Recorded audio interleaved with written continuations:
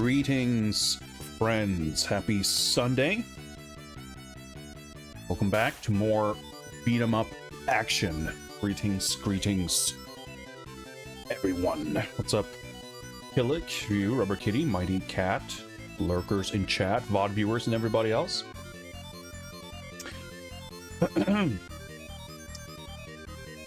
Hello. It's been a pretty kind of low-key weekend for me. Not much happening, not much going on. Sleeping a lot, or trying to anyway. I don't know, it's just been one of those weekends. But today I am back for more beat 'em up action. I was about to say, I was like tripping on my words there, because I was about to say that I'm now reinvigorated and excited for more action, but I don't even know if that's very true. I don't feel I don't feel all that invigorated. You know, I'm keeping things pretty chill today, I think. What's up, Killick? But I wanted to stream, I wanted to play video games, I wanted to see if maybe this can help get me a little bit out of this funk I've been in recently. Vinyl with a box art review, we'll get to that in a moment. Let me just get that ready. But yeah, as I talked about briefly on the last stream, like, I'm in a almost weird space right now as far as streaming goes, because we kind of finished everything, like all the undertakings we had going on with Prince of Persia and Bond and whatever else. So now we're kind of back to, for the first time in a long time, just doing whatever with nothing kind of looming on the horizon. So I did I did mention that I discovered a handful of maybe more than a handful of PS2 games sitting in the shelf. There's like, oh, I guess I own this game. I didn't remember that. And that kind of fueled a thought of like, man, I should play some PS2 games. But I didn't get around to setting anything up or preparing or planning anything for that. So if that happens, it won't be today. But as luck would have it, there's no shortage of beat 'em up games in the Steam backlog, so we've got we've got plenty to do on that front, and that was something that required pretty much no additional effort to plan and get started. So here we are. And maybe part of the reason why I don't feel, super high energy today is because I figured the appropriate thing to dip into here as we crawl through the backlog is going to be Rushing Beat X. And I'm not that excited about it. I'm curious, but from what I've heard,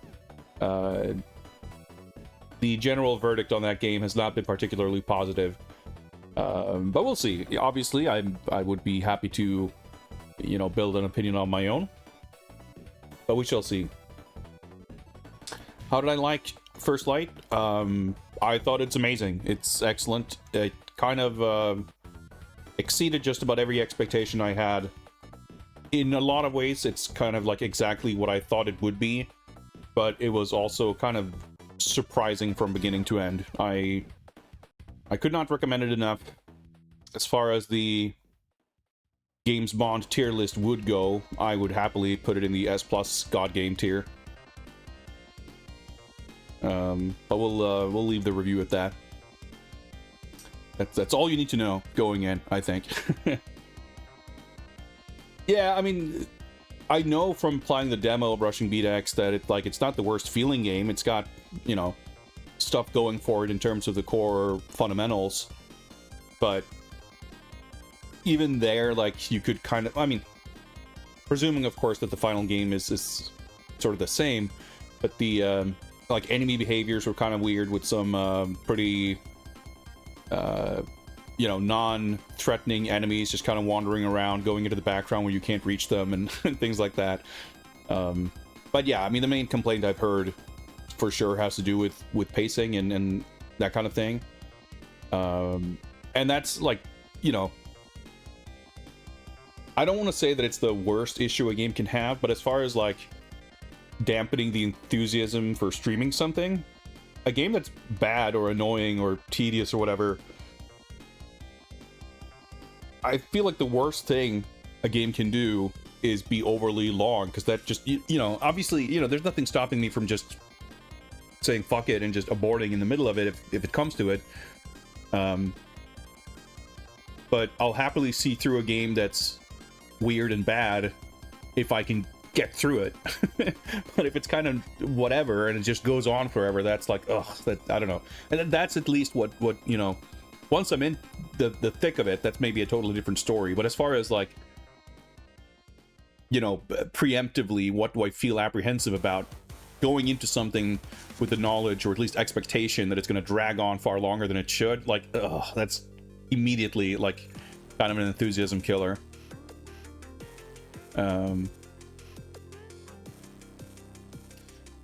Did we ever get to see the couch in action? Well, I don't want to spoil anything. Certainly no specifics. But the game, on pretty much all accounts, I can reiterate what I said, in that the game set up expectations, and I feel like it more than delivered on pretty much all of them.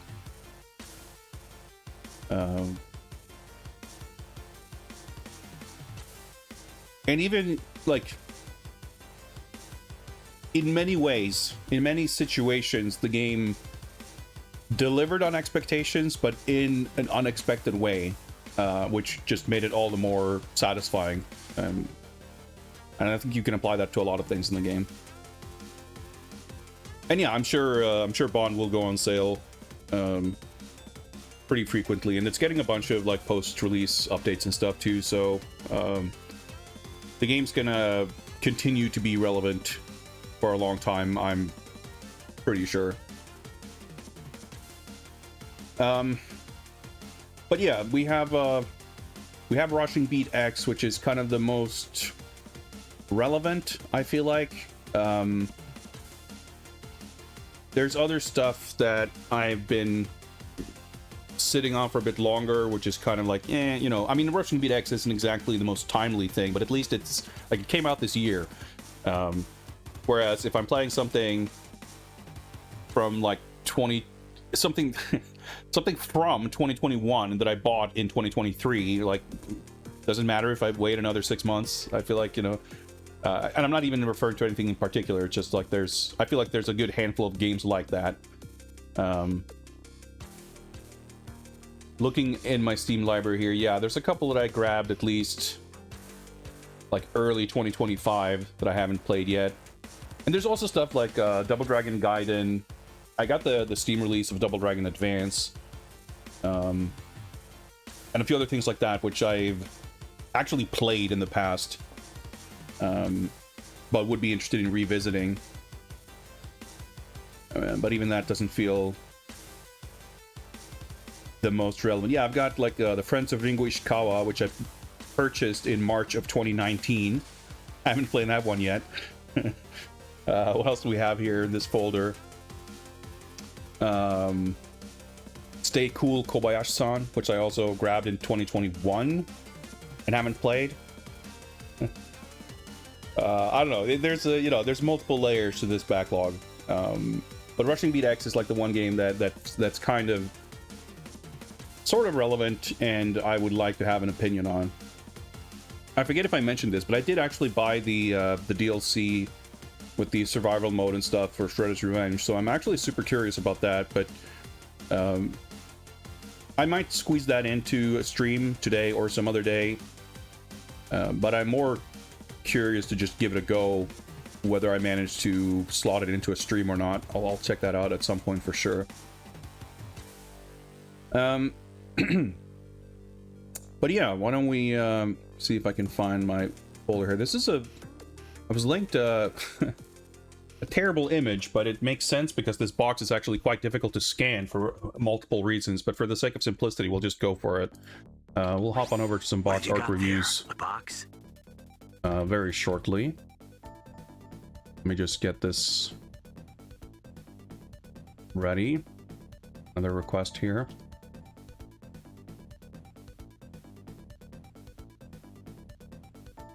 Okay, let's hop on over. And we shall first take a look at Fade to Black, an action adventure from the creator of Flashback: The Quest for Identity. I always hated that subtitle, which was, as far as I'm aware, only ever on the US release of the game.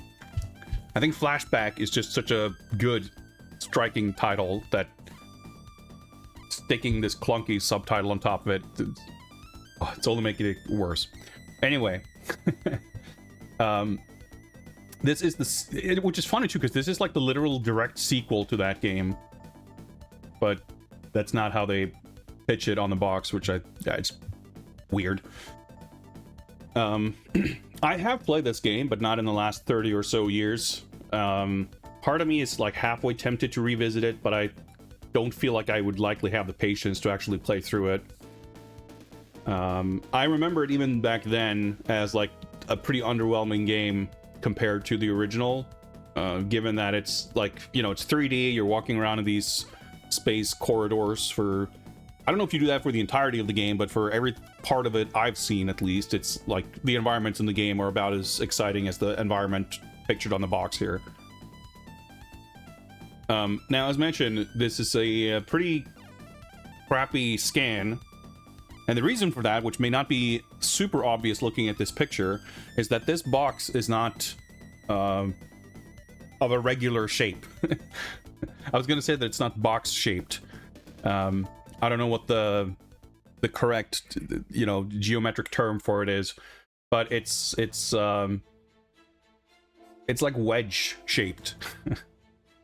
So when you put this on a flatbed scanner, the part where it says Fade to Black, the left half is like flat, but the right half is like not sitting on the flatbed, which is why it's all like dark and blurry and weird. How much of that is coming across on stream, I'm not sure, but it's very obvious for me looking at the picture. Aside from it being difficult to scan, this is, however, a pretty insanely sick box. For a multitude of reasons. Not only is it like a creative, neat, cool thing, because what we're seeing here is actually like half of the image.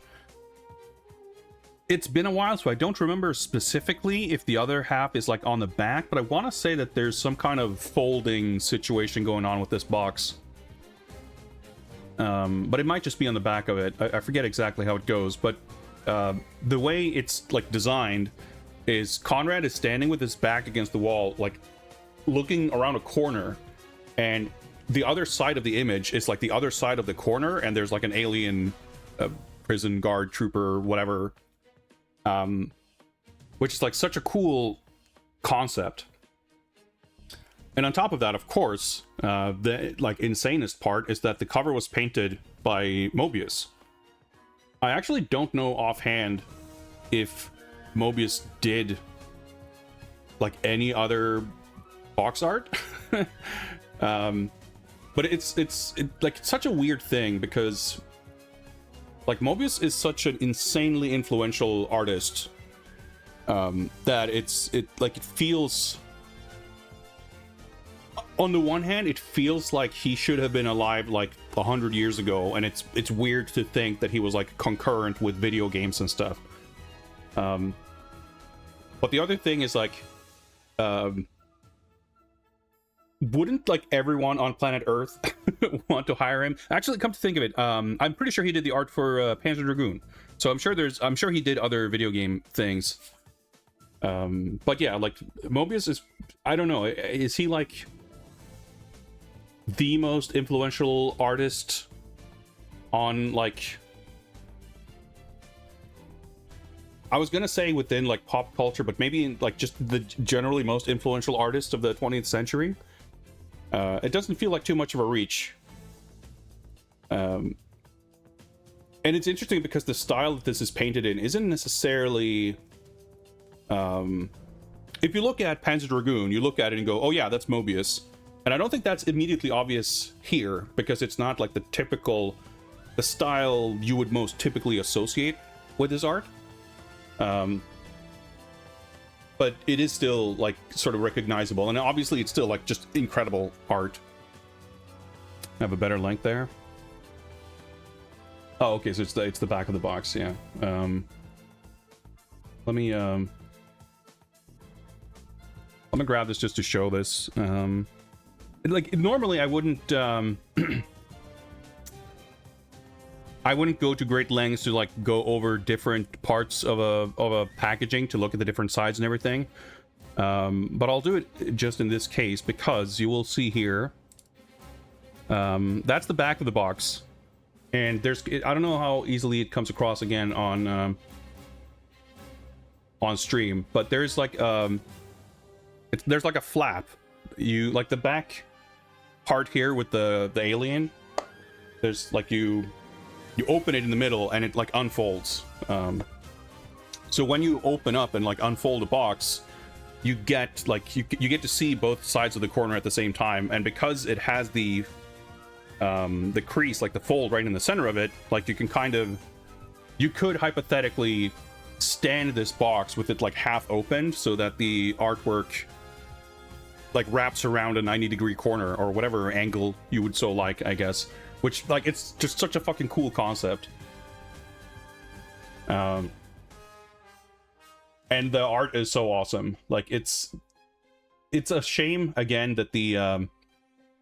I'm sure there are proper good scans of it and everything, but it's cool, too, because it's so obvious, like, this is the original intent and design for the artwork and for the cover.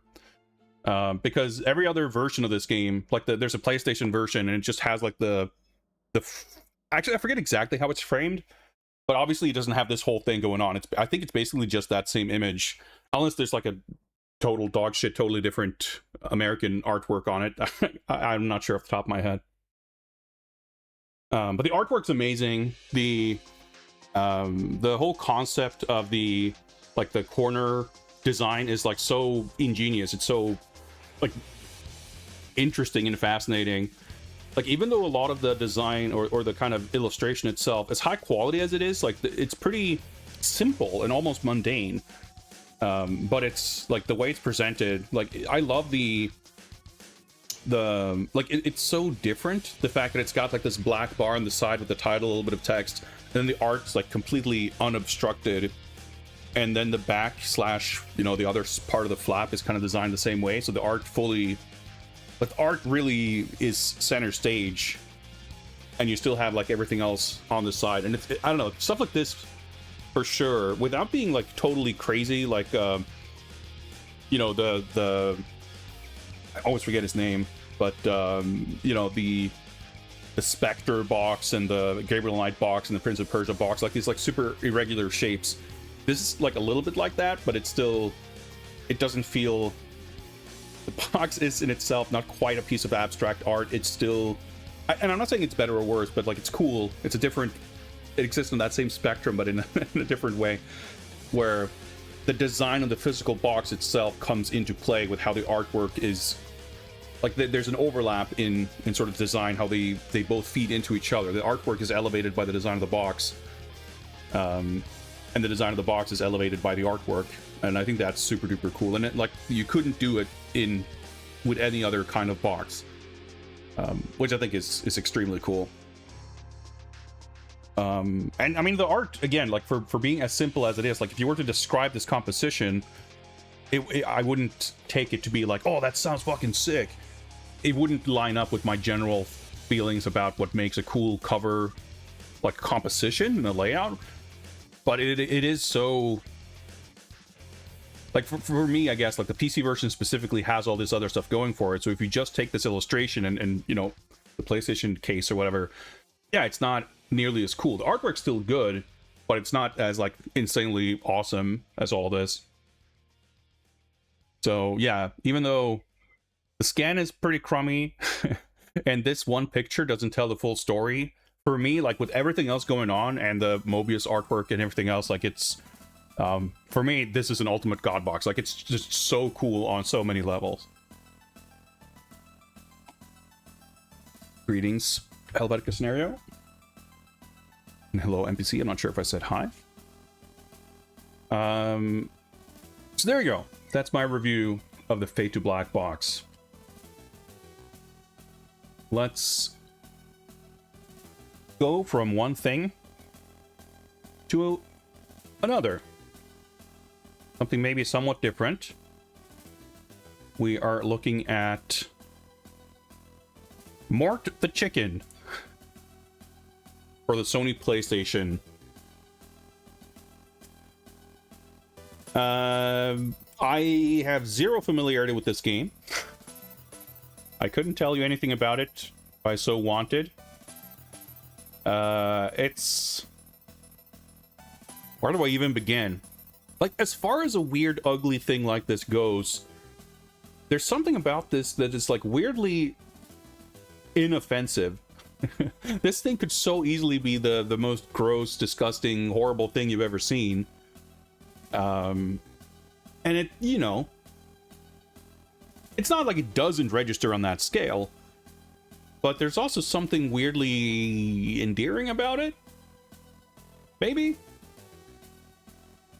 But I don't even know where to begin.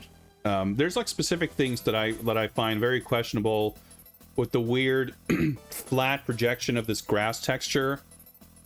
And like I don't know, I feel like the farmhouse building, it may just be the geometry and like the shapes of it, but I feel like it stylistically doesn't seem to match the character. But it's probably just because the character is made up of all these like soft, smooth NURBS shapes that have this weird shading on them, and the buildings are all like flat surfaces, so they don't kind of look the same. Very direct, chicken in your face. Yeah, I mean, Mort the Chicken. It is what it says on the box. Not knowing the first thing about this game, I can only assume that tonally, stylistically, emotionally, that this is representative of the game experience. If I had to guess, like, I mean, I guess we have to conclude that it's passing the back of the box test, because I am curious what game this is. Which isn't to say that I expect it to be something I want to play, but I think there's like an ambiguity to the design of this box where it could be the most forgettable dogshit piece of shovelware you've ever seen, or it could be like a surprisingly clever little puzzle game, or anywhere in between. So I guess it's not so much that I'm compelled to like, oh, I gotta find out more about this, it might be sick, but more so a morbid curiosity to find out where on that scale you might, you know, suspect that it would end up based on whatever screenshot. Is it a Crash Bandicoot style platformer? I mean, I guess Juno's the expert here. I have no idea. Like I said, though, like the reason I bring it up is that I feel like it's... again, I'm just making assumptions here, but it seems to me that it gives me the feeling that what we're looking at here is like appropriate for what the game is. It's hard to imagine something called Mort the Chicken and something where they decided in the end to put this thing on the cover actually having like awesome 2D art or something. You know, that we were robbed of in favor of this. So I'm assuming it's just like, yeah, that's just what it is. Small open level platformer, kind of like Jumping Flash. Yeah, I don't know. I'm like mildly intrigued, but I guess the thing is too, and it's difficult to give like a proper assessment and verdict of this, because I feel like it's a game that has, not to say that I would be judging everything on its own like personalized scale, but it gives me the impression that inherently it would be the kind of game and the kind of presentation that's like there's only so much you can do with it. Or, you know, if you present this game as it is, it's not going to be able to rate super highly, while at the same time, like, how bad of a cover is it really? If it's what the game is? So I don't know, like, to me, this, I can't It's obviously not like a 4 or 5-star cover, because it's not like this awesome, cool thing, and it's not super funny or charming or anything that makes me go like, man, this is awesome. But it's not, to me, like a bottom of the scale either.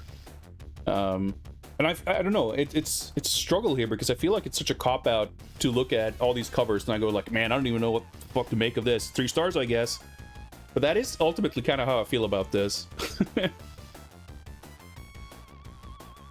I feel, you know, maybe if it was a game I knew, for better or for worse, I would carry that with me into the kind of assessment of it and say that, you know, oh, the game sucks, or the game is awesome, and, you know, I love this weird cover because of it, or I hate it, or whatever. But, you know, I am coming to this sort of blind and neutral.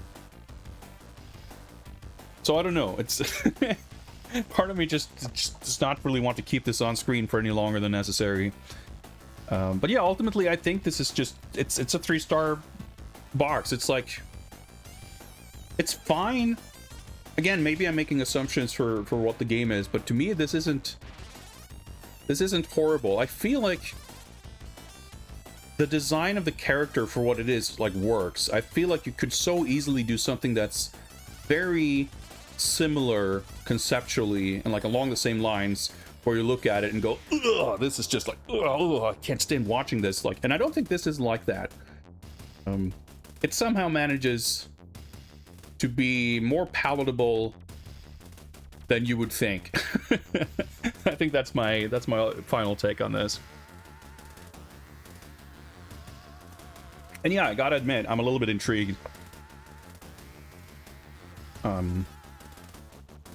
I'm suspecting that this may be a US only game. I've never heard of it before. Certainly never came across it. I feel like if I came across this, I would have remembered it. But maybe not. Who knows?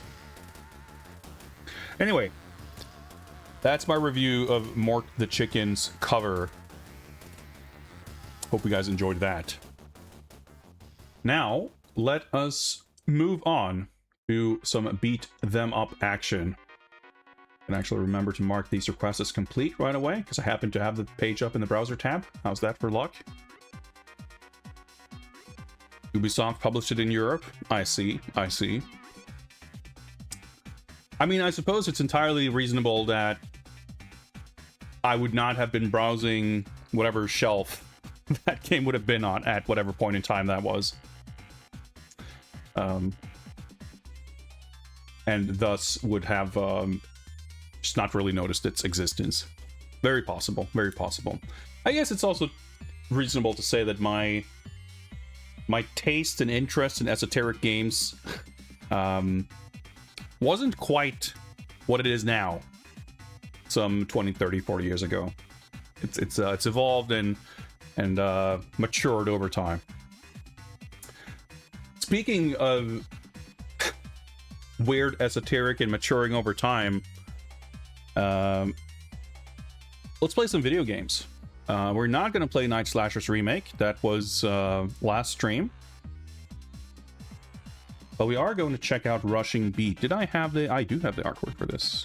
Excellent. I can find the game title thing. There we go.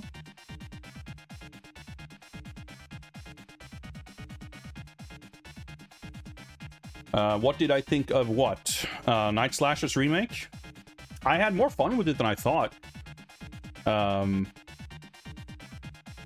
Like, it's... I remember playing the demo and it being, like, pretty busted. Like, I have very little experience with the original, so I'm not coming to it with, like, the perspective of how it fails to live up to or what it changed or whatever. But just, like, playing it and taking it at face value. Like, the demo, like, glitched out and the scrolling didn't work, or, like... it was weird stuff like that. But mostly I remember, like, the physics, everything was, like, bouncy and weird. But in spite of everything, I played through it, and I got to the final boss on my first credit, and just the way the difficulty balance is, like, it kind of made me think, like, you know what, I might be tempted to try this again to get the 1cc, because if I got that far in my first try, then obviously it's, like, you know, that's not a very difficult thing. But you could tell that it's, like, weird. I don't care for the art. I think the cutscene art's pretty good. I think the in-game graphics for the characters is like fine for what it is. It could have been executed so much worse, but I also don't think that it improves or elevates the original. Like, that's the thing. Like, it doesn't really feel like anything that they're changing or adding is an improvement. It's like a lateral move at best. Where, like, if they... I would be so interested to see what a version of a game would be like where, like, all of these attempts to, like, freshen up and modernize and rebalance and improve and whatever was applied. I mean, I guess basically sort of what X Arcadia is doing, but like take the actual original game and just like infuse these slight changes as opposed to like redoing everything. Because when you change all the art and like everything, it becomes such a different thing that's, I don't know. But my impression of the demo was like not very positive. It felt pretty sloppy and questionable. But in the time since, I feel like I've played so many atrociously busted games that, like, you know what? This actually isn't too bad. We played like one credit of the arcade game afterwards, and it was very interesting because there was a lot of things where playing the remake, it's like, well, this, and that. I'm sure that's better in the original. This feels so weird that surely, like, I'm sure this is fucked up. And then you play the original, and it's like, yep, all the things I thought were fucked up. But I still wasn't ready for how much better they felt in the original. Just like every little thing, like all the way characters move and bounce and like the knockdowns, the weird pseudo juggles, like the way the characters slide into position when you do the grab is like terrible in the remake. Like the grabs just feel terrible. Like Christopher's DDT like has no sound, no hit stop, no screen shake, no nothing. Like it's so weird. It's like you're like slapping a balloon and it bouncing off the floor with no feeling of impact versus like the crunchiest fucking wrestling move in a beat 'em up. Like how they fucked that up is beyond me. But like all those things notwithstanding, like on its own, it's like they fucked up many things that there were no reason for them to fuck up. But if you don't look at it as like a replacement for the original game, I was surprised with like how fun I was able to have with it, even though it had plenty of moments of like weirdness and confusion. It's just like a baffling project. Like there were a lot of people involved. I was surprised with how many names were in the staff. Because it feels like, man, they like surely they could have just not bothered redoing all the graphics and all the music and everything and put it out, and it probably would have been like just how I can't get at the equation of like how that product came to be to add up. Very strange. What's up, Coleman? I have not tried Fatekeeper. No, I haven't really done a lot of... I was gonna say I haven't done a lot of video gaming since last stream. I haven't done a lot of anything, to be honest. But yeah, those are about my thoughts. If you want to get more in-depth impressions, feel free to look at my last stream VOD.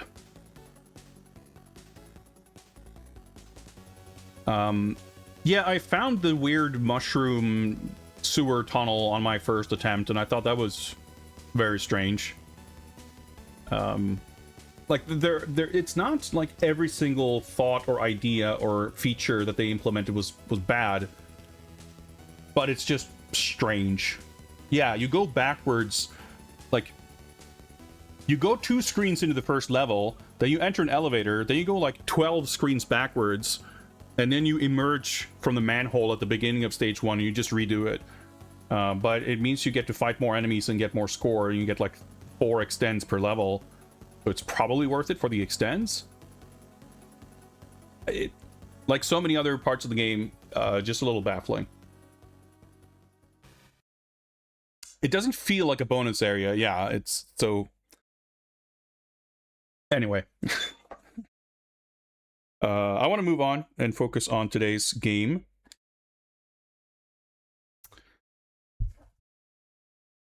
So let's see here. Let me get the volume mixer up here. I'll probably need to make some adjustments. And let's boot it up. So it's I was curious to see, by the way, because Night Slashers, as it happens, just had a patch come out like this week after like 18 months. So it was serendipitous timing for us to check it out.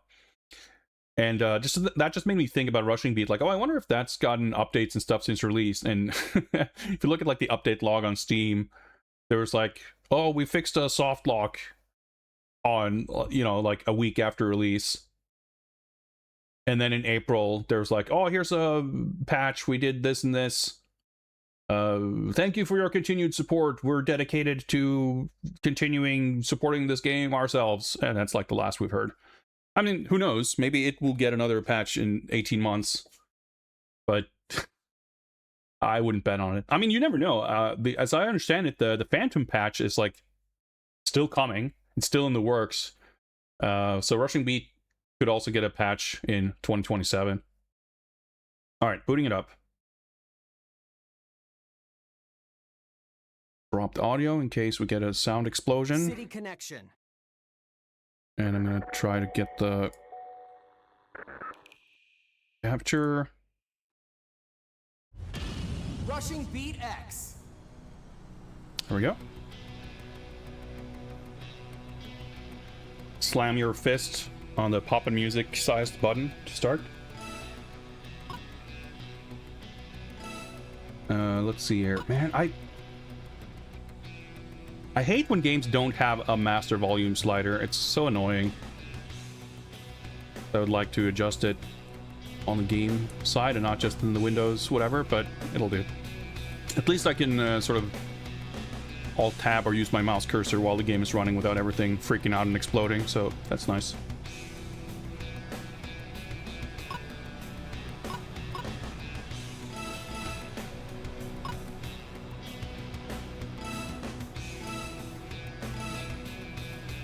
Alright, we're 2008 gaming here, where we have the option of full HD and HD. So we have the option of 720 and 1080, and that's it.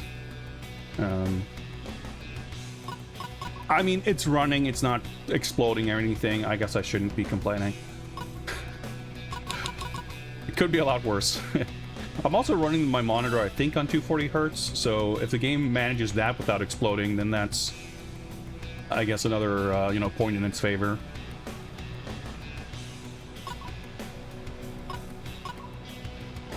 Just gonna... Okay, it's actually in-game manual, which is nice. It's not just opening some web browser thing. I'm sure that will be tutorialized through all of our needs, but I am curious to see... Because I know that this game does have, like, hidden moves and stuff, and I'd be curious to see if any of that's addressed here, or just in general, I guess, what's in the manual. It's like a rare treat to have a manual for a game, even if it's digital.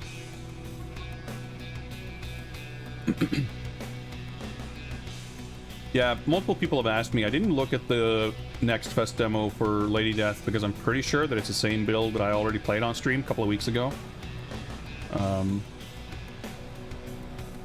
I think it's like it's debatably an improvement over the Phantom in some ways, but it's also got some very fundamental weird problems.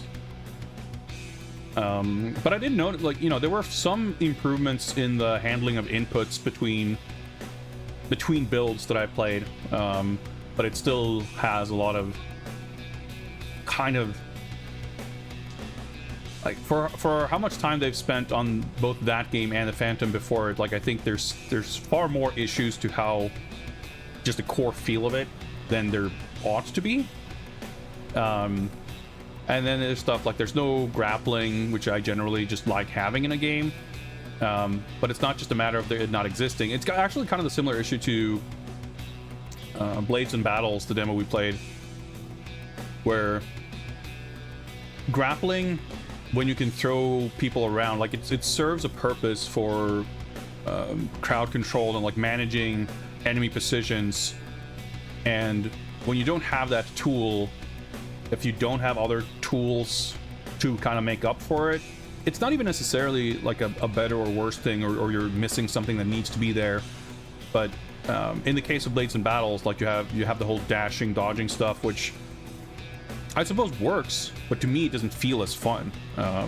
Which isn't to say that the grappling in the Phantom was like amazing or anything, but basically what they replaced it with in Lady Death is like more of these weapon special moves. And I don't know. I mean, I think it's okay. I look forward to playing the full game. but I'm sure I will continue to have a laundry list of things I kind of would have done differently. But it's got a lot of strange, to me, like fundamental issues. Like the stages are enormous. It's like well, one of them at least. They're actually different, which is an improvement over the Phantom, I felt. But in the demo, the first stage has like 2.5 screens of vertical scrolling for no reason. And there's like 4 enemies on screen, but half of them just wander off doing their own thing. They go close to you, attack once, and then they get bored and just walk away. It's got like very strange things like that. Maybe the devs are slowly learning, maybe, but I feel like they... I would hope that they would be learning faster. I mean, but I do like the art and the presentation of it. It has like cool things going for it. I mean, I think the Phantom aesthetically is like awesome in a lot of ways. But I mean, I would want them to keep going. I have very little interest in the Danger Mouse game, but you know, it's not like I want them to fail. I would like for them to improve, but if they get another license for something I have more interest in, you know, take both Phantom and Lady Death. Like, I'm happy for those games to exist because it doesn't feel like those games came out at the cost of some hypothetical, much better beat 'em up based on either license, right? So I'd rather have a mediocre Phantom game out there than no Phantom beat 'em up. So if that's kind of what they're going for, I mean, that's not what they're going for, but what I mean is, if they keep going after these licenses and doing these, like, beat 'em ups that are sort of templatey and kind of whatever, you know, applying a layer of nice artwork to them, and you would hope at least that they would only kind of get better, at least not getting worse. You know, I'm happy to see it, and frankly, comparing to a lot of other games, you can judge them by a lot of different metrics and standards, and I think, not that it's a very meaningful metric per se, but compared to the average whatever indie beat 'em up on Steam, like, that's an extremely low bar to clear. But it's like, yeah, you know, it's got stuff going for it on that scale. But then you compare it to like the actually really great games, or you compare it to actual like arcade beat 'em ups from the 90s, and you know, it's gonna struggle a bit more. But I, for one, feel like it's not necessarily productive to only be upset about everything not measuring up. That's not to say you gotta just like accept everything with a shrug and say, oh, you know, it's as good as it's ever gonna get, it's gonna be fine. Like you're welcome to wish for more and have higher standards by all means. But to me, I guess it's not a zero-sum game, or however you want to put it. Like, I prefer the time we're in now, where there's almost a glut of like kind of mediocre beat 'em ups over where we were 20 years ago when they were like not.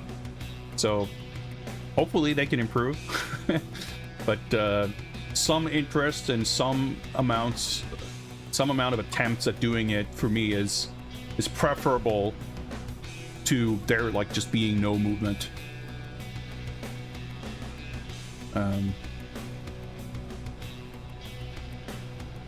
Yeah, there's a couple of Spawn games. Yeah, it's funny you mentioned like the Dreamcast Spawn game being like an arcade beat 'em up, because I feel like that was the kind of the last time you would see that at like retail. There's like a simple series beat 'em ups on PS2, but as far as like someone attempting a retail release of an arcade type game that wasn't in arcades originally, and again, simple series stuff is kind of an exception because they were always like much smaller scale. Yeah, it makes me a little nostalgic, I guess. The Super Nintendo Spawn game has like insane art, I know that much. I think it's pretty difficult. I haven't played it much, but I forget who is involved in it, but it's got like a developer pedigree that makes it very interesting. I want to say that it's, if not the same studio, at least some of the same people as Skyblazer, I think. And it's got like really good animation and cool shit, but I don't know too much about it beyond that.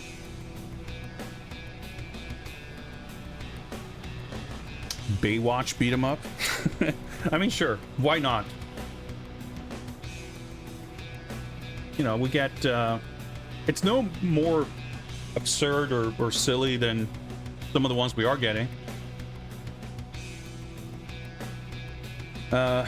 B, regular attack combos.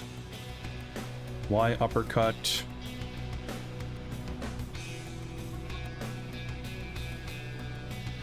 Rushing it. I'm not sure if holding B and mashing B is different. Maybe. Popeye beat him up.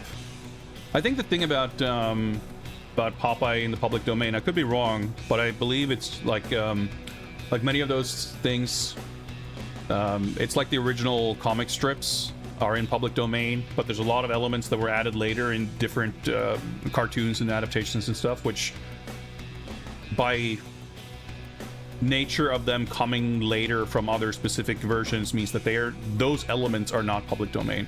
Just like Steamboat Willie is public domain, but Mickey Mouse as a character, the way he looks and behaves and whatever, and other characters are not public domain because of it. Which means that, like, it would be... the elements that you could use are probably pretty limiting in that sense. Like, you could make a Popeye beat 'em up, but you couldn't, like... I mean, I don't know specifics, but, like, if you can't have Bluto, you can't have any other characters, or you can't have whatever elements people would expect from a Popeye game, that kind of might be a strike against it. So I would assume that would be at least part of it. But sure, you know, Popeye seems like a reasonable theme for a beat 'em up.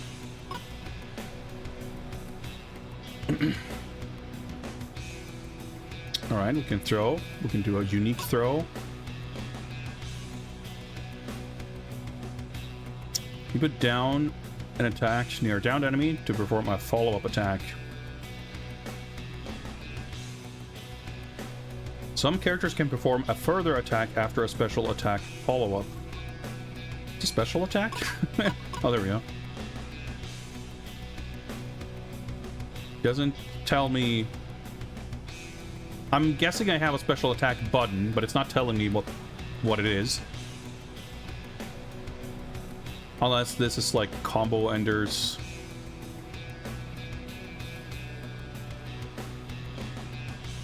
So D-pad neutral enters a counter state. Am I supposed to do something? Surely I'm not just doing that. Doing nothing. I'm assuming it's neutral plus special attack button. I'm sure we'll figure it out. Jumping and dashing, rage gauge. Certain moves cause your character to raise a victory cry. By watching it through to the end. Beat blow. Alright, so that's like a burst. Super joy, sort of. Man, there's like a lot of proper nouns for things that are not really explained in any great depth.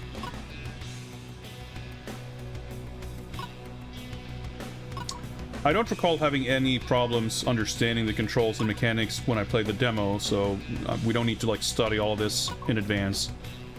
But I was curious to kind of see what's in the manual. I want to say that the story is also going to be... the story is going to be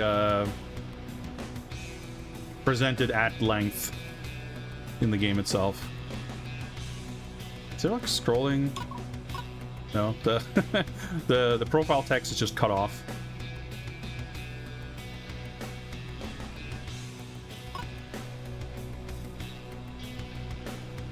So I guess why the special move button?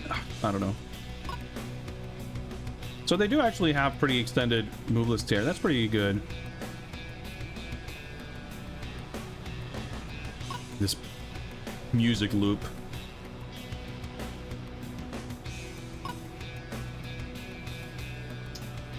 Insugiri, dropkick, flying power bomb, atomic bombs. Because I know that he's got like the Yeah, you can do like the giant swing. That's what I remember. So it says there, like stomp, powerbomb, giant swing. Makes it look like you just press down plus Y. But I suppose the parenthesis combo means you just press the button multiple times. He's got the jumping rabs. Lord J.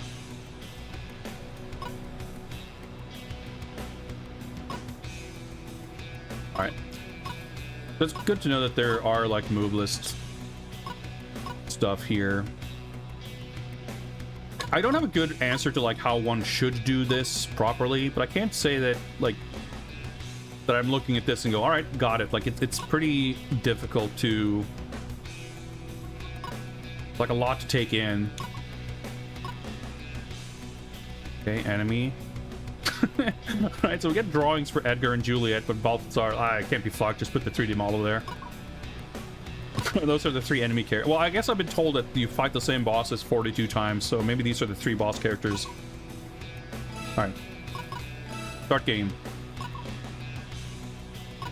I reckon free play mode is probably preferable, but we'll do the default experience. And who knows, there might be weird unlocks and shit that's not available unless we do story mode. Let's do normal. Okay, I don't feel like I needed that extra prompt, but alright.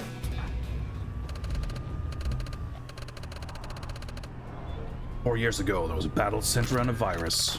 That's Rushing Beat Shura.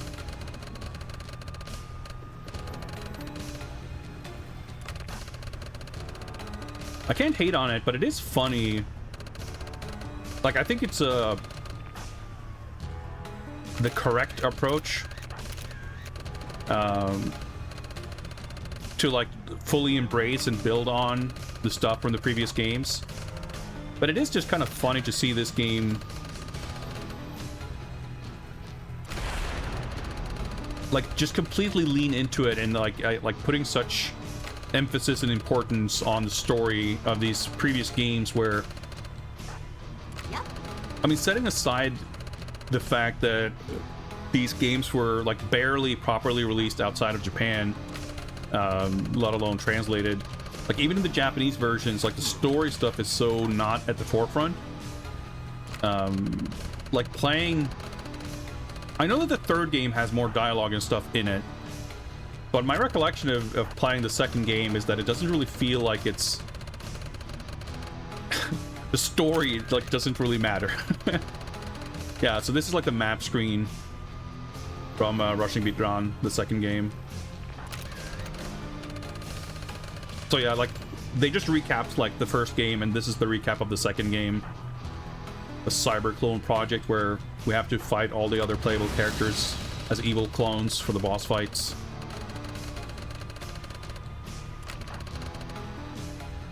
Iceman Dieter. The ending, I guess.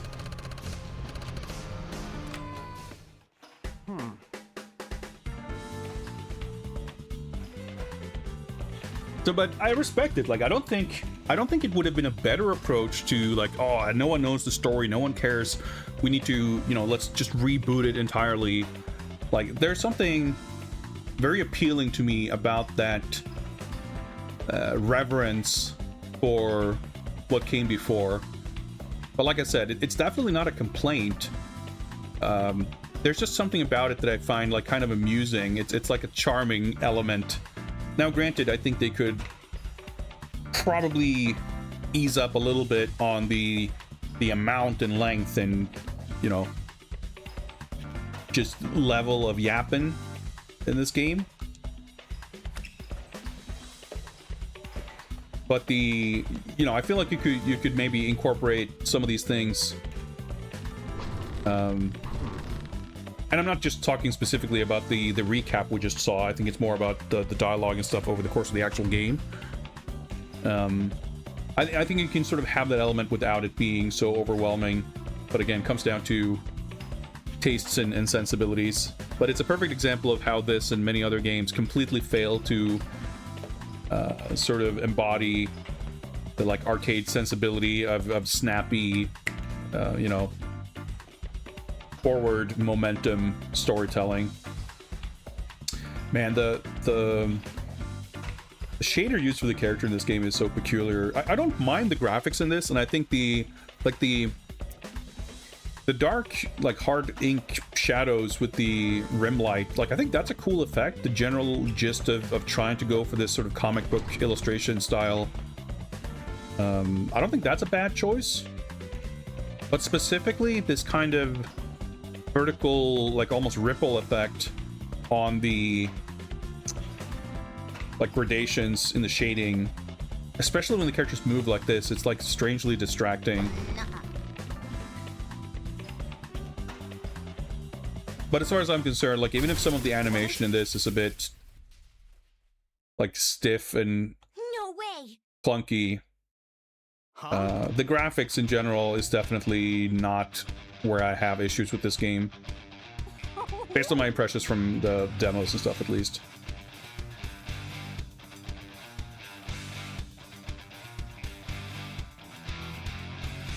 Alright, stand back. I'll do this tutorial.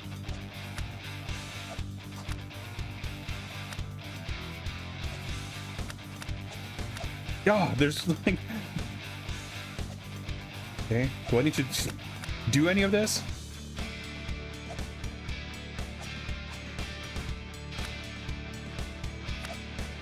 But... Okay. Do I get to do this after we go through this lesson?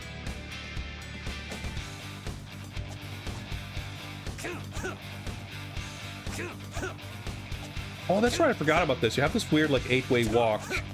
But it's like when you attack, you snap to the right or left. Okay. Right, that's the counter. Dude, I can't do the fucking follow-up. My recovery animation took too long. I wanted to do, like, the down attack. Grapple and throws. Let's just skip it.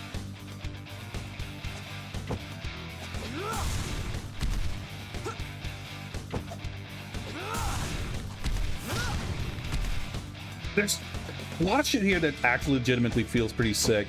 That's interesting. Like, he's when if he's facing like down, how do I grab him from the front or from the back?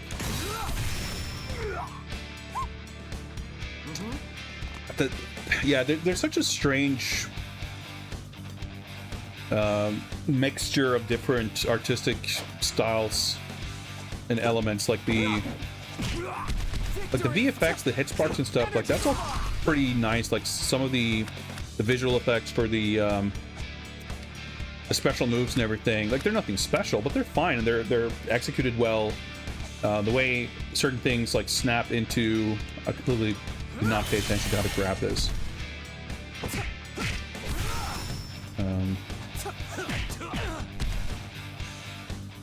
Okay, just be.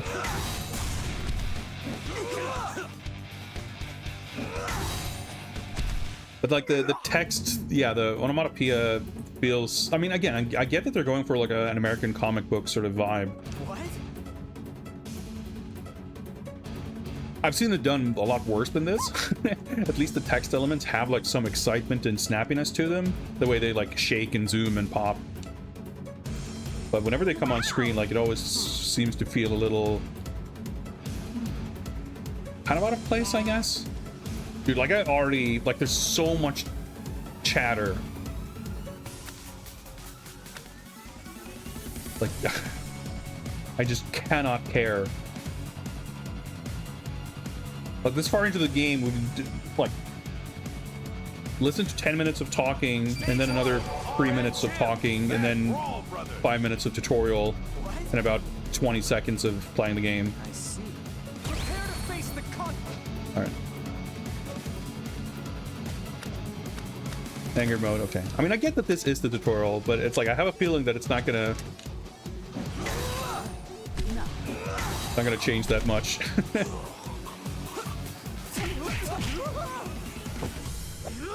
How'd you get, like, the super throws? Oh, good. That's so weird, too, like, once you...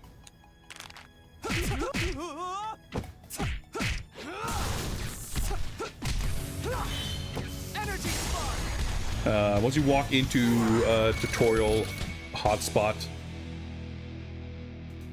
the way the game freezes. You defeated Edgar Dieter. Again, the design of the graphical elements, like the text stuff, like it actually looks pretty slick. Then you have this like mega Japanese anime game, completely like pace killing dialogue. Oh, cool. Wow.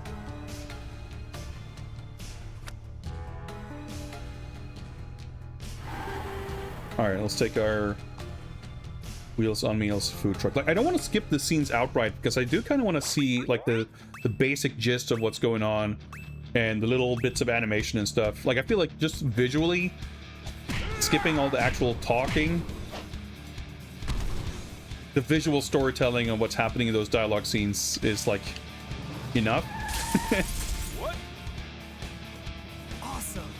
So I get about the like the appropriate amount of it if I just press through all the dialogue but don't skip them entirely. Okay, more lore. Alright, I'm gonna find Lord J at the mall. This is all in the demo too, so like additional reason to not get too excited. Whole like food mechanic. Welcome. Kick back. So you can like combine. So I have 2 burgers, a fry, and a shake in my inventory, so I can combine these. Dom Dom hamburger set. Going with that set, huh? We've got a masterpiece on our So this, hands, okay, folks. so that now takes up like 1 inventory slot instead of, and I get like full health or something from that, I guess. I can buy these things. Whatever. Hey, take care out there and have a blast. Select the character you wish to use. It is funny, like, I do enjoy how this game is, like, extremely Japanese in some ways. Like, the pacing of the dialogue presentation is awful and very emblematic of Japanese games, I guess, but certainly not exclusive. But a lot of the aesthetic flourishes of, like, the voiceover and the UI and, like, there's a lot of things like that that I think is... There are elements that I think a lot of people might find off-putting or cheesy or kind of hokey and old-fashioned and weird that I think are like the most appealing parts of the game. So I think there is a lot to like about the presentation. But it does make me curious how playing the free mode without the narrative stuff, how that makes the game feel. All right, let's go with Douglas. Bill. It's so funny that they have like the Ranji on the back of the jacket. Market. Lord Judgment. Legend is born. Yeah, there's like very weird bits of English. Chaos won't pass. Oh, that's not the punch button. Okay. Oh, there's that, but that's fine. Going in the background is very satisfying. That's another good DDT. Gonna beat him up. Criminals beware. Oh, you gotta do that. Big boot.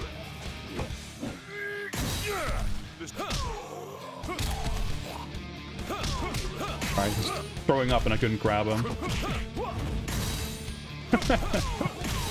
Fire breath.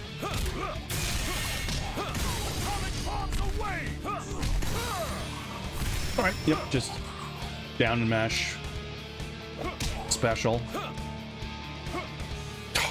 See, this is what I was talking about before, about the weird zombies in the mall just wandering around, just walking away from you and shit. Okay, I just hit the attack button while getting hit. I guess my rage gauge filled up. I'm trying to stun him to grab him, but can't do it.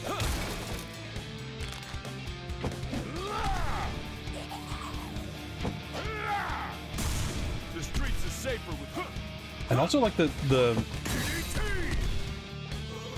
space you get to move around in is also like weirdly open. Okay. Didn't work out the way I thought. I know we can do this like big, like off-screen pile driver and shit in rage mode, but I forget exactly how it works. Criminals beware. DDT. It's so goddamn good.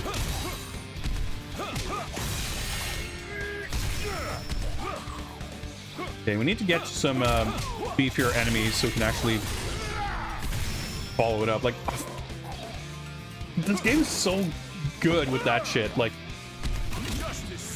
you get stuck in animations in a very awkward way, I feel like, but it just walks away. Like, there's a lot of very lengthy recovery on stuff. Frankenstein.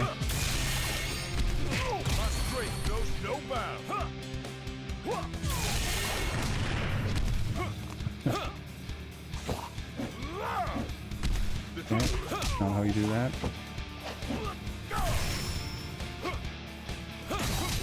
I like the completely absurd, like, chaining of wrestling moves, just like so unbelievably sick.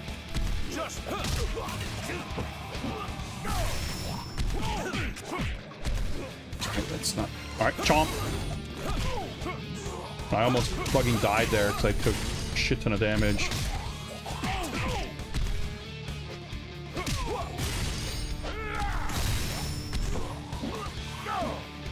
Criminals be. Criminals be. Oh.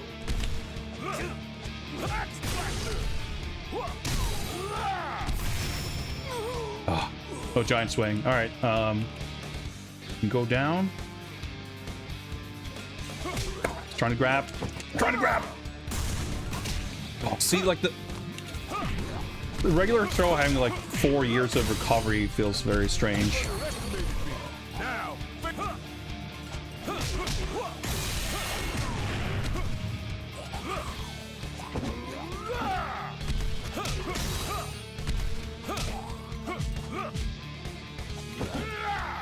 Alright, that. I haven't really figured out one of the grab moves, I feel like. Alright, baseball bat. Okay, so X to use weapon. Yeah, the enemy spawns and literally the first thing he does is walk away off screen. Like, it's bizarre. Okay, that table's unpunchable. That shit, like, I don't know, it's fascinating how this game, like, flip-flops back and forth. That's how you... Okay. Between, like, feeling incredible and being, like, utterly baffling. The streets are safer with me.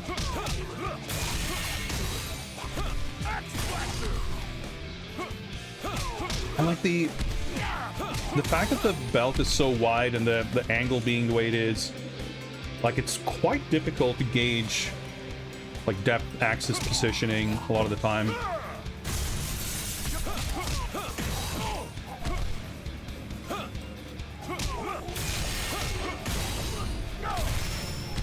I mean, that shit's pretty fucking sick, though. You can run diagonally, but not up and down. Now. Slide on screen. Oh, I picked up a flamethrower. I didn't even realize. No grabbing, I guess. No picking up food. Nope. Oh, there we go. Throwing into the background's always fun.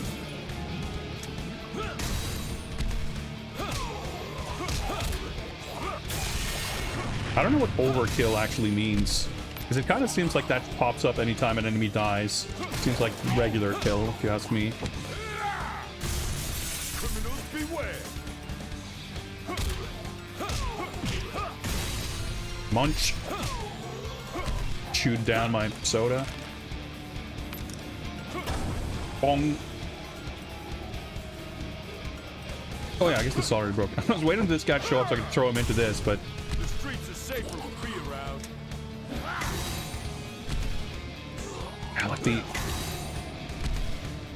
See, like, like, you can't move until he's like finished transitioning back to his neutral pose at the end of that animation, and it like takes so long and it feels very strange. It's an enemy, I guess. Okay. We're fighting whatever the fuck these things are. Gremlins.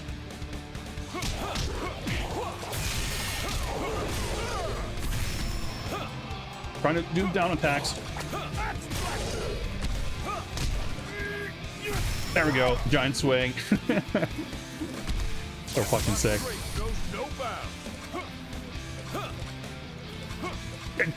I can't hit him or grab him, apparently.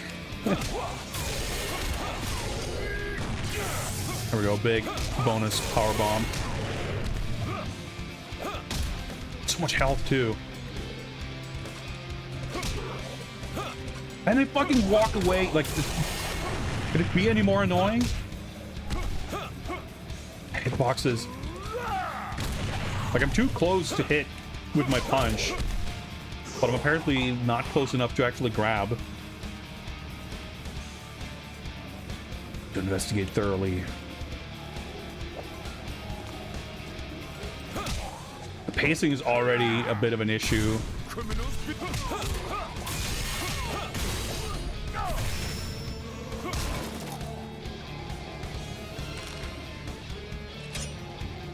Oh, I have multiple weapons.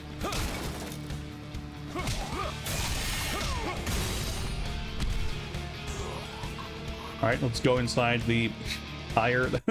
Park seems a little oversized. Well, I guess we'll make another one of these. We've got a masterpiece on our hands, folks. Did I eat the last one? I guess I must have at some point. I'm already not, like, using my weapons, but maybe I need the money or weapons or something for later. Maybe in 3 or 4 hours. The character you wish to use. Okay. Now we're picking characters. I was gonna say maybe in 3 or 4 hours we might need stuff. Okay, the pineapple's gone, but that's fine.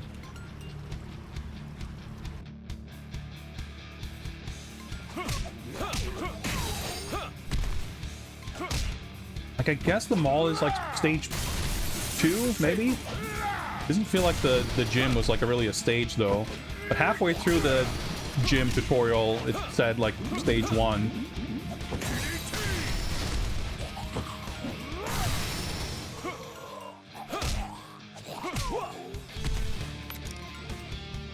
Like, walking up and down like this, like, feels so tedious and strange.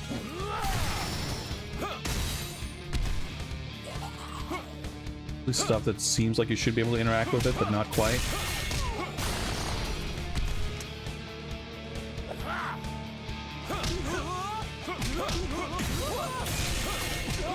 It's absolutely bizarre.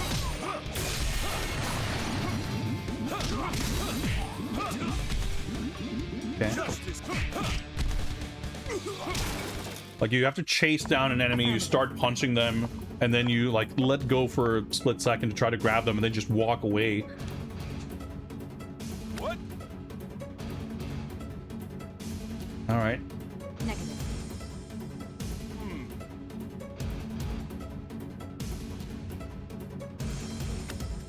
So much talking. Imagine reading through all that. It'd spend longer.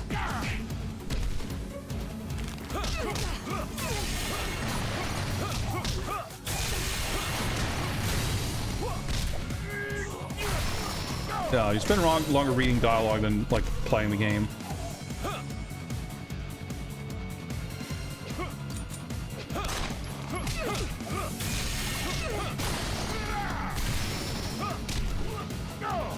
I picked up him instead of her. Okay, that works, I guess.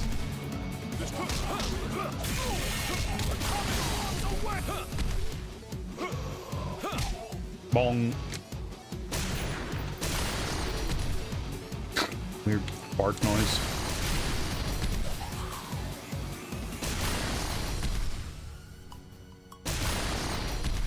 Get out of the way. Nope.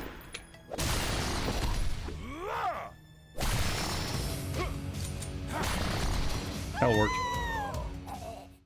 Oh, Oh, wasn't that exciting? The Power Norton Gyms Elite. Yeah, my gun was quite powerful. Nuh-uh.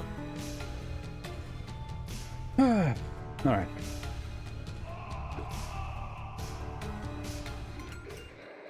Alright. Keep wandering around. So we're fighting Lord J here eventually. Yeah, there we go.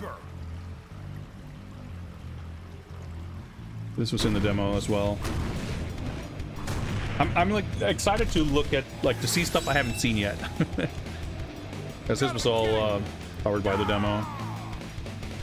I say excited, but don't, you know, don't get it twisted. I don't expect to be reading much more dialogue or anything like that. Justice served. Oh, accident. Is anyone gonna come over here? Here we go.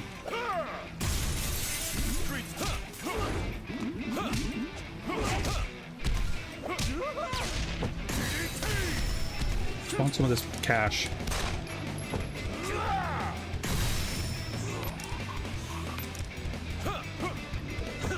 Enemy AI is just baffling.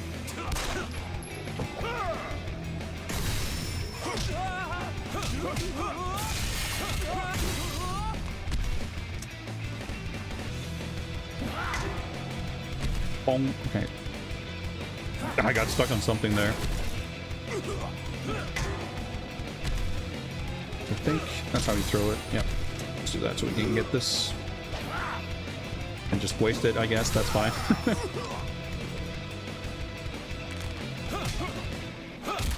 I vaguely recall finding this guy, but bosses in general, being weird and confusing because they use, yeah, like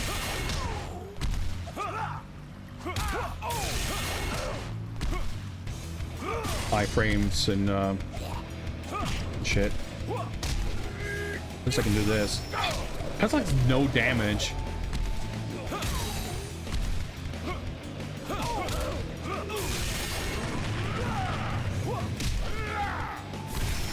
It's very good though.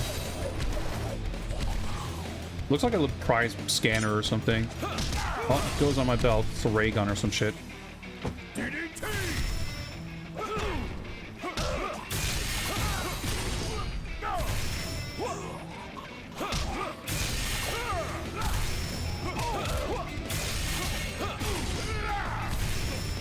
No, I'm trying to down attack. Oh my god.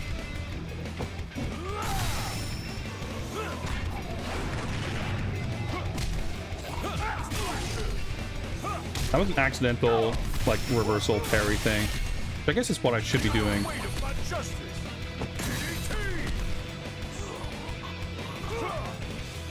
Okay.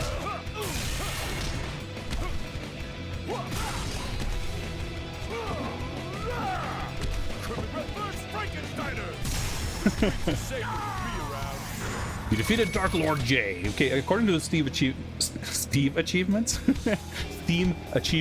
that was stage 2 we just completed. Rank E. Fuck, this is making me wish I put a timer on screen because I'm like, man, how long was that? Okay. Nuh-uh. And it doesn't feel like, it doesn't really feel like enemies are super tanky, and it doesn't feel like there's just like crazy amounts of enemies. I feel like a big part of it is that enemies are just so passive and fights just are kind of weirdly paced. The actual drawn art is awesome. So whenever they cut in or use these like 3D models, like it sticks out like a sore thumb. Fucking 64th Street. That's pretty fucking sick. It's of course another Jalico beat 'em up. Welcome. Kick back and relax.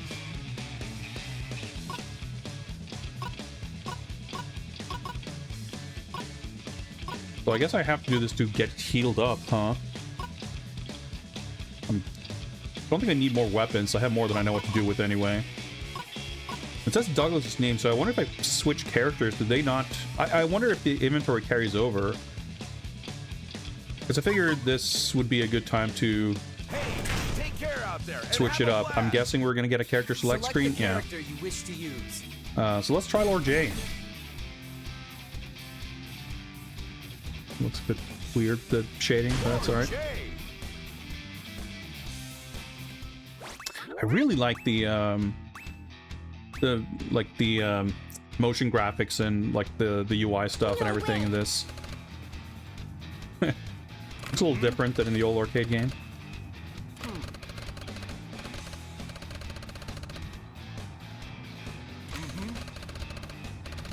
I'm a bit of a fake fan though, so I wouldn't know for sure if there's specific references going on here in the background to either 64th Street the game or the original Rushing Beat. Fuck, this is like so much yapping. Insane. Stage 3, Lake Street. Experiment Street Station. schemes are made of these. Okay. I'm going to become stronger. That's my goal. I've got to... What the fuck are these guys doing? They're just like wandering around. Oh, that's pretty cool. Down attack? OTG sweep like a fucking Takeover 2. Oh, that's a pretty fancy dash.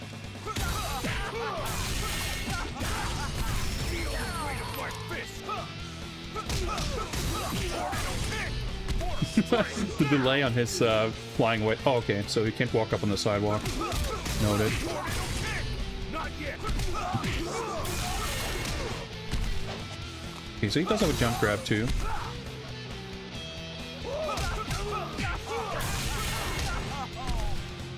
He didn't do it though? That's weird. He did, like, neutral... Like, jump and Y, it's a grab, but if I do it after the launcher, he doesn't do the grab. He has, like, a different attack.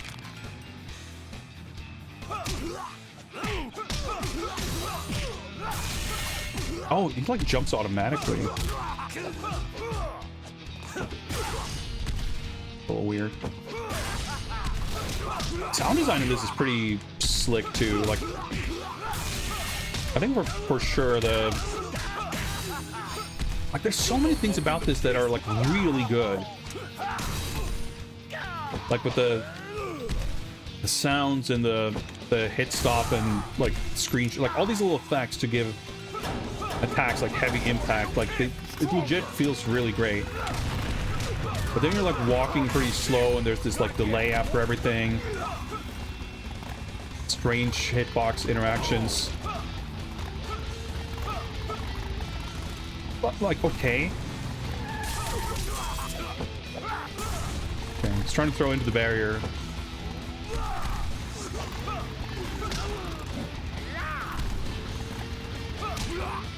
Legitimately don't know. Okay, let's see. There we go, I just baseball batted. So, like, I feel like I've tried a lot of different things. Like jump attack or dashing attack or punching when they're standing there parked. None of it seemed to work. He's got this little dash. Oh, double tap right, then he dashed to the left. Game's not perfect. I'm very interested to try one of the... Oh, he even does the follow-up there with no other button presses. That explains why I couldn't grab him, I guess. I haven't done the... Okay, no jumping grabs with this guy. Oh, that's pretty sick. One thing for sure that this game does well, and I know at least part of that is like legacy from the old games, is like the sheer number of sick wrestling moves and shit you can do is commendable for sure. Pretty awesome. So, let me check. Everything's at 100. No, it's not. Okay. Do this. The music's actually pretty sweet.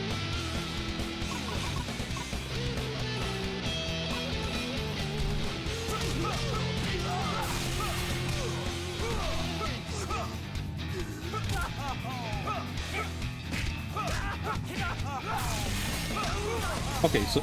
Oh, that's sick. Okay, so if I do the special launcher instead of the directional launcher, then I do like a... Like, how fucking sick is that? Then I can cancel into the jump grab. His back throw is a little weird.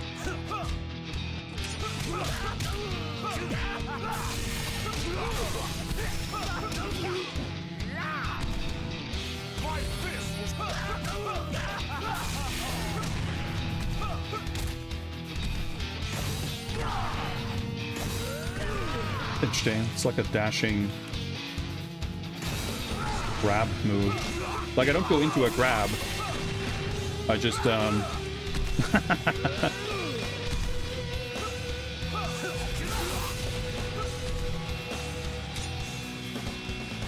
I lose? Okay, so I lost the bomb there. That picked up too many weapons. Good to know.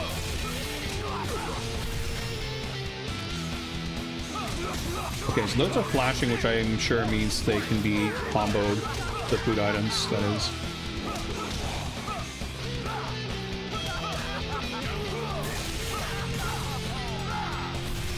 So fucking good.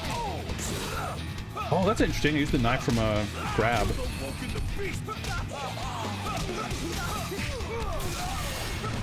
Let's have some noodles. Munch. Cafe, dark, and bitter. I'm not sure if that was a branching path.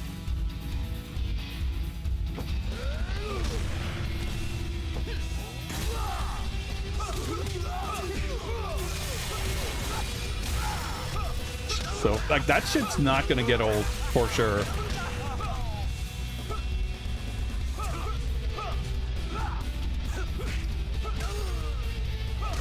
I haven't used the dash cancel stuff much.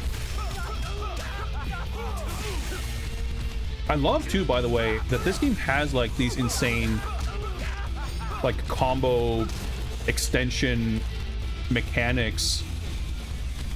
But it, at the same time, doesn't feel... It's not like, you know, Cosmic Invasion or these games where it's just endless combo strings that go on forever. Like, it's pretty...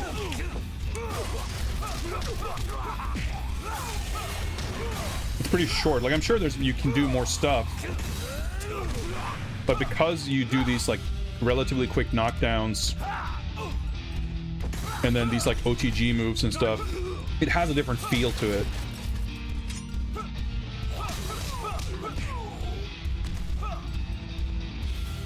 Which I'm quite into. All right, there she is again.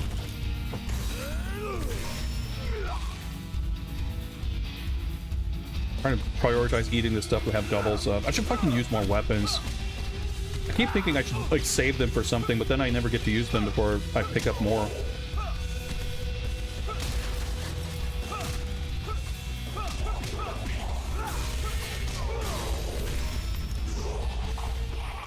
All right, fighting her again. Really? More flashbacks.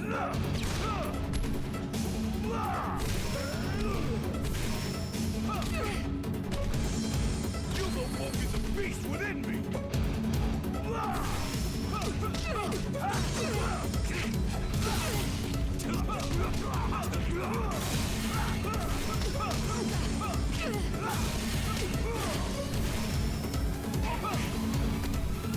All right, eating some beans.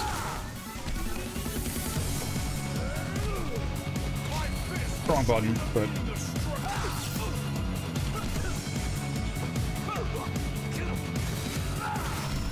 hit her, I guess. Oh, I died. All right, what happens now? Oh, I have to redo this whole shit. Please continue. Okay, I can. Okay. I can position myself over here.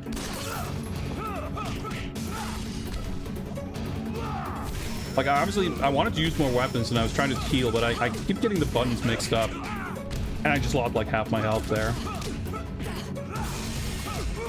It's kind of weird because you don't like Super Joy, just like food while they were getting comboed.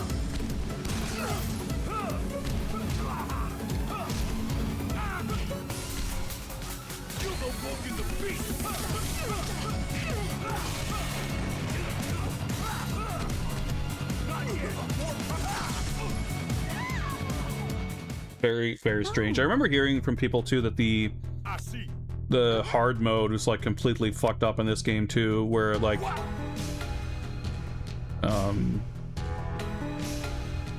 there's just a bunch of like unavoidable damage, and when you get hit you just lose a life instantly, which I can see even on normal it's kind of like that. Game definitely seems to have a lot of very strange issues on top of the more expected issues, I guess. Welcome. Kick back and relax. But really the pacing is like the real issue. Like even setting aside the dialogue stuff, like the stages feel like they have a very strange length, and that alone makes it like the prospect of taking this on and trying to do 1cc or like a challenge attempt like feels just unappealing. Combat mechanics a lot of the time feel really fun, but Out there and have a blast. Select the stages don't. All right, let's try Kahlua, and now I'm curious. Yeah, okay, so oh, it's like 2 pixels of food.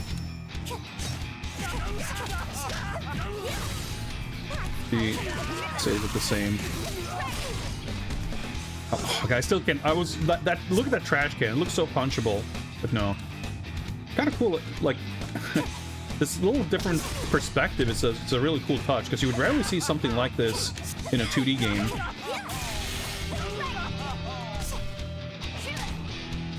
Where, you know, the like everything is like you have like these vertical or diagonal scrolling sections in games, sure. But I'm thinking in terms of like okay, that still worked.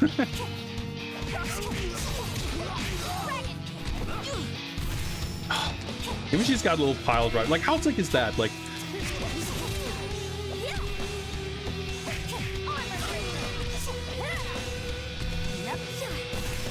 even the like the little girl speed character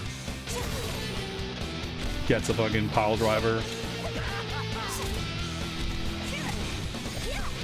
Yeah, the way you can like dash cancel. Oh, I thought I had to go left to avoid the car, and I fucking walked right into it.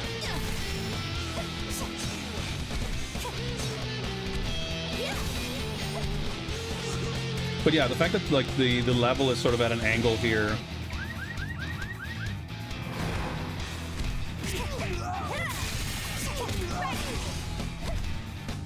But the characters are still sort of like not aligned. It's not just that the camera is like a little tilted.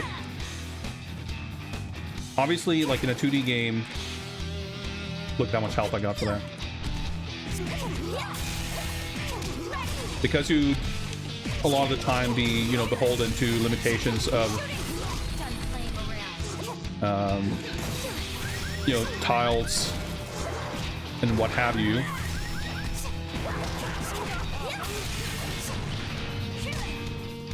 It makes sense that you would design stuff to be like not at an angle.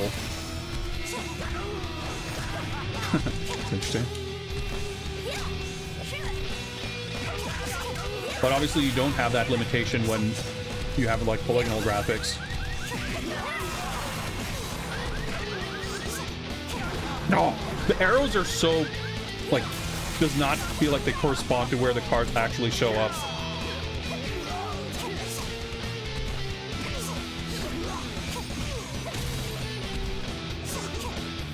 There's not a lot of food items.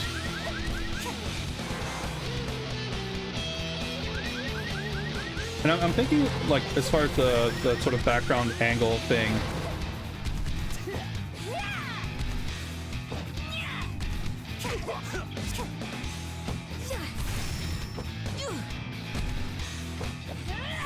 it's making me think of like fighting games and how it's kind of the same thing there. Like for resource limitation reasons, it makes sense to design arenas that are kind of, you're looking at them from sort of a right angle. But if you can design something that's more, you know, more at an angle, you can create a much more dynamic visual. And you definitely see that when you compare a lot of fighting game stages in older games and like throughout the 90s, how the sort of design chops evolve.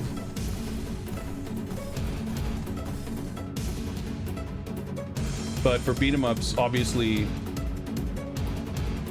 okay, the gun's still there. That's good. Okay, wrong button. Okay, you can shoot into the air. That's interesting.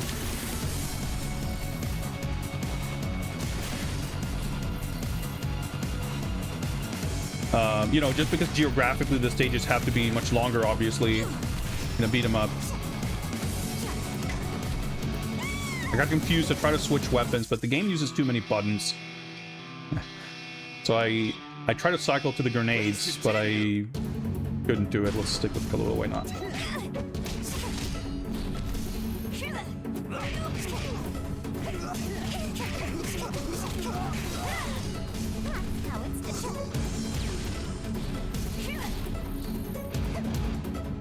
Okay, I can't do anything.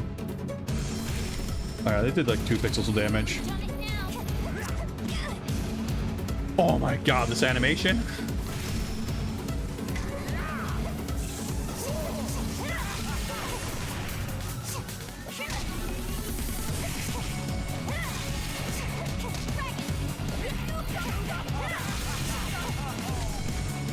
Very strange the way this behaves.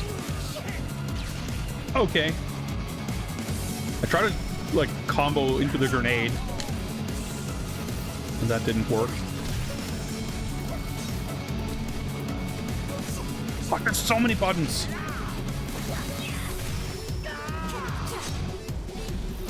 I just threw the scissors. I didn't really mean to do that.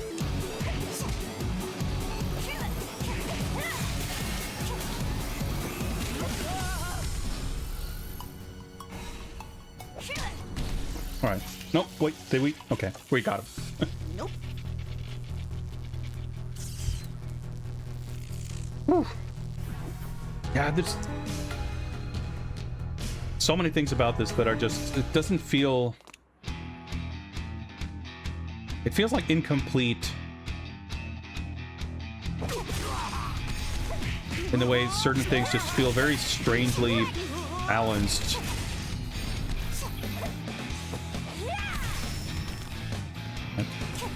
Tromp, half health. It's very strange. Like the bomb stuns them, but it didn't like knock down.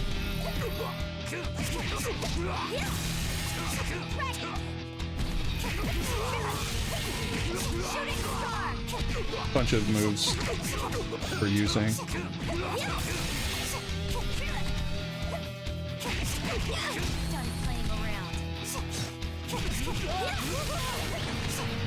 Can you do an up special? Oh, that's the same.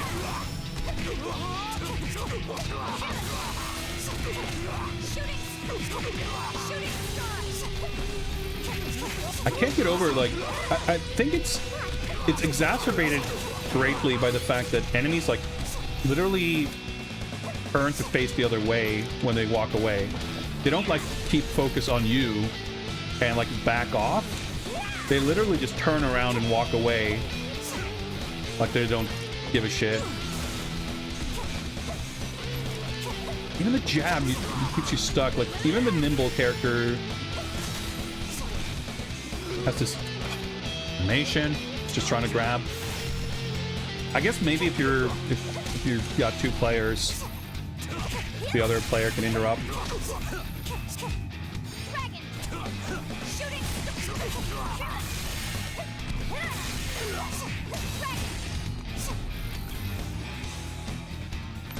It's very weird because the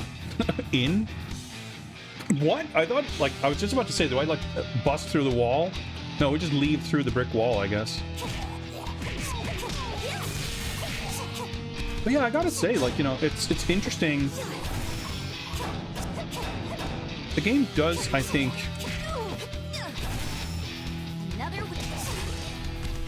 in a way that I can't, like, remember seeing in many other cases, make a decent case for its use of 3D, sort of. Like, by having scenes like this in the diagonal street, where...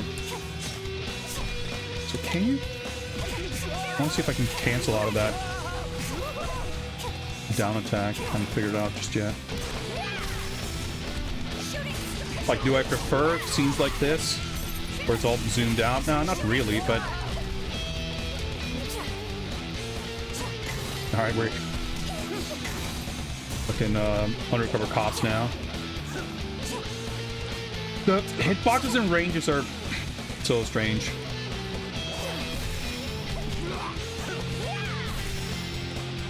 The game, like, keeps oscillating between the most awesome feeling, insane craziness of all time, and like the clunkiest, chunkiest, slow-paced, tedious to control jank on the planet. Like, it's fascinating. Is that a grayscale burger? No, I guess it's a thinner block.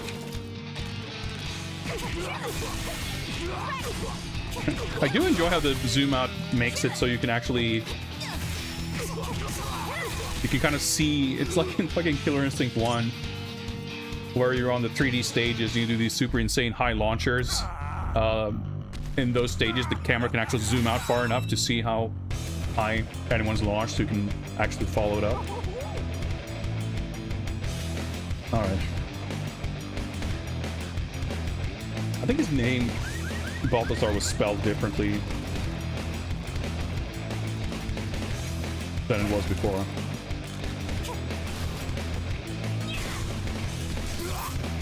I was just about to say, I wish this game had more... Okay, you can't jump. Background stage gimmicks, like Double Dragon Revive. But then... Because when I knocked him into the box, like, he just sort of bounced off it, but then he got electrocuted when he bounced down on it, so... Okay. The game redeemed itself.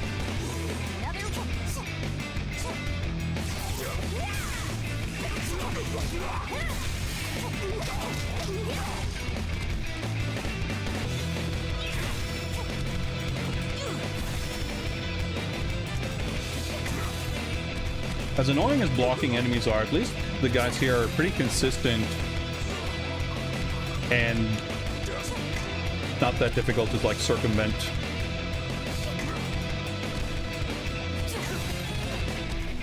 It looks so bad the way the...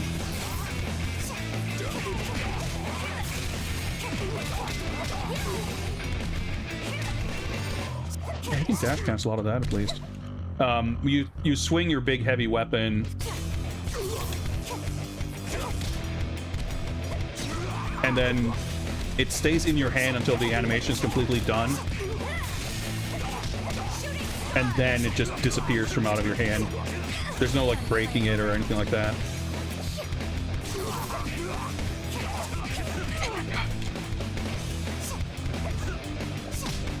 There we go, eat. Okay, I didn't see that. Stop fucking walking away when I'm... Throw him into the screen at least. Okay, time to eat more. Okay, he jumps off screen to ride the truck, but I couldn't tell that was happening when he was, like, already halfway out the screen.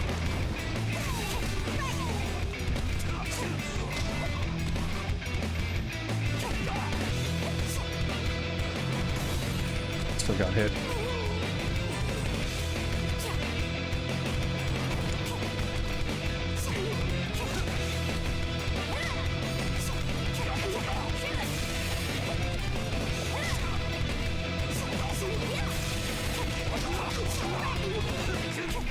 I was on the other side of the screen instead.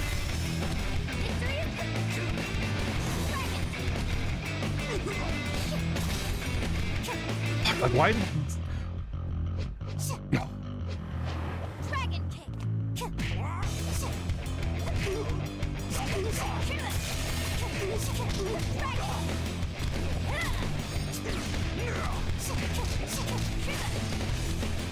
Guess he does like a invincible super joy thing.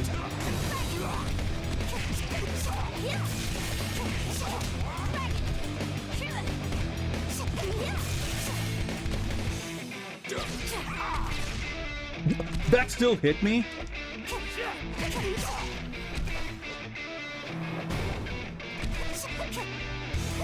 He just walks away, of course.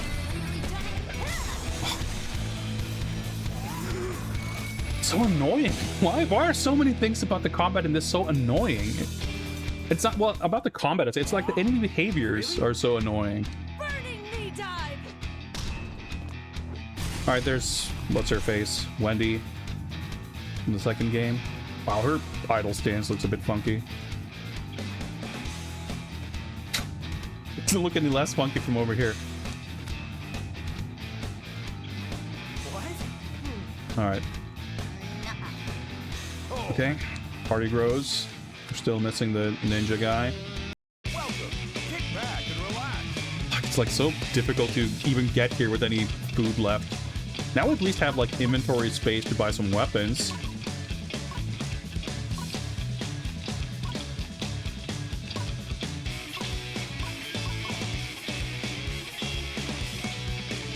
Flying shrimp fry, if you will. Let's keep things simple, I guess. Hey, looks like we've got a Pickle bat seems pretty good. hands, folks.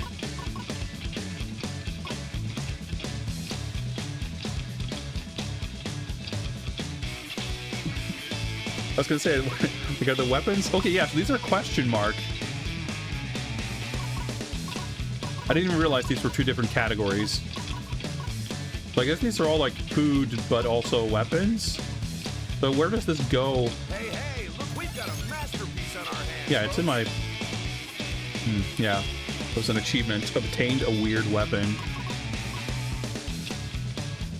Hey, Alright, take I care guess it's out probably a there and have grenade. blast.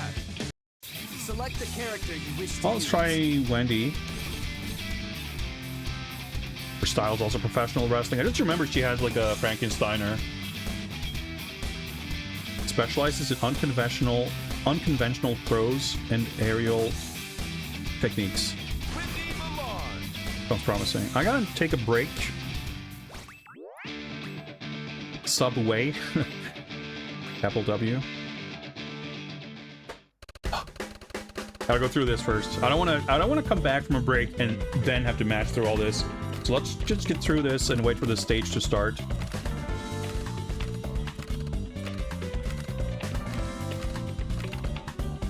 Alright, that was just a Jajamaru reference there that I missed because I button mashed. That's pretty good. Another Jalico series, of course. Stage 4, Subway. One-way ticket for betrayal. every like stage subtitle has some like strange, weird English in it. Alright. This game is very strange. I'm actually enjoying myself because there are like the peaks of this when it's at its best, when it's feeling good and doing cool shit. It's like legitimately super top tier. But then so much else is so weird. Alright, I'm going to put this on mute and we'll go to one of our intermission scenes. And I shall be back in a couple of minutes with more Rushing Beat X. See you then.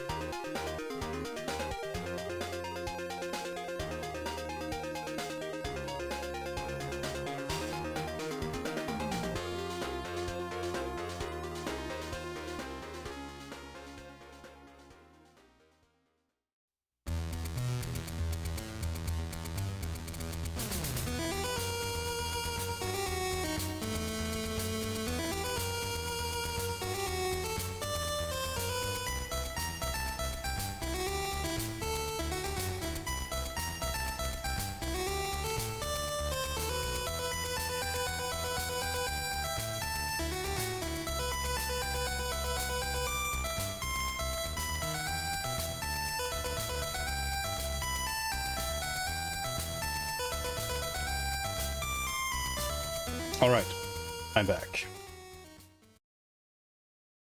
Let's see here if we got everything sorted.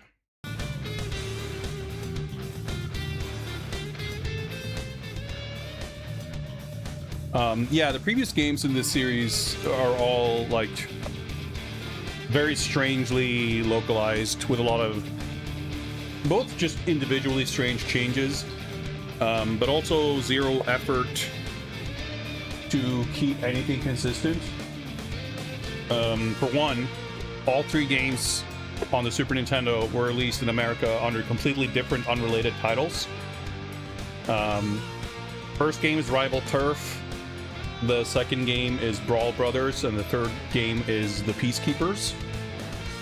And I think even like between each of the games, they like changed the character names differently and probably either cut out all of the story or completely changed it. Jalico's American localizations in the 90s were like pretty unhinged.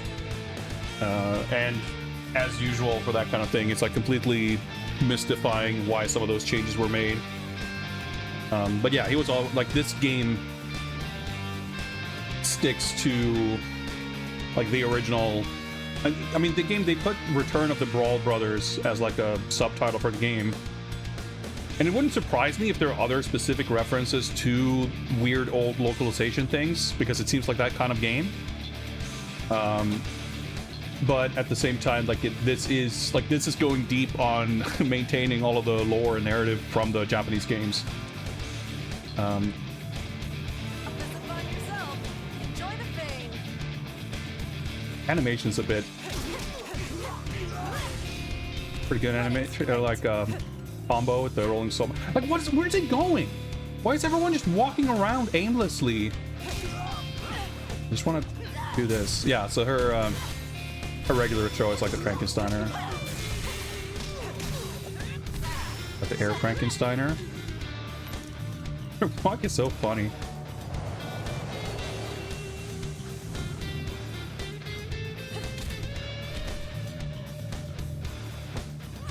That's so weird. On that cylindrical billboard thing on the right,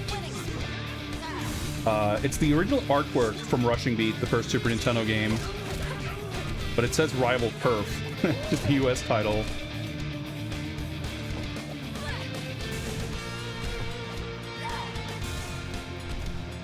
Which had a very different cover art with 2 like extremely untough looking teenagers, like this photo shoot, like mall photo shoot box art.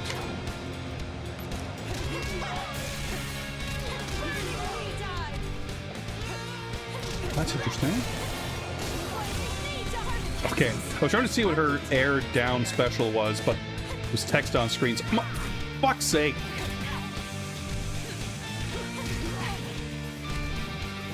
Night. Oh, right. Okay, so this thing is if you're at low health. The coffee for 2 pixel recovery.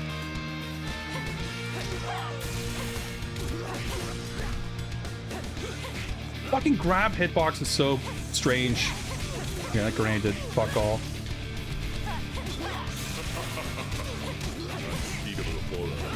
Lord Jody, subscribe, greetings, thank you, welcome, all that. Oh, that's a running attack, interesting. I died, okay. It's strange that the game has like a bunch of these sort of defensive mechanics, but once you're hit, like you get really sort of stuck into things. Oh. Dude.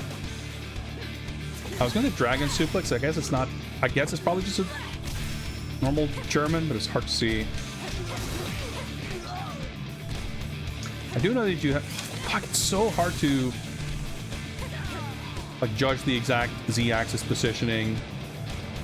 Choose between up or down. I think I'm taking like the lower path on the previous forks, so let's go the upper path. Like the hitboxes are so strange.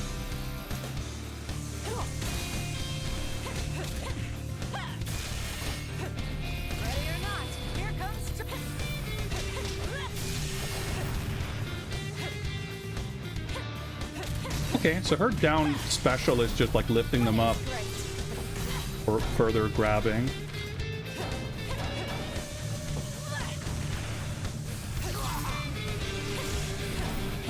Lifted him into the danger zone. Save that rifle. Dude, the fucking full 2-second recovery after these heavy swings is kind of crazy. Just do that, get rid of it.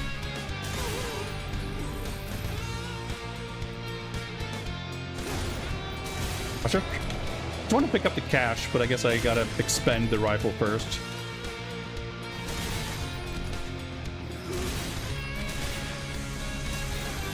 Accidental anti-air shot.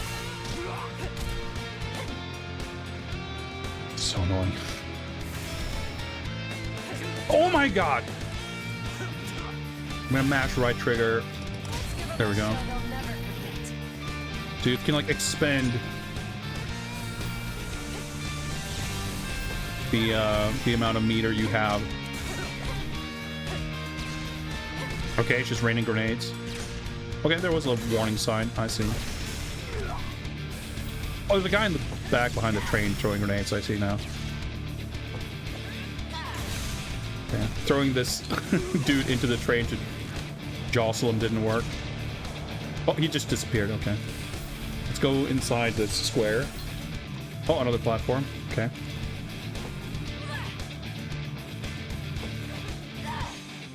No sound, no nothing. I mean, still pretty satisfying. Be able to throw dudes onto the subway tracks.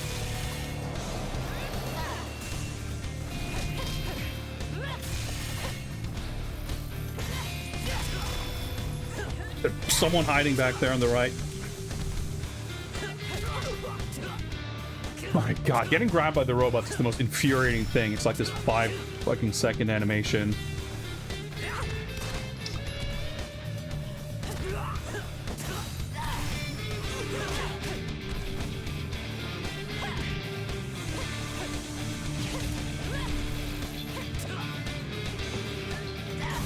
Well, that's pretty sick. We're a Canadian destroyer.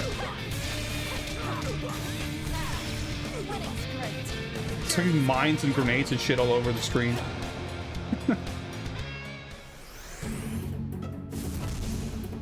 Alright. Is a tank now? Sure, why not? No way. Understood.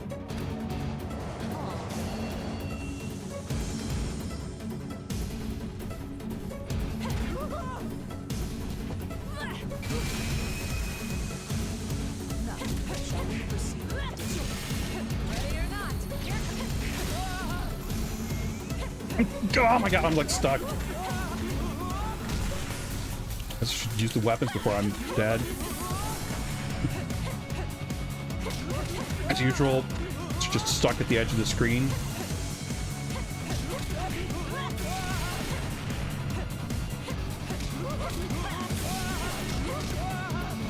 I guess I can't air grab him. Yeah, and I try to do it again instantly, of course, because I'm an idiot.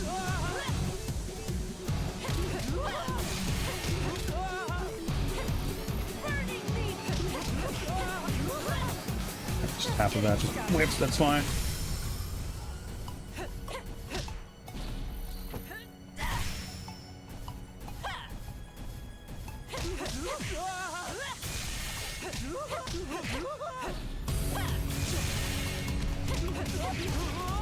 It's okay. I didn't get hit by that.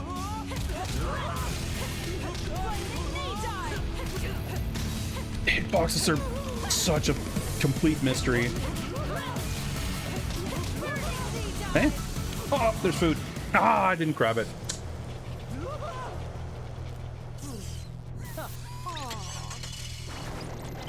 There's a hole.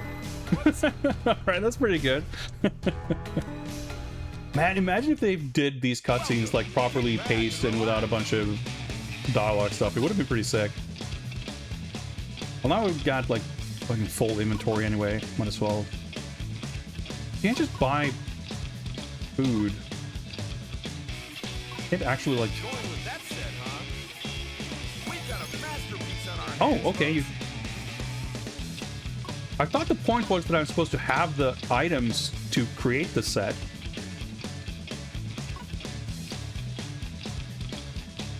Why can I just...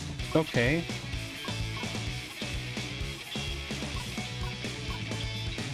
Because when I have the items, I expend my inventory to create the combo.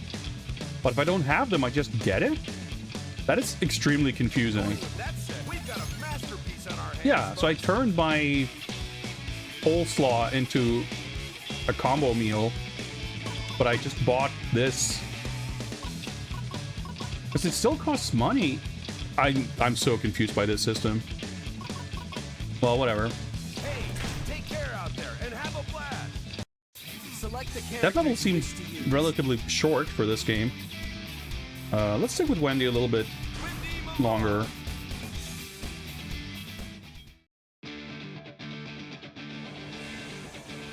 And train stage. Announce. Next stop, Underground Arena. Time to kick some circuit.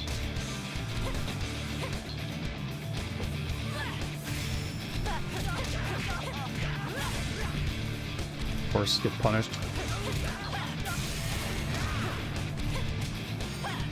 Oh, that's pretty sick. Dude, fucking Shining Wizard. Oh my god. Dude.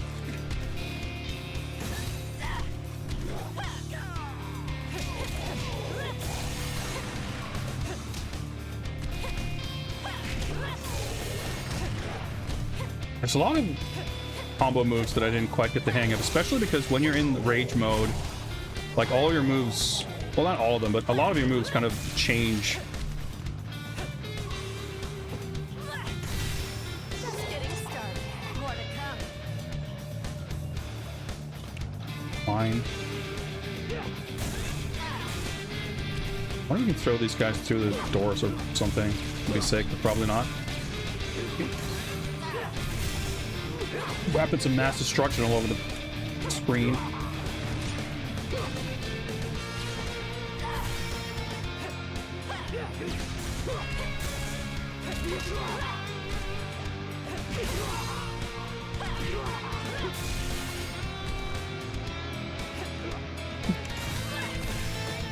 Trying to be so careful not to walk into these mines. Okay, that did not fire in the direction I expected. I thought it would fire forward, but... Let's just get rid of this shit. It's gonna be difficult to use, might as well. Or at least difficult to use with intention. Okay, that was a food pineapple. So there are food pineapples and weapon pineapples, I see.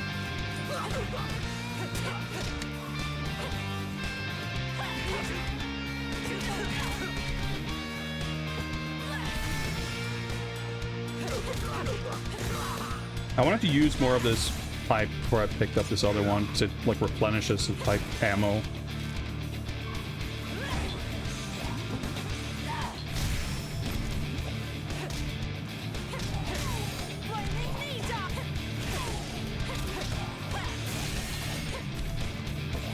Keep fucking up the air grab.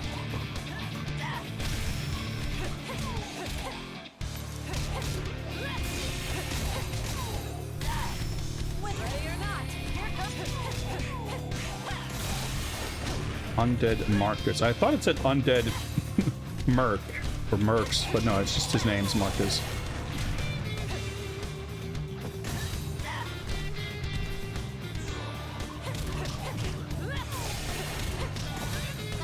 Oh, that's pretty sick. Do a fucking leg twist in midair.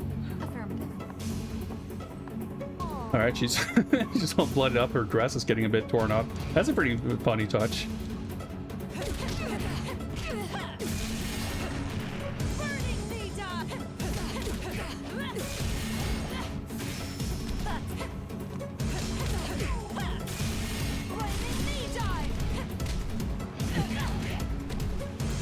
Food. Oh.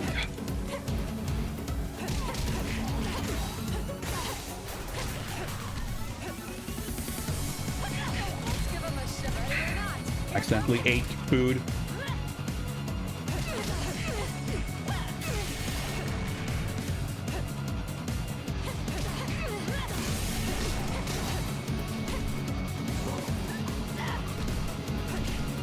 accidentally faced the wrong way.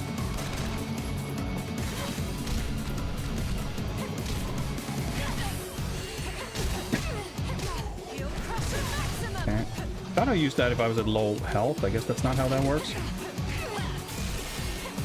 But me not understanding how things work is pretty far for the course here.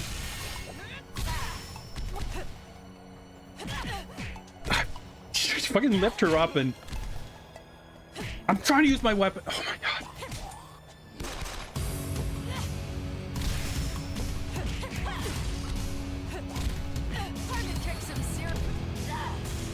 I did like 0 damage.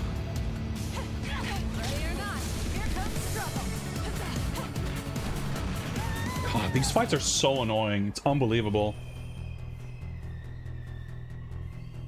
You mean it? No. Like the enemies just go through, like the bosses, I guess, more specifically.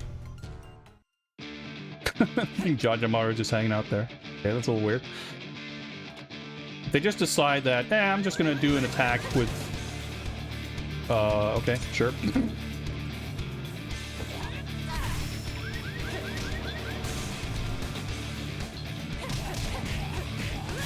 Like fully invincible startup. Train's gonna keep coming in the background, right? There's no like multiple tracks. I hope not, because you can't fucking visually tell.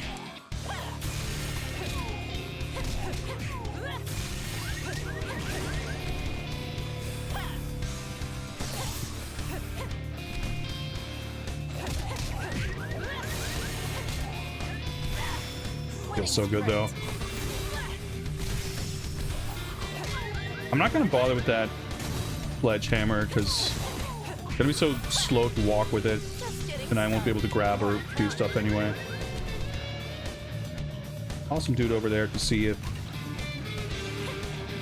that barrel has anything of value in it. Bong. Okay. We're going up there for food.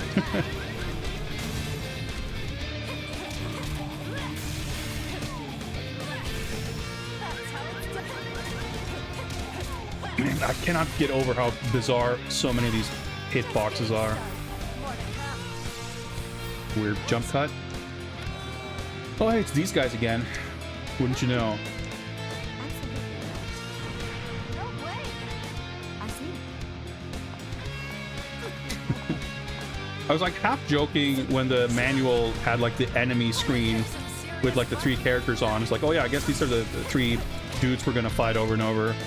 But I guess I was wrong, because it's really just those 2. They're not 3 dudes, they're just 2 dudes.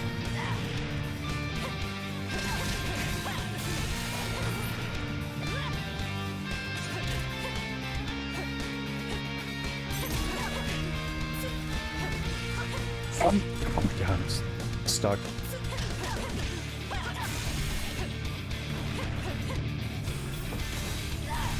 I just suplex him into the electricity. So does the go arrow indicate that I can go right? No. Just that it's time to advance and this is where I go. I see. I was gonna say, hey, I remember this. I think this is like stage 1 in the second game.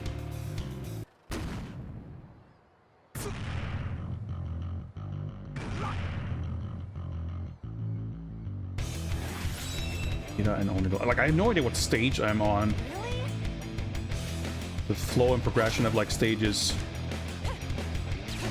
beginning and ending, is incomprehensible.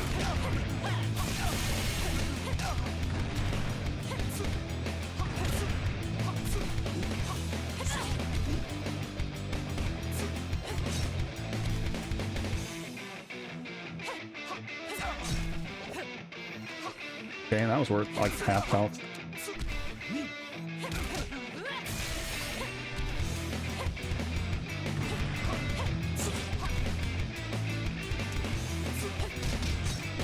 Fucking shuriken. Ready or not, here comes.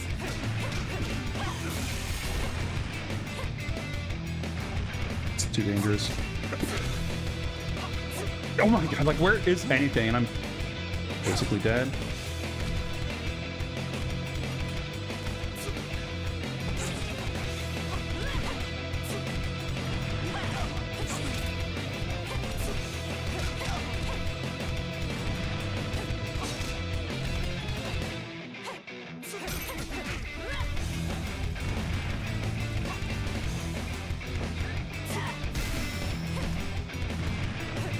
I'm trying to run. Okay. It's like so difficult to avoid getting hit.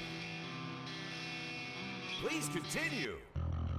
Stage, like imagine redoing a stage as your game over. Like even that, I'd like fucking rage quit. Let alone fucking the starting the game over.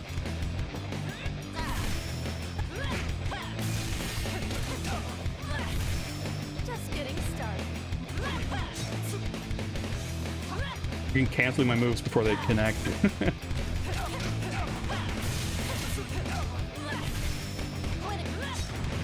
Fucking shuriken. Ah! Okay, the fucking anti-air.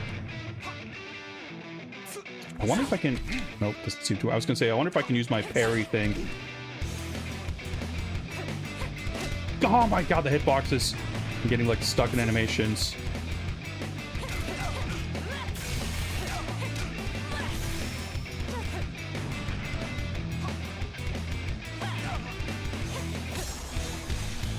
Miracle. Like, I don't know how many times that's happened now where I use a continue on a boss and then instantly I'm like down to 10% HP again. No way.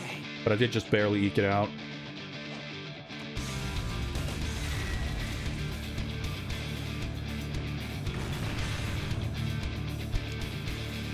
And the stages go on for so long. There's just like the sort of micro pacing of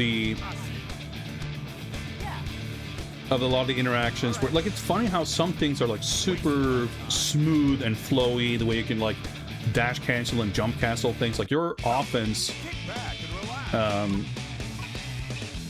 you can like make super smooth and like just really fast. Going with that said, we've got a masterpiece on our hands. Yeah, this just worked. Okay.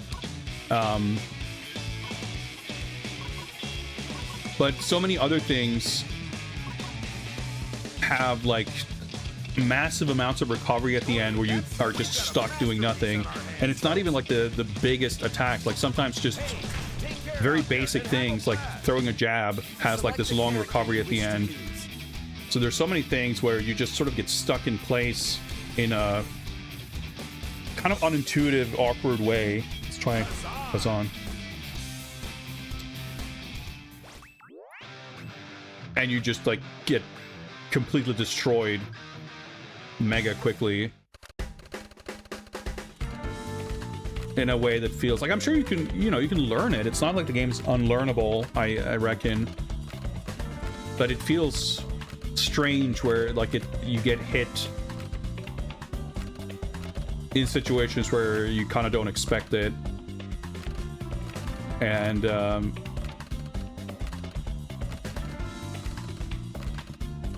especially with the boss's weird, like, invincible moves. I don't know. I will say that, of course, there's, he walks pretty quickly, at least. Yeah, try to grab him.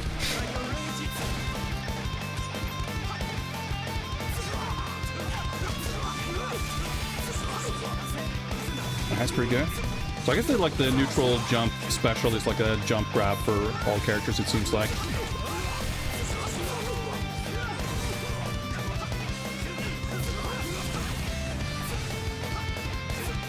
Okay, I'm not trying to do the parry, but I was good. My health.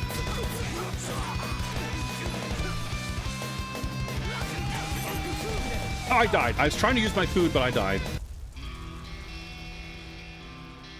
Please continue. Like, it's so sudden and jarring.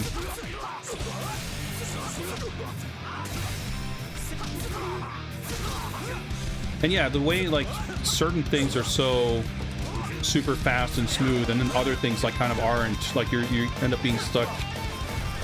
Like I mentioned, when you do certain attacks, there's like a massive recovery.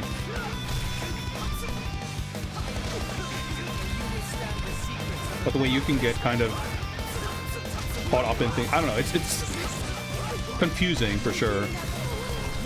And even like just using a lot of abilities and weapons and stuff has this like weird long startup. Like the Molotov cocktail there, I'm sure it's effective, but it takes so long for it to sort of arrive at its destination, or even just like come out, that it's difficult to use for sure.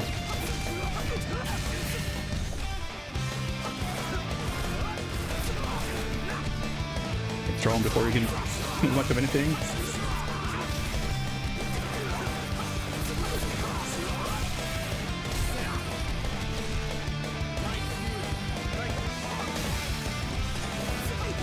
You know what? Fuck it, let's get rid of this. Molotov's not going to be useful.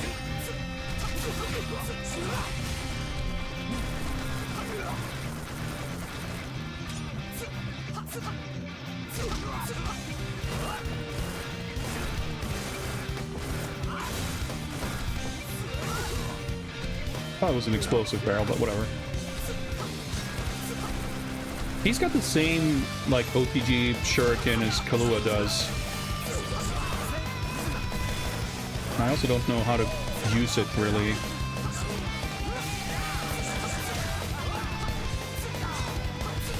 Okay, I do enjoy the music being a bit louder, but it's definitely kind of drowning out everything right now.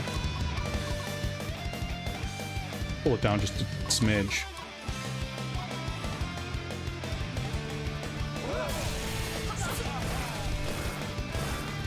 How is he not dead? Alright. Kaboom.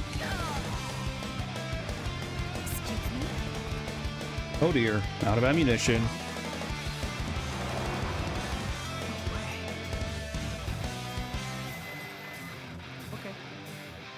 Okay. Race like the wind. If her character's just like talking at no one in particular.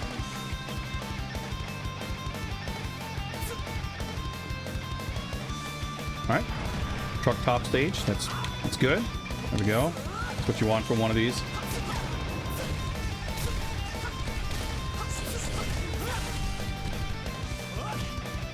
Oh, you can throw them off to the sides too. That's pretty good. Shurikens.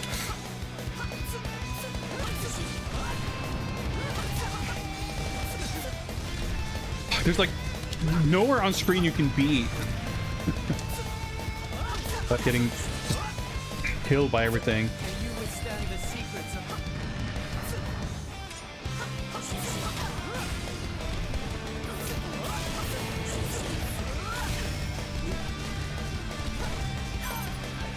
Oh, interesting. I've got a full food inventory, so when I grabbed the food item, it actually just used it instantly.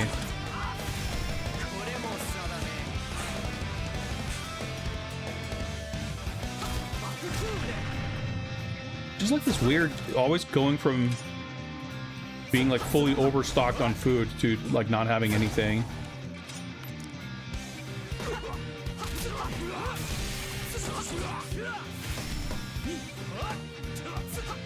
And of course, he's gonna throw me before I can do it now. Okay.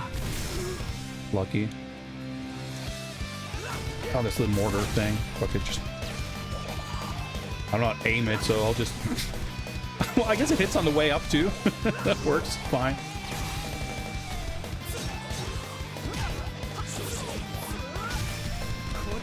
But, oh my god!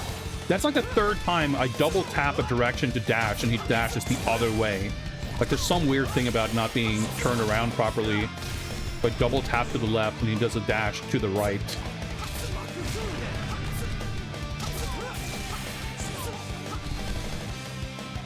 Of course, you got a foreground fucking truck, so you can't see shit.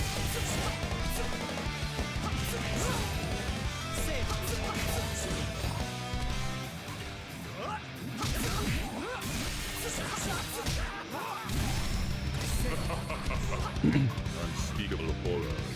So great with the sub, appreciate that. Going pretty alright. This game is very frustrating because it bounces back and forth between being sick as fuck and being the most annoying piece of shit I've ever played.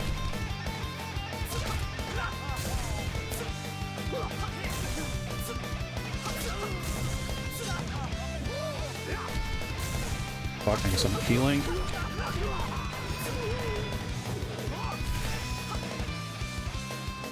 It's just, oh my god. Like, yeah, you do things that are just like weirdly unsafe on hit and shit like that. Like the balance between the fluidity and freedom of your offense and then suddenly being like caught in the most weird, I see. out of nowhere things. And like stages are too long, cutscenes are way too long. Like all this chatter is just non-stop. And then we're fighting her for the 8th time.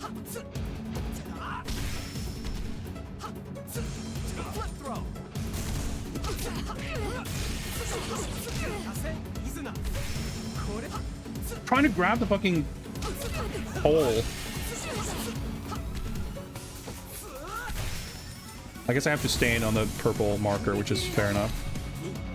There we go. I whip because the hitboxes in this game are fucking mystifying.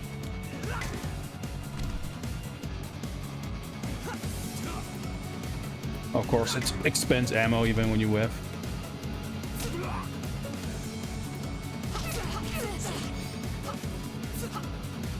Enemies just start going for a walk to nowhere in particular.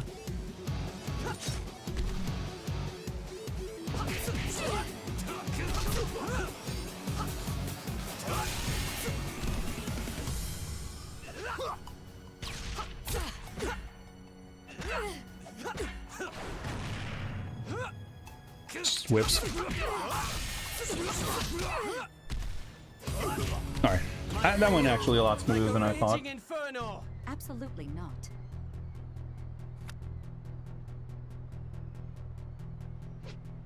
Her animation's good when she goes off for a stroll. I mean, yeah, the animation's mostly okay. Some of it's pretty weird looking, but yeah, the way enemies will literally just face away from you and just go off in a random direction, like in the middle of you trying to fight them, is just, like, even if you completely disregard sort of game balance and challenge and what the combat design, you know, kind of dictates, it's utterly baffling just from a atmosphere kind of vibe perspective. Like, it makes it look and feel like the characters like have no interest in being there, which is very strange. Hey, take care out there and have a blast. Select the I guess we can pick Norton. We haven't played him outside of the tutorial. Well, technically, I guess we played him for stage 1 because it was like 2 seconds long, but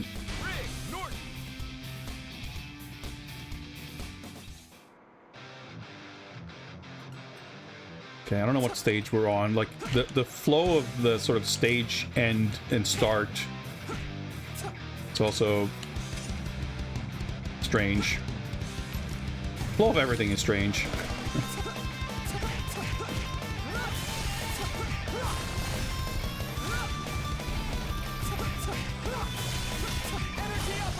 Alright, so he actually does not have a neutral grab air special. Stuck in my jab.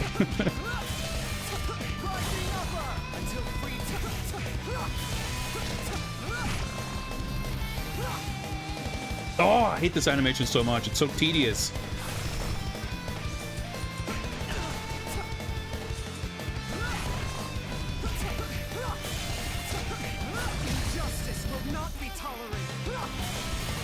Alright, you tell him, Rick. Like, hitbox. Okay, my jab, like 4 of my jabs just went through this guy. He just grabbed me.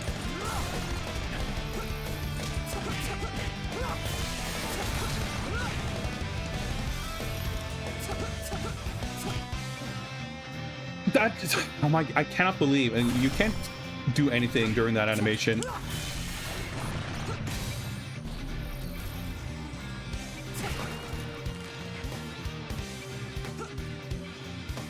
The lobster, it's like 25% health. Okay, scrolling the other way.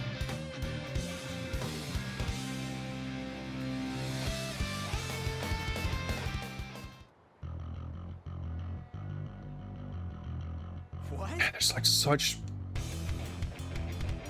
There's like no variety to the enemies, even the ones that look different. This is a boss, I guess.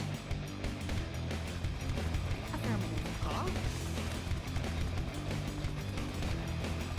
I mean, he might have different moves and whatever, but it's, you know, seems pretty samey.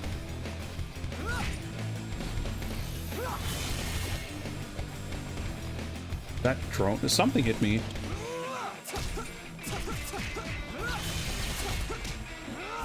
Oh, okay, he does have an air grab. Infuriating. You can't, like, super joy out of this or anything either.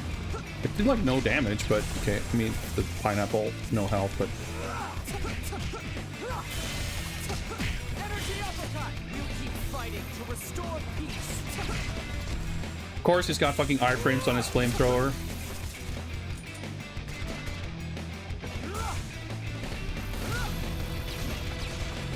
And of course, like, again, the bosses just, like, stand up instantly and hit you with the invincible move.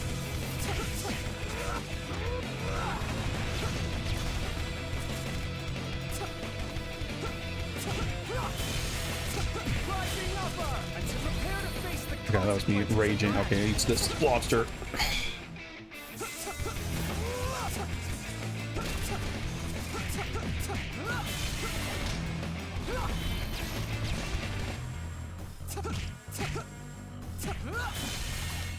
Okay, he literally just grabbed me out of in the middle of my combo. And it's not even a matter of it being like unfair. It just oh, it's so annoying. It sucks. No more games.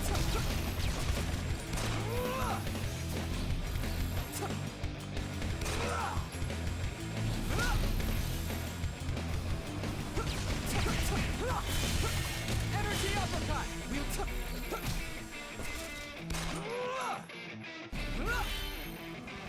No, elbow drop.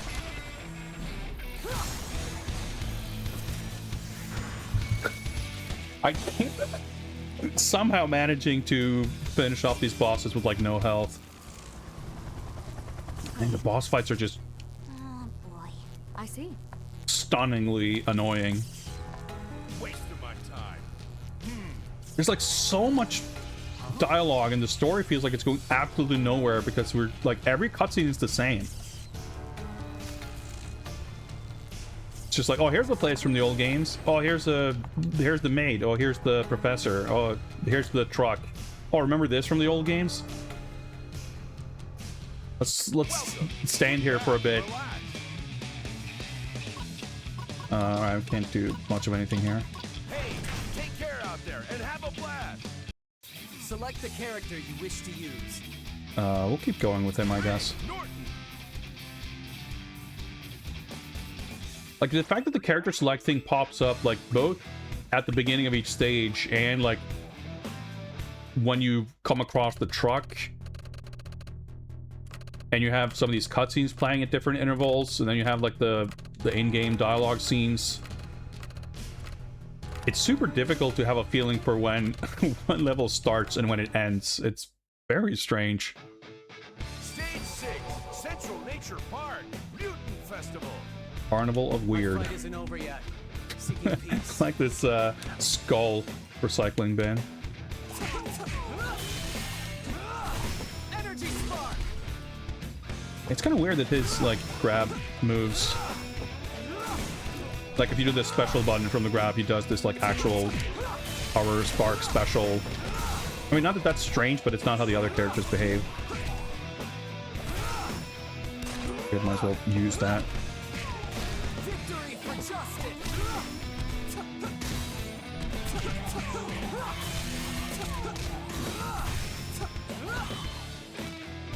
Red fish? I guess the colors are just indicating like a Monopoly property or something, just like which set it's part of.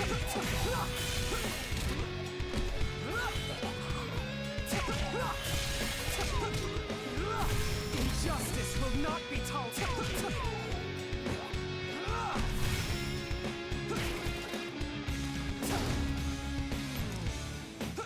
It's the weird post-apocalyptic punks.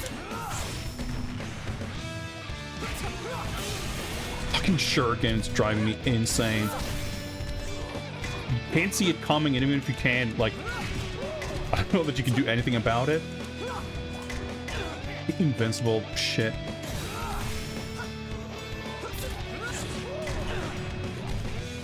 Have to eat some fish, I guess. Oh, that gave me like 5% health.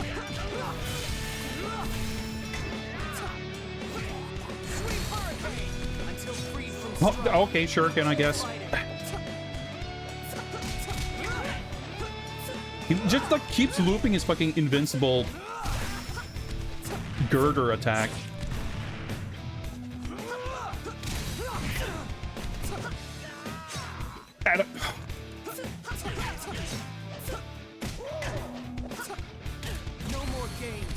Could this game be any more annoying? I mean, I shouldn't ask that question because I'm sure it will be before we're done. And this is like the normal difficulty level too. Like I can barely imagine. See, I can't even talk. I can barely imagine how much insanely annoying they're gonna be able to make everything.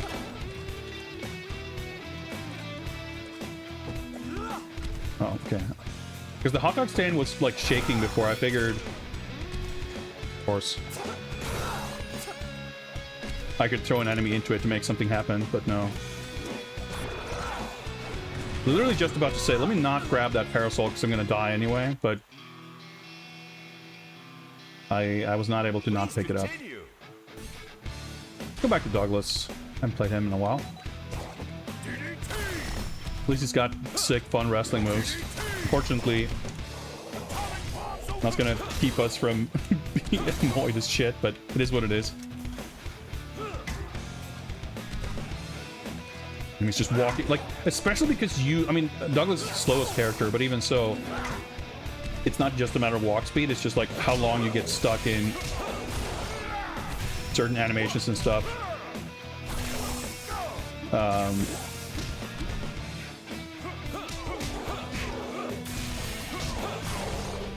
It makes the whole like enemies just walking away thing even more infuriating because you're like already impatient because everything takes forever, and then you get stuck in some animation in the middle of your combo and your enemy decides, ah, fuck it, I can't be bothered, and they just walk away. It's like they don't want to be here either. It's a very strange feeling.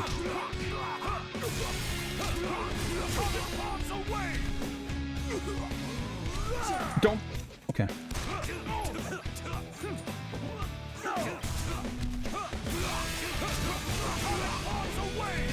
Yep, I landed on the mine. I don't know if it actually hurt me though. Impossible to tell.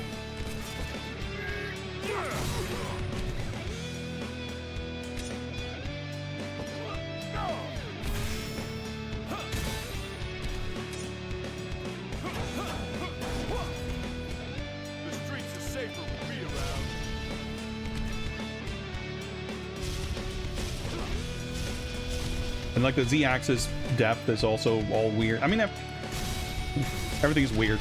I think the one burning enemy set the other guy on fire, actually. That's interesting. I can't jump with this weapon, so...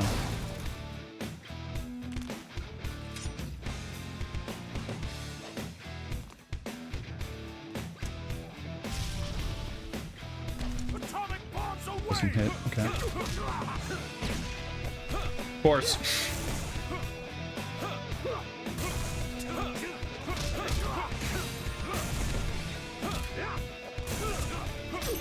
Assume them all come off screen. That's fine, I guess.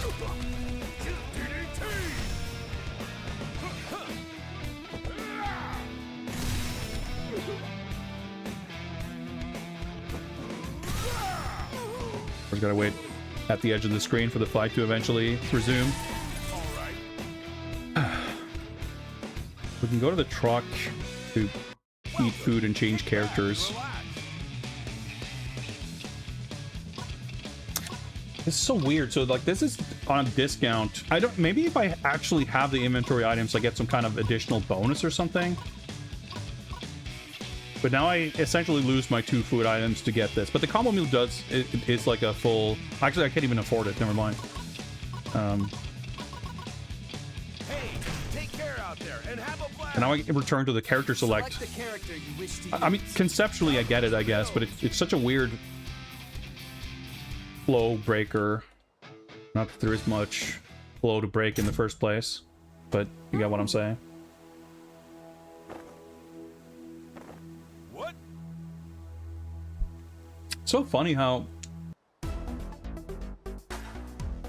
the second game had the whole thing where you fight the clone versions of the player characters, and we did fight Dark Lord J, which seemed to suggest that maybe we'd have that in this game. But no, that was just the one fight. We just keep fighting her over and over instead.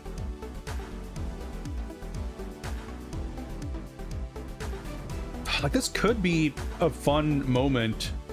Like, if imagine if this was in an arcade beat 'em up, they have this little dance animation for a fight. Like, it could have been sick. Now it's still more charming than most cutscenes, right, in this game. But I'm so like sour on the entire attempt at anything to do with like, and of course this, like, it doesn't transitions into the fight or whatever. Like, they just do their animation. There's a slow fade through black, go right back into anime dialogue scene. You know, floating head pops in and say, hello, thank you, we are now done. And we play the boring cutscene music in the background, no energy. And now we're into this. Oh, never mind, we're not into the fight because we have to talk some more first.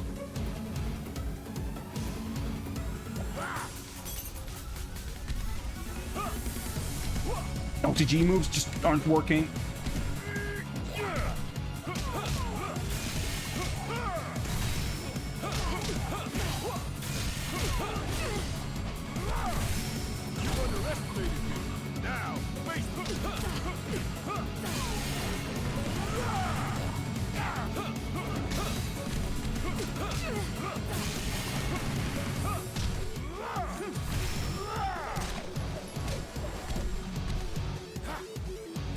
That went away.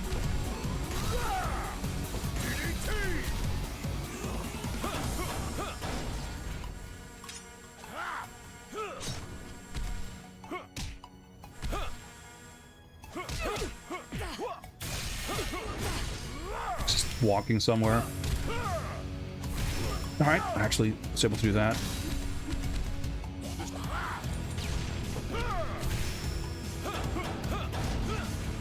Try to throw the grenade to the right, but I couldn't turn around mid-combo.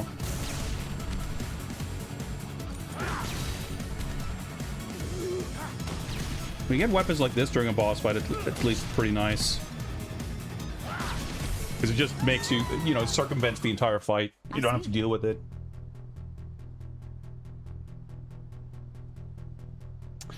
Yeah, like, I understand Netscape, the concept of the combination, sort of, but it's very strange because, like, the food items you pick up are, like, you get anywhere from, like, 5 to 25%. You generally get very little health. But if you can combine them to a combo meal, they give you, like, full health. That much makes sense, right? The part that's really strange is that you don't actually need to have the food items to combine them. You just pay, and the price doesn't seem like it necessarily changes either.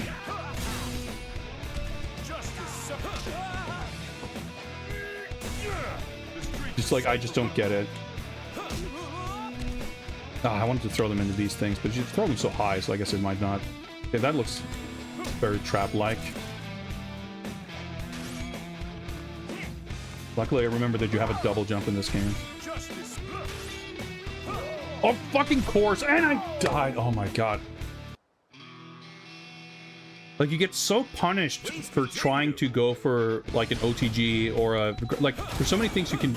The game is, like, incentivizing you to do, but if you try to do it, and you're, like, unlocked... Yeah, see, I But you just get like strangely harshly punished. I guess it doesn't really matter when you take the deaths anyway, because it's not like I'm getting through the game. Yep, I took damage, of course. I dared try to use a weapon.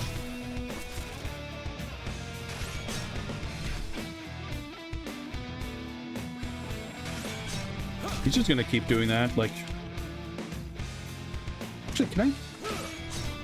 No, this button. Yeah, there we go. You can't throw these. Oh, it just destroys it.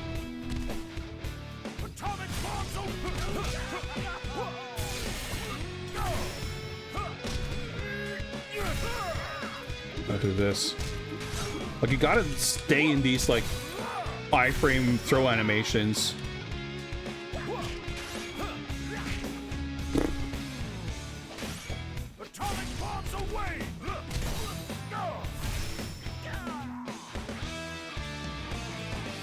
It's like it's infuriating. I guess I spoke too soon. Here's the clone bosses. Time to show you the real me. Brace yourself. I mean, I'd rather do this than fight the main again. That's pretty cool. Food.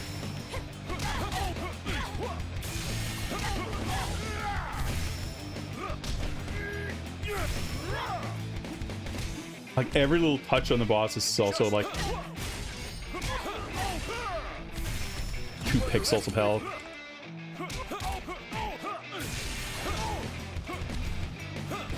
We have a parrot that I keep forgetting exists. Alright, let's eat some food.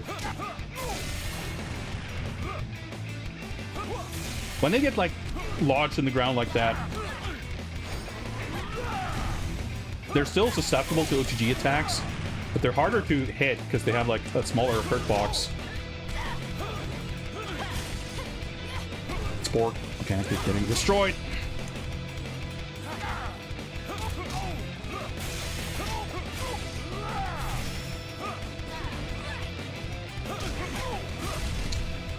Like, what should I have done to dodge that? She's like flying off screen, and while I'm stuck in an animation that started before she jumped, like she hits me, could I have like canceled into something?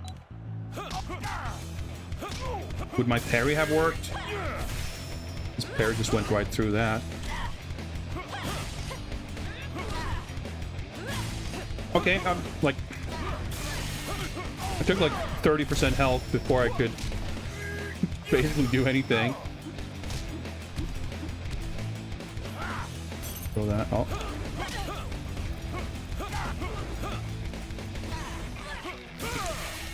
Oh, I'm trying to walk up to grab him. It takes 2 minutes to walk.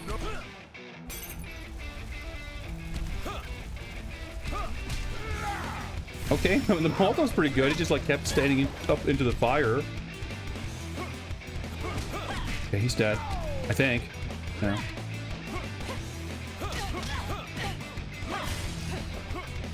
Sake.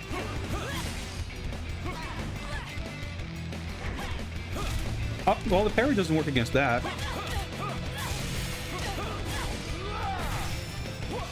Oh! Oh my god!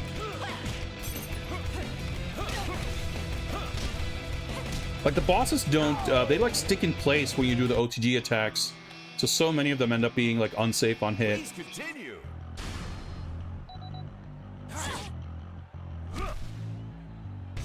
So down plus heavy is supposed to be the stomp that leads in the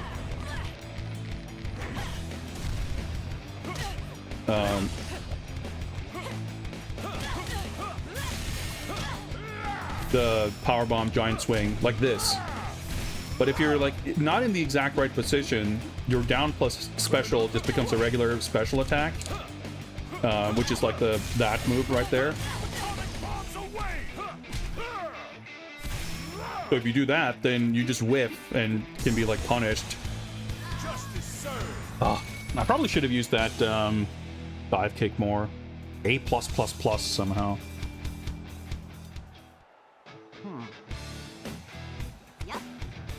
It's fucking golf game menu music. I I like some of the music in this game, but a lot of it is just really contributing to making things like, yeah, it just kills the flow and the tempo. Yeah, so like, you know, it shows you what goes inside each combo meal, but you don't need to have the items to create it. But if you do have any of the items, you lose those items. And it doesn't seem like there's like a today's special, which I guess doesn't have a discount here, but it usually does.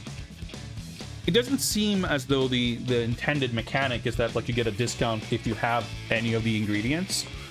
So the whole overlap between the concept of paying for food versus using your inventory to combine them into a meal, strangely confusing, because you would think that those things are very straightforward, but it somehow manages to not be. Let's try Lord J. Lord J.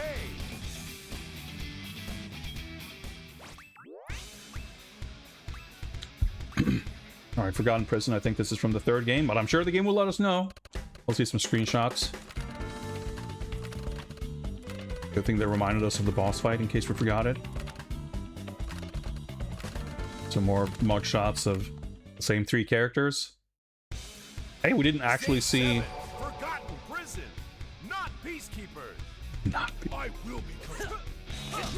They didn't actually show us a screenshot. How about that? Oh my god, the launcher is so slow. Like, that's the thing. Like, it's because you have a lot of these sort of context-sensitive moves.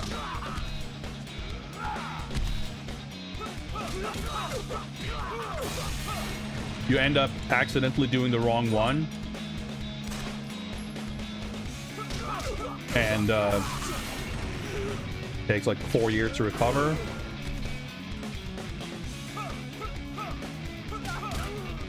I guess the laser beam doesn't do anything against him. Oh my god, I pressed left. And he dashes to the right.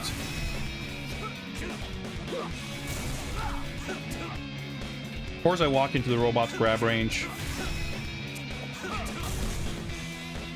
Mashing the... I'm like... The way you stand up into, like, just getting destroyed like that, too.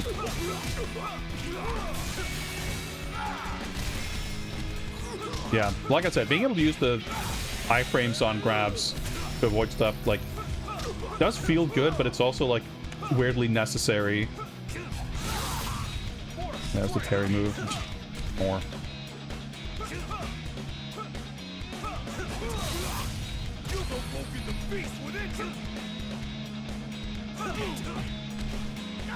Get me out of the startup. Please continue. If you just end up not giving a shit about anything, Not yet. More.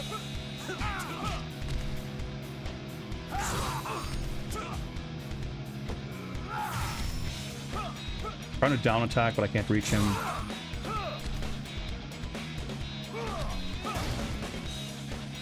I'm shocked that I actually did manage to dodge that laser.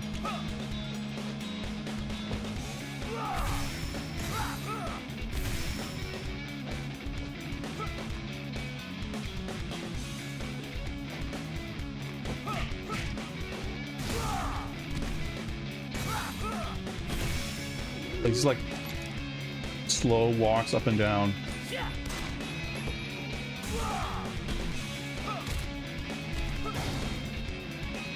It's off screen.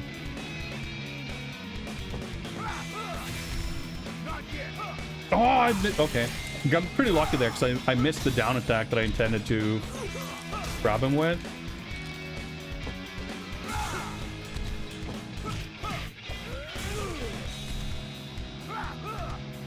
And when you do, that's usually a big problem. Okay. Like, there's a bunch of these sort of gimmicks and stuff, but as far as the... Like, we have the couple of zoomed out levels, which were kind of interesting. I'm flying to the laser, I'm gonna trip it, yeah.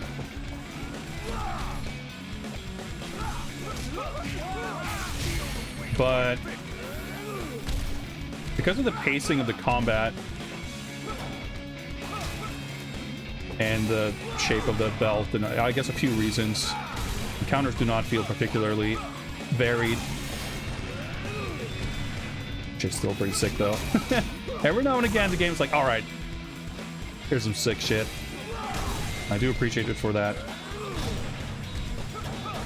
There's definitely so many components here that if they were just rearranged a little differently, would be such a sick game.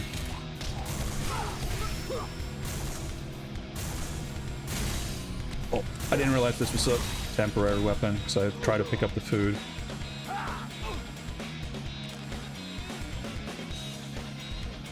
Not a friendly drone, is it? Well, whatever. I didn't see that. Oh my god, I flew right over it. Fucking... a bit dangerous. Perfectly executed fucking phosphor-y flop over that laser beam. That was pretty sick. Can't lie. It's like... it's so sick when it's sick that it just makes it all the more annoying when it's terrible.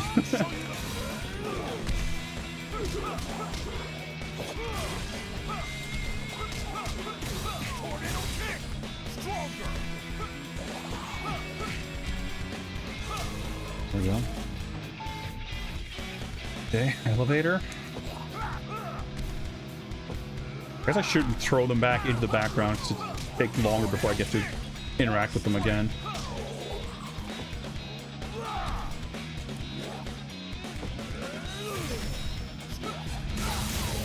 Accidental parry, but we take those. Fuck, it's such a long recovery. Okay, I'm not going into that elevator, I guess. Okay, I was saved by the fucked up weapon hitboxes there because I actually dodged that grenade by standing too close to the guy throwing it.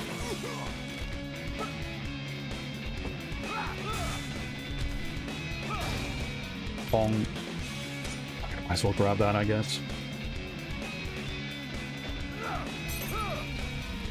A guard's office. See that? Worked. I just walked into it.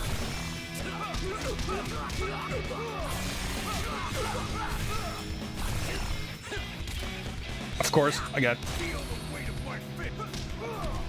hit by some undodgeable shit there anyway.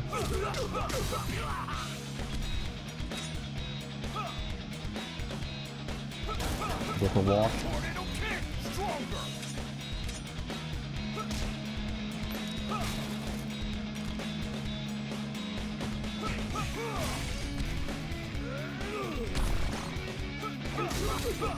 It's always like terrifying to be standing next to someone waking up because you never know if they're gonna throw some invincible shit at you. Alright. It is like vaguely funny how she keeps getting like upgraded.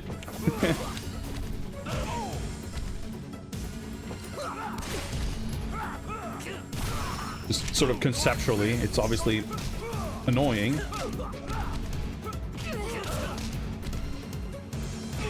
I'm trying to fucking use my weapons before I get killed, but... oh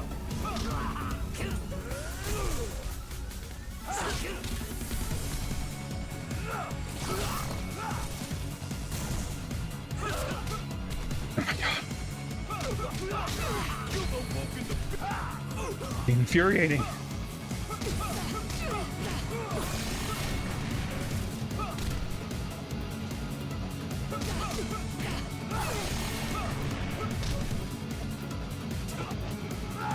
Doesn't hit her, of course.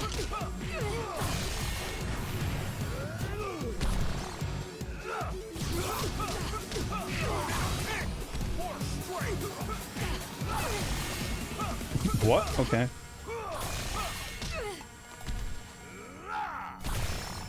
Oh no! I was like holding up to move out of the way, and I couldn't get out of the way.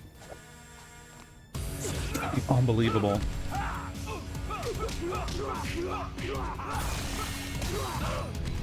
Automatically went into the jump cancel.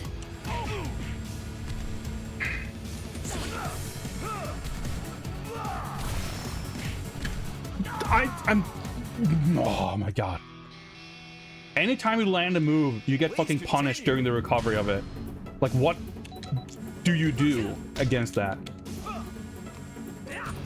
I was literally thinking, like, all right, once I land this grab, I'm gonna walk out of the way so I can just do the dashing katana slash when she wakes up. But no, I could not walk out of the way. Like, what was the thought behind the design? Like, how are you intended to play this? Is there an intended way of playing this? Heck yeah. Like, I want to have faith in the developers that there's like some weird way you're supposed to do this that I'm just not comprehending.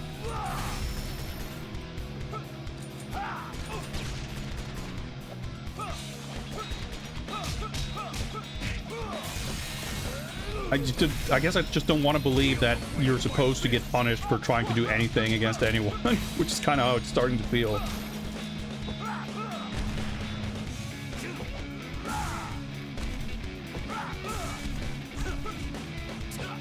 Like the slow walk speed, like, because anytime I've tried to use my parry move against any of the boss characters, like, that hasn't worked out.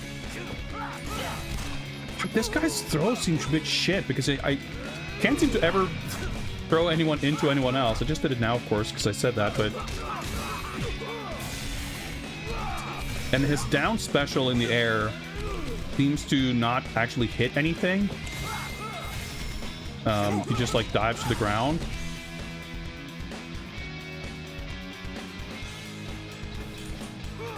Like that. So it's not nearly as useful as a lot of the other characters' moves.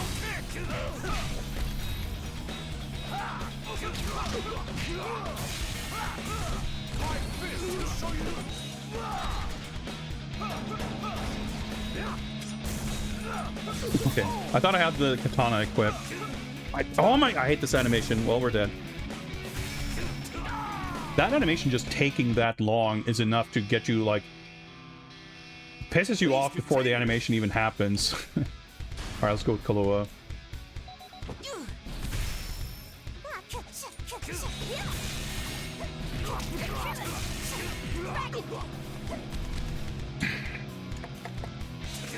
It just wastes time. That's literally all it does.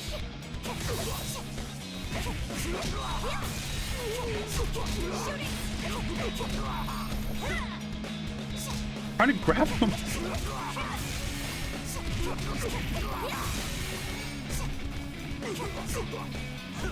How many times have we just had fights that look like this, where I'm just, like, trying to punch something off screen?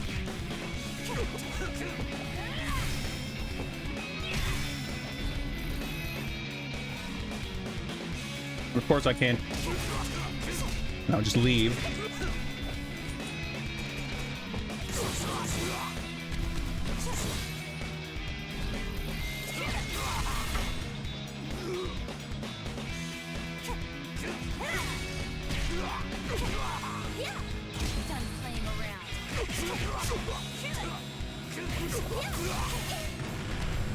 Something hit me.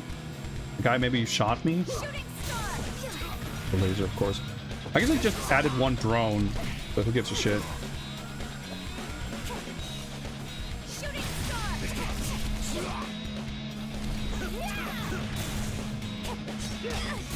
Yeah, I still don't understand when you do the down light attack OTG. He does this, like, shuriken thing, which knocks them off the floor, but has, like, pretty long recovery. And it doesn't seem like you can dash or jump out of it. Please continue. Man, I just want this to be over at this point. Well, I say at this point, but I think I've probably felt that way for a while. I mean, I'm just, like, impressed with how many individual things they managed to do to make the combat as annoying as humanly possible. I haven't fought the ninjas in a while.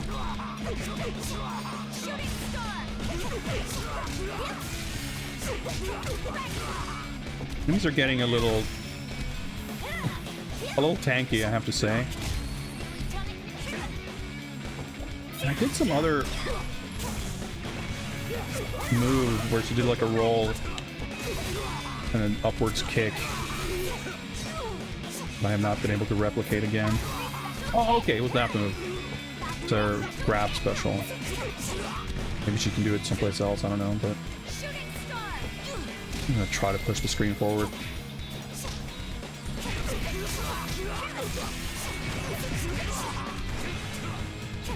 It's just a bunch of stuff on screen. You can't see shit, of course.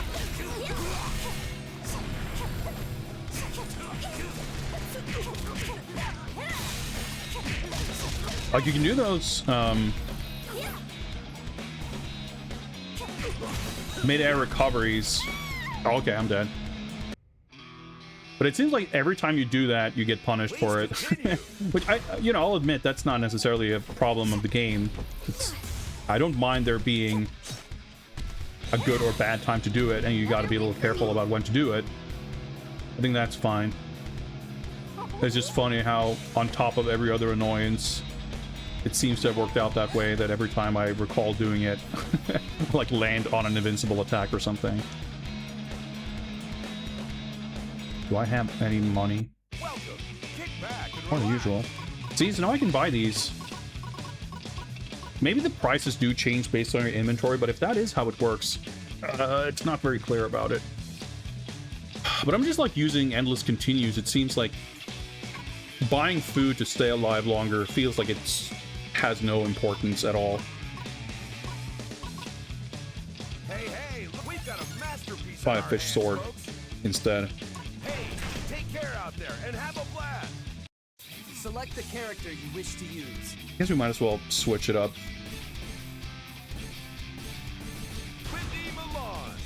I'm trying to think of like which is a character that's fun to use and like who do I like, and it's like, I mean, every character has some cool shit. When every enemy is like super annoying to fight regardless of who you're picking, then it's like, you know what? Doesn't even matter. Shouldn't have bothered breaking the background shit for the purpose of doing it. It does spawn more enemies.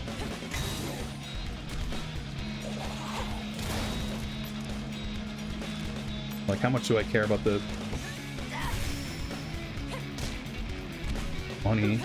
The crab, oh my god, the hitboxes are just fucking baffling.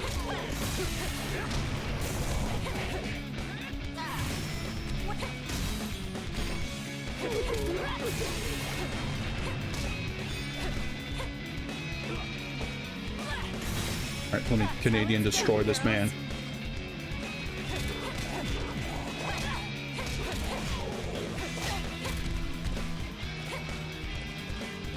Oh, that's right, I forgot she like picks them up.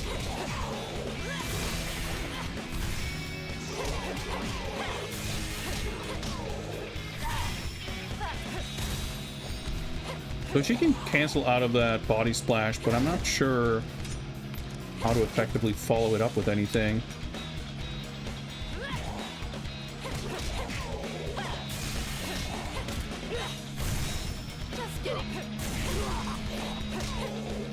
Oh my god, I was walking down.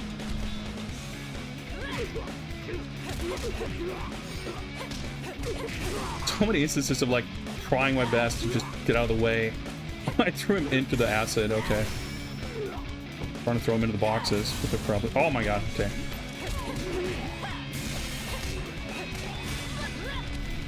Didn't realize I would hit that guy, so now I have to fight him.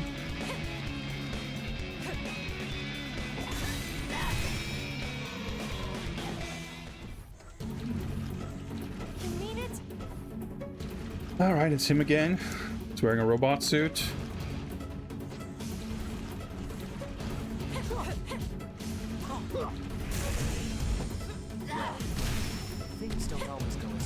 Oh, that move is like such a liability on bosses because you pull them off the ground and then they're like instantly recovered and will use iframe moves. Let's cut him with a fish.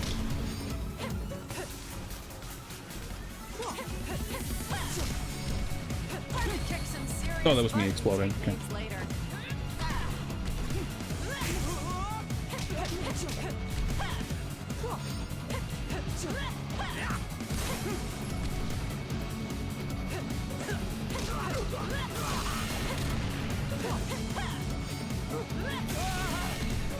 Alright, I'm like almost dead.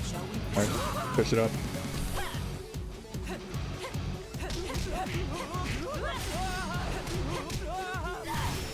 Winning.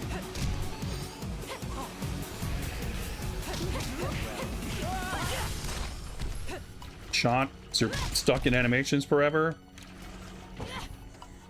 Okay, sure. I can't exactly see where that acid is, so. Okay, sure, I'll take that. I was trying to dash, but.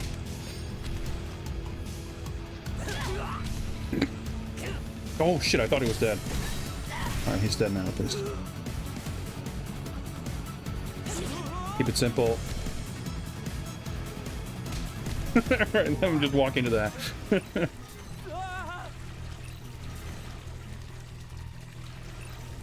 Zekas got inside. Is that the name of the slime? It just like slid off screen. He didn't even use his walking animation. Suddenly story cutscene artwork. Alright. Go to sleep music. Oh shit, this looks pretty cool. Dramatic lighting. What the? I can't even Frankenstein this guy overboard. Come on.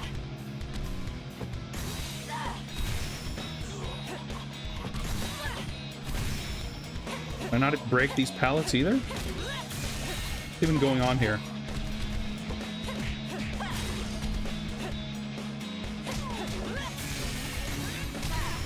That's how it's done. I can do this. Nope. Didn't really work.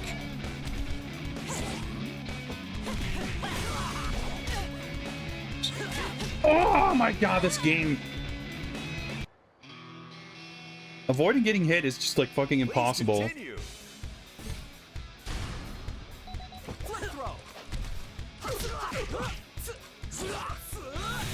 The characters' moveset are different enough that I would not be surprised if there's like a very solidified tier list for like which characters to happen to have abilities that are easy to use to circumvent some of the complete nonsense.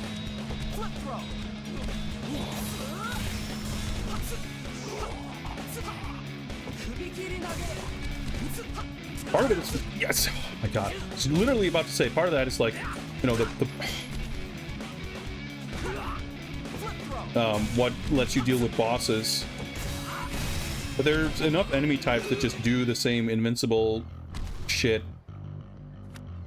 But it's not, you know, that's not the only concern. You Balthasar V? Something. And then he turned into a zombie, I guess. Undead, okay. I didn't realize that's what was going on.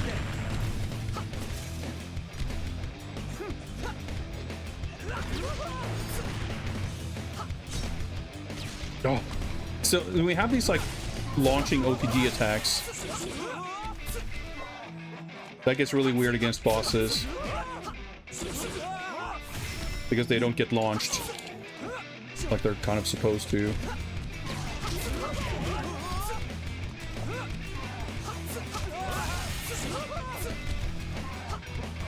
It's like flashing, so I know he's got like infinite super armor. That hit me. Something hit me.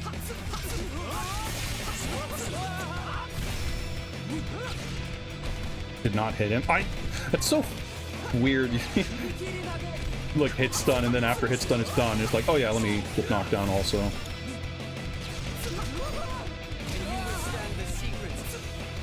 Oh, I did the OTG shuriken. Oh, I died. Oh man. So this is what, stage 7 or something? I think there's like 9 stages, if not more. We've still got ways to go.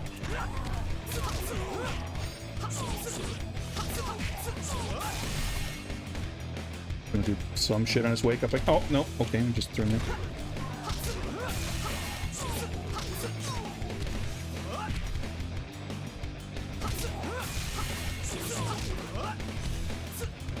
that. Ooh, that just whips.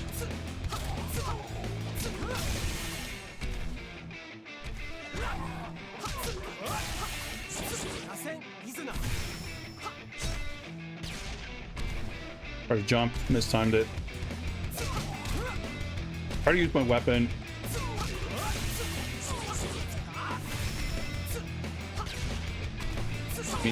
Parry, but that's alright, we got him. Yeah, complete stage 7, achievement unlocked. Oh boy. There's been a pretty linear kind of progression in annoyance factor for this game. Welcome. Kick back and relax. 880. Well, we can afford a weapon, I guess. Maybe. Hey, we've got a masterpiece on our hands. Get some weapon that we haven't had before. Take care out Probably there some and have achievement a for having blast. had weapons, so Select the please character work you towards wish that. to use. Who do I want to use? I feel like he's got these like teleports and stuff, but I'm sure you can do cool stuff with it. I haven't quite figured out. He's cool, but his down air special not being an attack feels like a liability. I'm gonna go back to Douglas. Because he, I feel like, has the easiest time getting like extended iframes on grabs and stuff. Seems like something you can use. Hey, remember this from second game? Ranch Industry Building. Cloned rival. Yeah, so they have all these little references to the old games, localizations in stage names and stuff. Oh, dang. And in a better game, like I do love the fact that when these characters come back, that they do have like their visuals change. It's not like the same exact model every time. I think that's a fun touch. But it's obviously, you know, Serious in wrestling, now involved. held back quite significantly by all the other issues surrounding like the repetitiveness and the tedium and the fact that the boss fights are like the shit you don't want to deal with in the first place. I'm like almost dead, of course. I'm trying to do the jumping grab, but I kept grabbing him from behind. You can't do the move. You can't do the jumping grab from a back grab.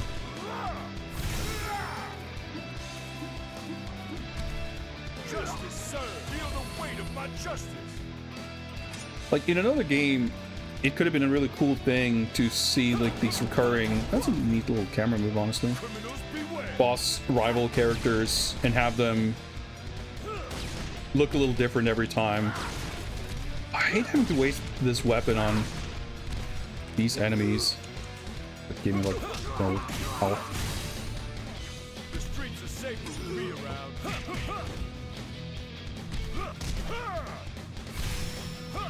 Oh, oh. I guess my rage ran out, so I couldn't connect my raged power bomb to my non-raged giant swing.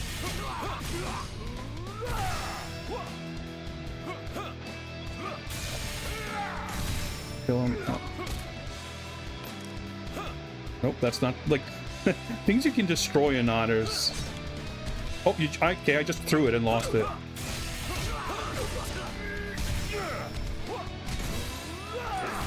Oh! No more throw iframes because the guy died.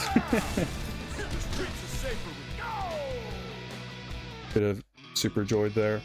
There's definitely a couple of mechanics that I'm not utilizing much that may make a difference, but a little confusing how some of it works, so not sure.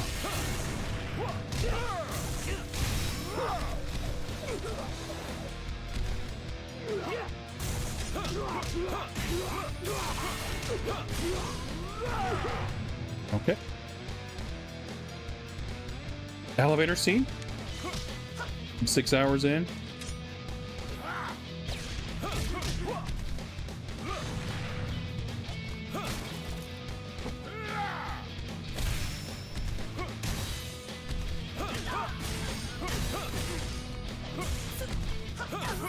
Oh, fucking shuriken.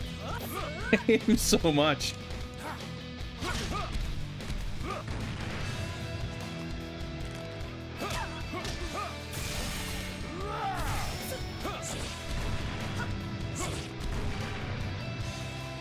Reverse Frankensteiner!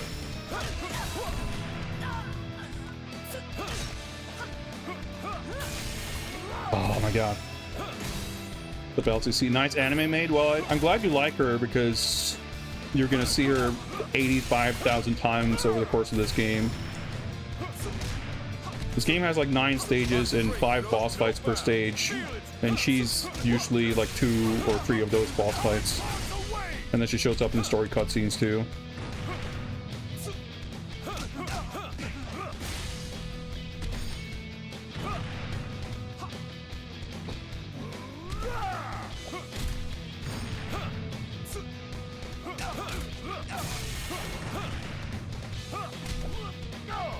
I don't know what happened with the other guy. As long as the game's not soft locked, glitch out, I guess it's very possible. But I'm happy to fight one guy at a time, but we'll find out, I guess. Oh, you can't parry that. I'm pretty sure the other guy just despawned, but let's see if we can kill this guy and find out.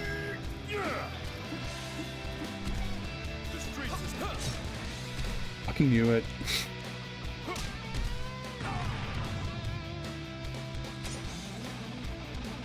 All right, I think the game glitched out, and we can't progress.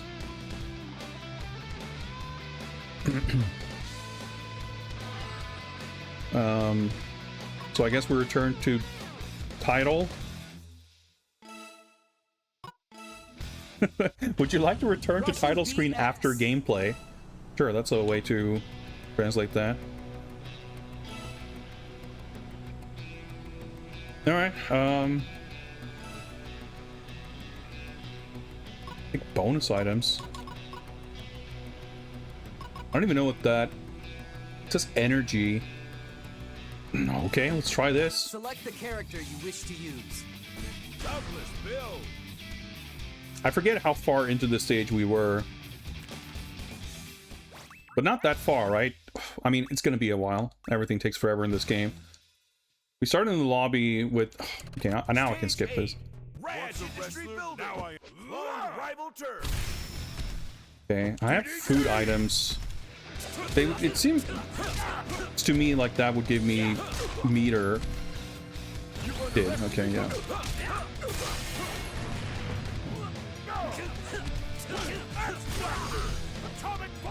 That's the move I should do more. My god, is there anything more annoying than you do a combo and then you cancel into a special move and the special move whiffs because the guy you were in the middle of comboing just decided that he was tired of this and just started walking away. Unbelievable. Yeah, the UI is cool. Like the art, like there's a lot of stuff that looks great about this. There's a lot about the combat mechanics. Like as far as controlling the characters, that's a ton of fun. You do a lot of cool shit. But then you have to fucking deal with the enemies and it's just infuriating.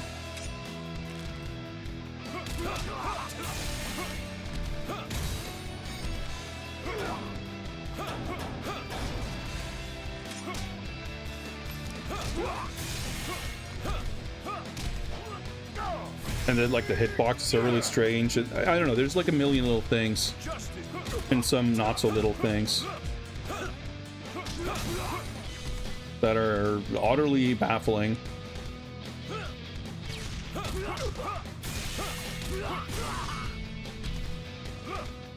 Try to down attack the guy and it's whip.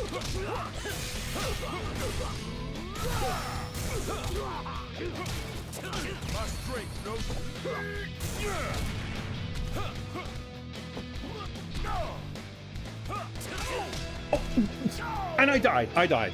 I lost my credit because of that. Like, you see a guy on the ground, you do a down attack, and then without even playing like a wake-up animation, during the startup of your attack, he just teleports into standing up and being in the middle of an invincible animation. Fractal Mind Mike, the continued adventures of the Avatar. Hope that's going well. Welcome, Mike and Raiders. I'm currently, I can't even speak because I'm finding this game pretty infuriating.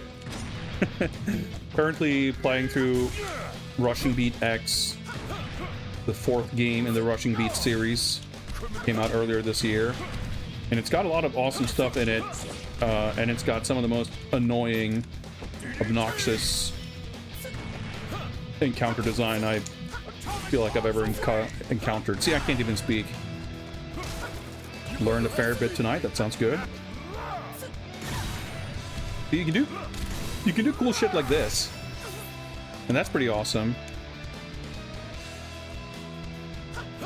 But enemies keep doing weird invincible stuff out of nowhere. So fighting these guys is where we just soft lock because one of these guys despawned in the middle of the fight. Hopefully that won't happen this time. Ready to finally sink your teeth into Ultima 5? I hope you have a smoother experience than you did with some of the previous games.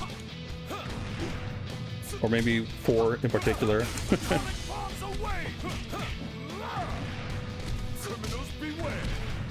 To use some of these weapons. I don't know if I'm gonna hit anything with them, but I might as well. Fucking shuriken.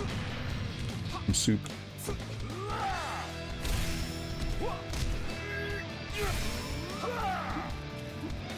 Oh, it's a little relaxation of getting iframes from the giant swing.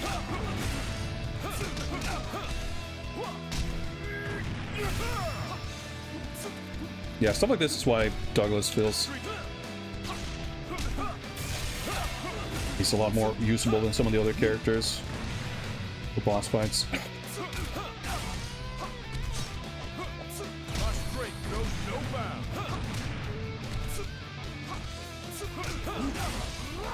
Guys, almost done. Nope, wrong way.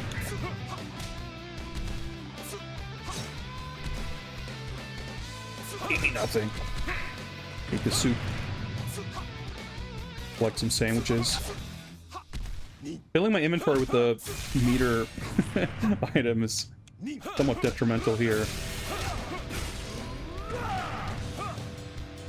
Down, no, it just won't come out. Alright, that works. 1, 4, 3, 2 right now. Exciting. You seem to struggle a bit with 4, or at least the fact that it was so long. I'm glad to hear you still liked it, although maybe that mostly means you disliked it less than 3 and 2. But from everything I hear, like, 4 is kind of where the series gets into its own right, so 4, 5, 6 ought to be an exciting development.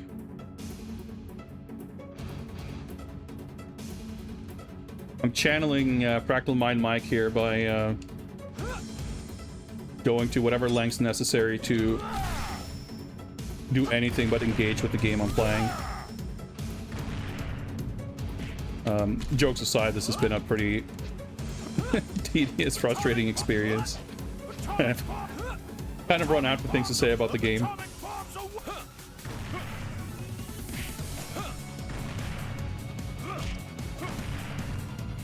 We'll use this for rage mode. Of course, iframes. Whenever he's like flashing white like that, like a boss character, it means you can't hit him or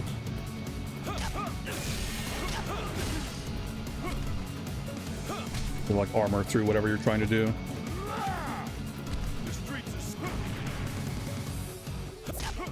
See, I started punching him, but then he started flashing, and then do the down attack while he's okay. There we go. It's a lot of interactions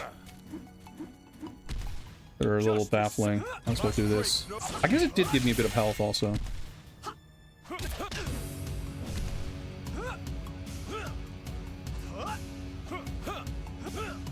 It's just like completely invincible anytime I try to do anything. Oh my god. You've underestimated me. Now. I cannot believe. Can I shoot him? Oh, and the down attack didn't come out. And I can't super joy out of that. Ugh. I'm impressed. Every time I think this game has reached like the peak of annoying, it invents some brand new, complete nonsense. Atomic bombs away. This guy in particular has these like teleport things going on like that, which is a bit unclear. But whenever he stands up, like, and that's most bosses, they just stand up instantly and can start doing some move that just has like full invincibility.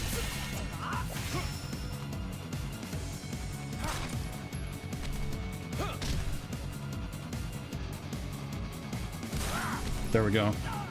So like you can't attack them on their wake up, basically. And there's like so much tedious dialogue. Oh, game over. Let's pick another character just to keep things somewhat fresh. Please continue.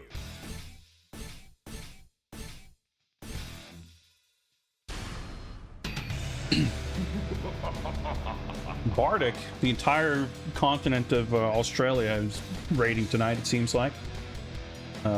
Appreciate that. Greetings, Bard. Hope you're doing well. I wish I could say I was.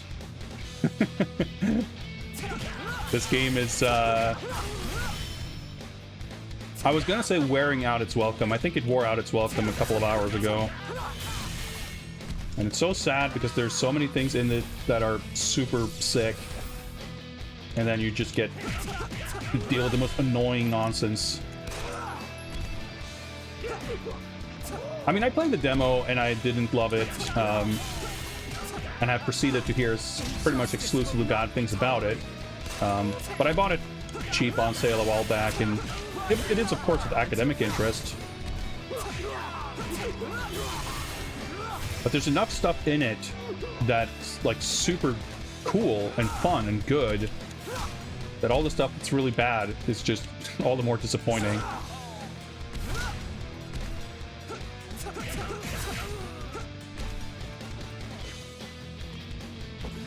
So I fought one of these guys before, and he had like iframes on everything, like he kept armoring, but he was of a different color, so I'm not sure if that's different. Try to get rid of him.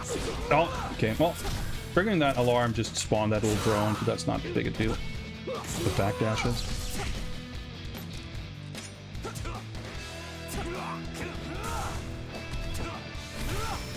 These guys.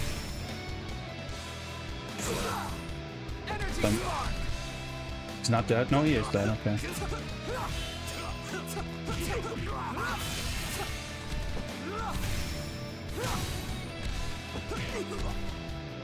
Like the offense capabilities you have are very like smooth and free form. You can do a lot of fun, cool stuff. Everyone has like 6 wrestling moves, which is awesome. And despite there being like big sort of open-ended combo routes, it's not overly emphasized with these like super long anime juggle combos or whatever. The sequences that you sort of go through are pretty short, which I do like. Please continue.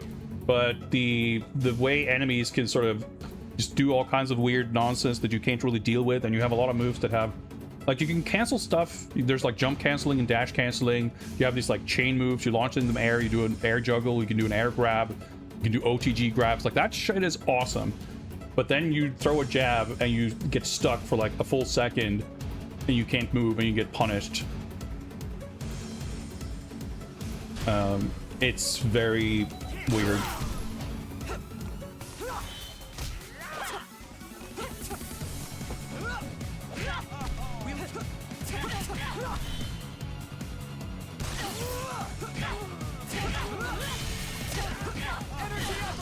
Like, there's a lot of things where you just get punished. I mean, especially bosses, because they kind of play a little bit by their own rules. See, like, that kick would have knocked any other enemy into the air. Normal enemies, when you hit them on the ground. But bosses can't get launched off the ground. Which is, like, fair enough. I don't mind the bosses having their own rules.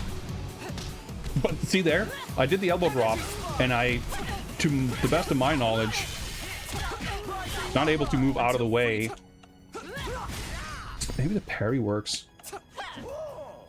Not against grabs.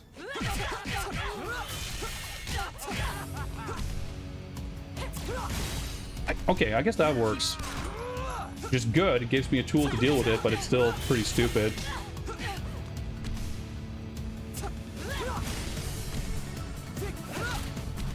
And I was still stuck in the animation long enough that I couldn't really do anything else.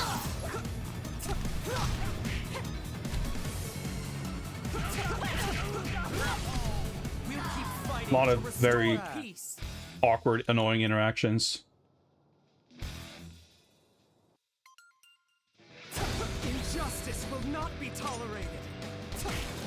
And go into this rage mode whenever you fill a meter, which is a mechanic from the old games where some of the moves get powered up. I'm not sure strictly what, if anything, changes otherwise. Indestructible Vaz there in the background. Okay, I'm done here.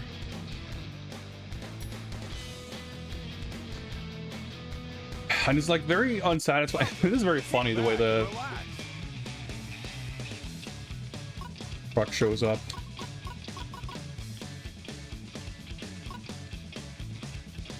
So yeah, the food system is weird because every food item you pick up in the level, you carry with you in your inventory, and all the food items you can pick up in the level gives you embarrassingly tiny smidgens of health. But if you buy a combo meal at the truck, these meals all give you full health. So this is like 20% off or 25% off, which I don't know if that's because I have one of the items, but if I were to buy this, I would lose that item in favor of the combo, but I can't because I can't afford it. But I can buy these other meals, like every other meal that isn't on sale, well, these four at least, are cheaper. Maybe these don't give you full health, I'm actually not sure. But we'll buy, so I can still buy this. I don't need to have the food items to combine. I don't know. I don't understand what's going on. So let's try if I can manage before getting killed. Oh yeah, you just switch characters. Whatever. Let's go to Rick Norton. Let's see if I can manage to equip the correct food and eat it before we get killed. Alright, Dark Lord Jade again. Another cyber clone. See, that was full health.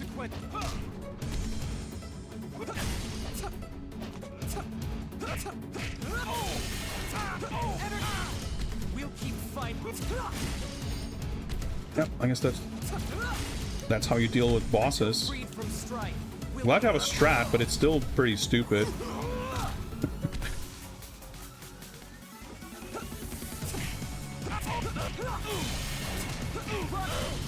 We'll keep fighting.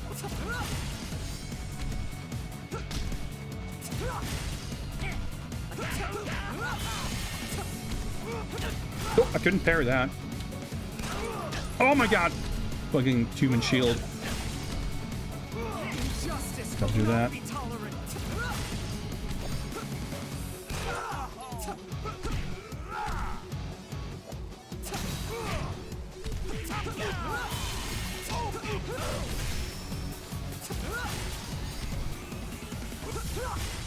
It's so stupid. I didn't realize the screen went this far out this way.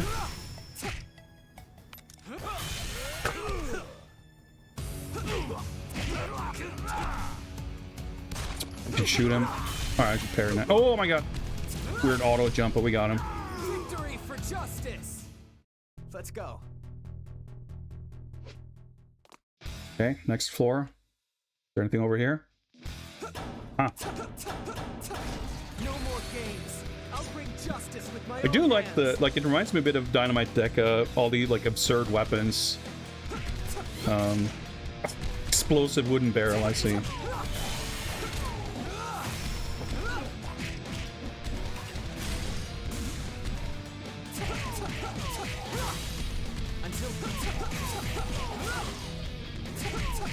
These guys just explode themselves.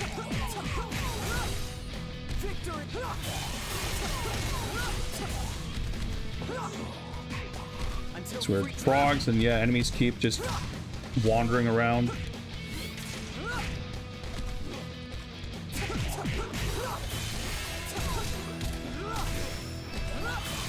Okay, oh, fine, that works. Oh, the double suplex. Dude, like, shit like that is insanely sick. Avoid the goop, because it will hurt us.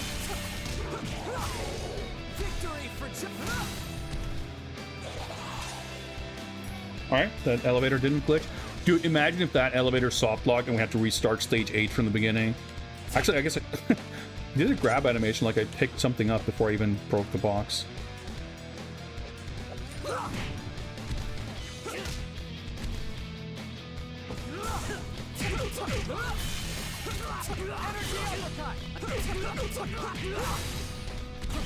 I don't want to fantasize too much about what terrible stuff might happen and having to redo everything, because it could come true. Victory for justice.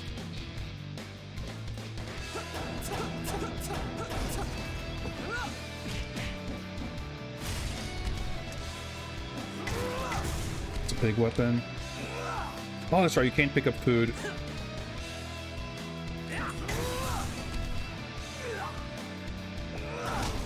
When you're carrying something like that.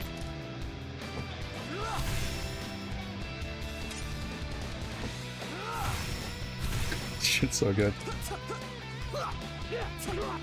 Luckily, he walked away.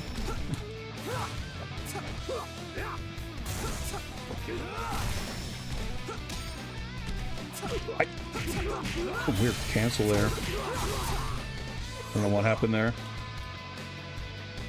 Oh, up in here. So the go sign is always like pointing to the right to indicate that we can progress. But in a lot of cases, you're supposed to go up a staircase or in a doorway or something like that, and it's always a little visually confusing. Oh, that was a weapon, I didn't realize. Oh, dark build, off screen.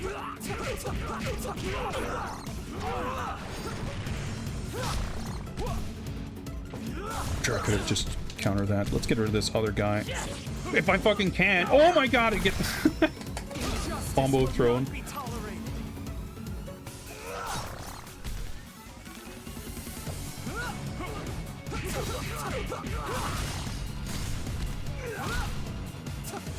Oh, it's doing it. Okay. I can't super joy out of that. I did like no damage for whatever reason.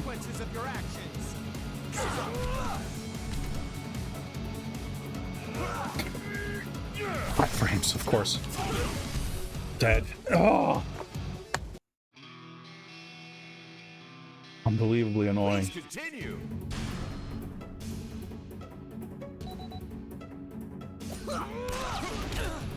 Throwing a grenade takes like 2 full seconds.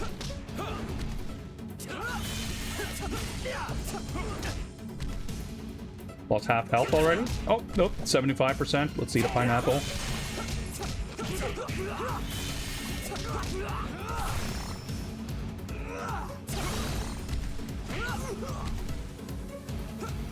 Nope, okay. He doesn't do wake up spec. Maybe I can jump that.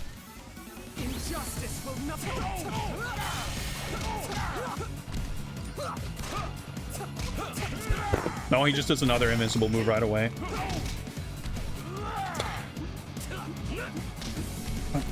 Fucking annoying dude to fight.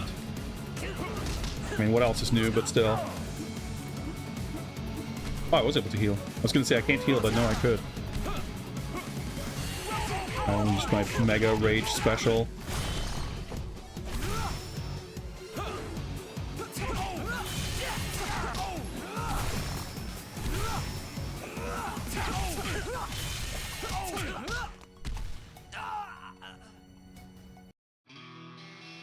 Alright, that's like the third credit on this fight, I think. Continue. Go back to Douglas. You've underestimated me. Now.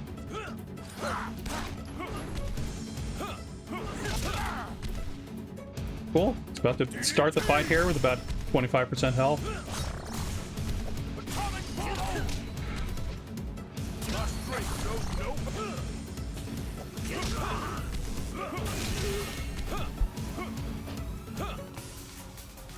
Atomic bombs away. The only thing I can do, like, get a knockdown so I can land the OTG moves. In hell, dude. I'm so excited for this game to be over.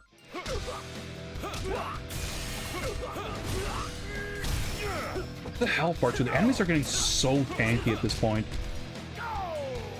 What's up, Raikwood? Having quite the experience here. Please continue. I haven't been Kahlua in a while. Let's go.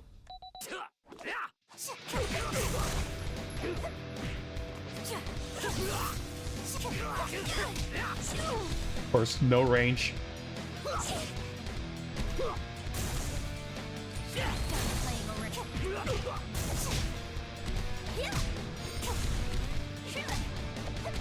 I'm still not sure how you can follow up that down attack. Oh, I ate the food and I got hit instantly, taking more damage than I got from the food.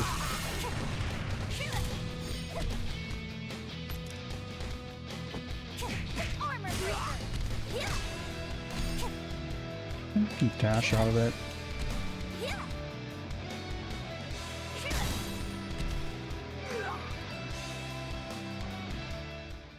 So we didn't find a clone of Rick or Kahlua, I guess. Yeah. We didn't find a ninja clone either, did we? We just fought out of... We fought the Dark Ninja, or whatever, but it wasn't like an actual clone. Negative. No way. Yeah, there we go. There's the Kahlua clone.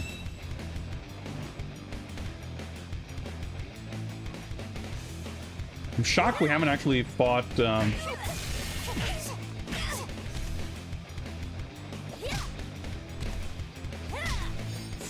Oh, that's right. It doesn't actually launch. We haven't fought the maid in a while.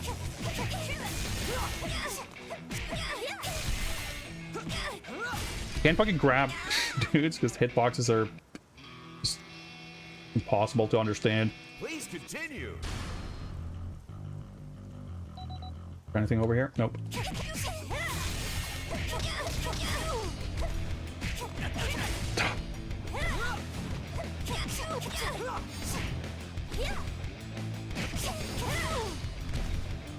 Where am I supposed to be on screen? Victory is mine. Fucking might as well use it.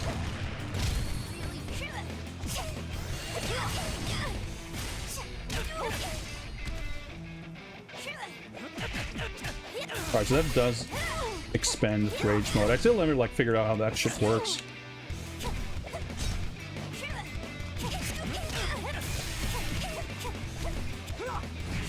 Okay, parry didn't really help there.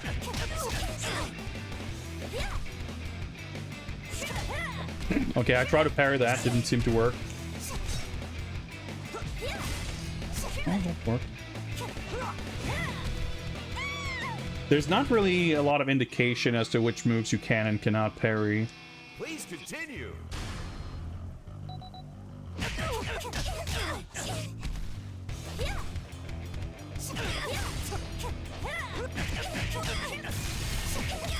Sweep hurricane! Valkyrie special kick. Alright, going to range mode. Oh, I thought I'd launch. They just got knocked down.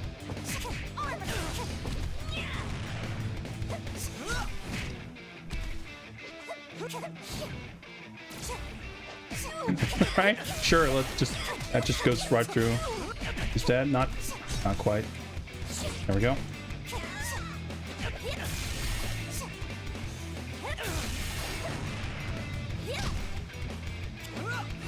Nope, I can't parry that. Oh, that's supposed to launch, not just like have him flop over.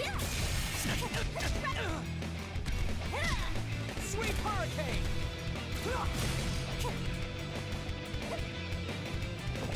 Just wandering around, of course.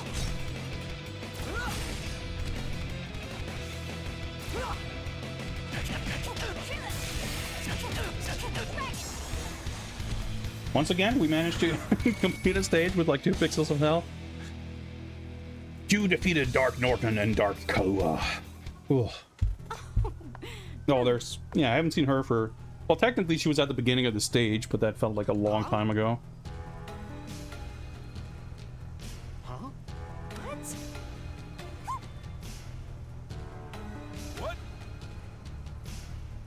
What? Yeah, for the first half of the game, you keep fighting that professor guy and the maid over and over and over. And then I guess in the second half of the game, it's been the occasional robot ninja and then just clones of us. Welcome. Kick back and relax. All right, we're gonna keep going. We're gonna push through here. But I've been going for a while, so I need another short break. I will rehydrate, re-energize, re-stretch. I don't know. Maybe grab a quick snack. This is making me pretty hungry, this screen. But I shall return shortly with, hopefully, the finale of Rushing Beat X. See you guys in just a little bit.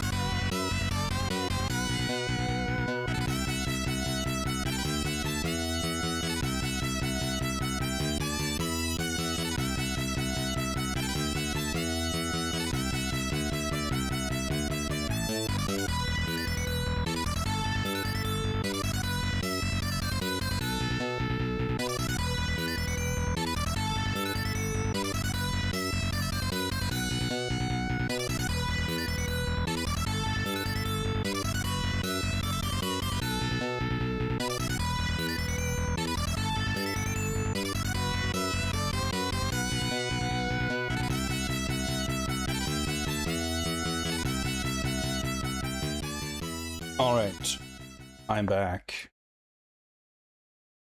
Get some game audio back. And, do this. How many times has this happened? We finished a stage and I'm at 3% health. Can't afford shit. Doesn't... I mean, okay. Hey, look, we've got a masterpiece on 100. our hands, folks. So can I buy more of these, I We've got guess? a masterpiece on our hands, folks. I don't know how the money works. I don't know if you lose all your cash when you game over or something, because it always seems like I end up in the shop with, like, I can't afford anything. Hey, take care out there. So I guess and it's, have a like, I might as well spend all the money I Select can. the character you wish to use. Wendy, maybe? It's been a while since we used her. Wendy Milan. Why not? Secret base. Gotta do a little reminiscing in the food truck first, maybe? Yep.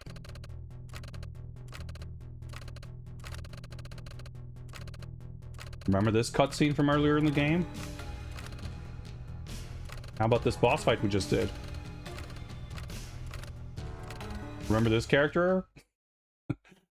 We've faced No more 14 playing times. games. I'll take you to...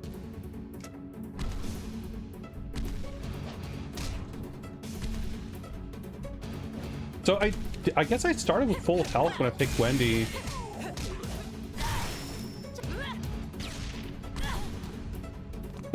It somehow hit me both when he launched and when he landed. Ready or not, here comes...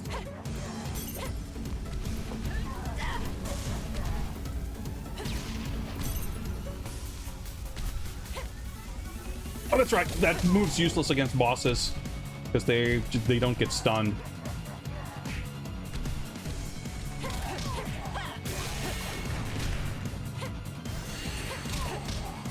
We'll just use this. Maximum. Gonna launch. Yeah. Okay. That still hits. Like, what do I do?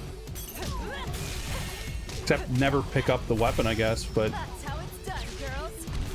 eat this food.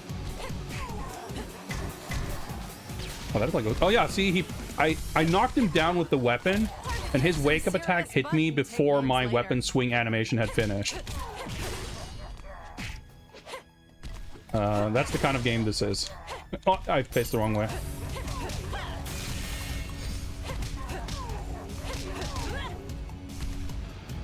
Let's give them a show they'll never forget. It's so funny the way you get like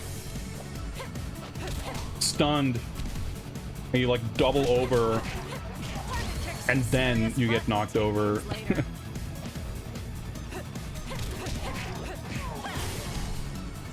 Whenever he does this big flying stomp.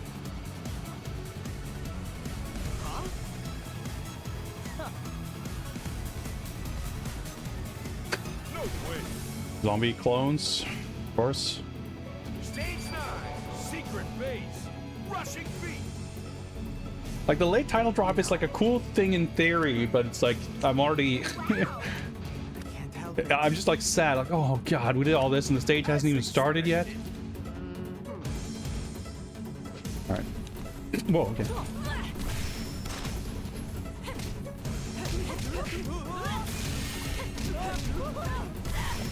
That's how it's... Well, I guess this comes in handy now. Oh, well, that's all that was left of it.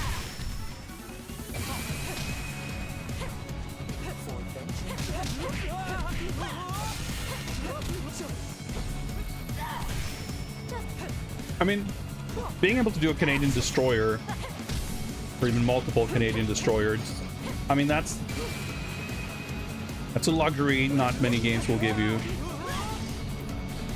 you know?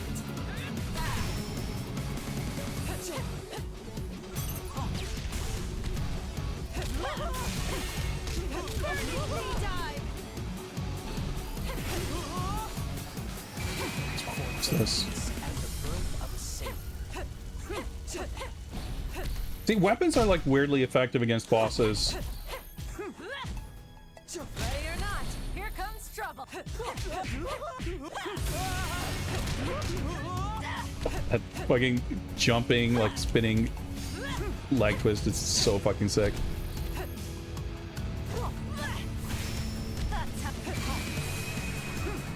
Of course. Can I grab him?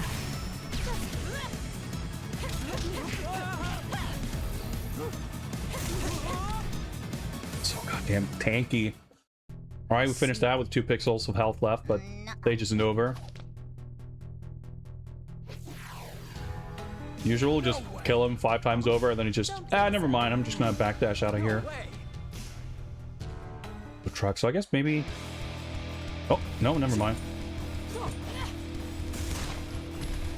was gonna say, maybe I can swap characters and get my health back somehow again, but no such luck.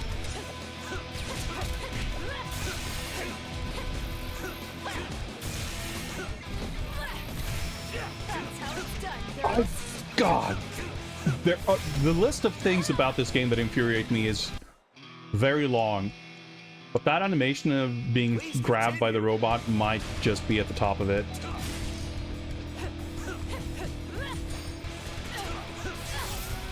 Alright, get juggled. Oh, okay.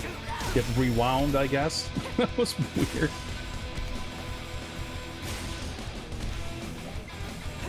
Oh my god. This is a game that's gonna...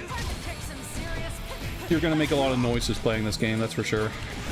That kind of game. Oh my god! I drop kicked the enemy, bounced off of it, landed on his projectile, and died. Strike is on.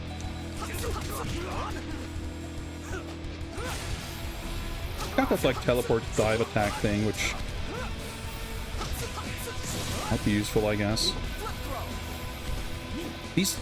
I didn't even see the drone.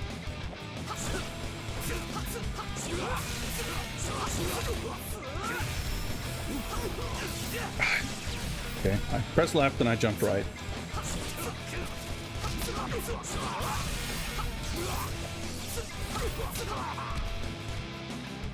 Fighting off-screen dudes that take like 400 hits to die.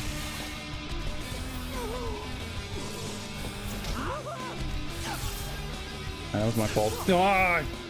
Getting fucking juggled.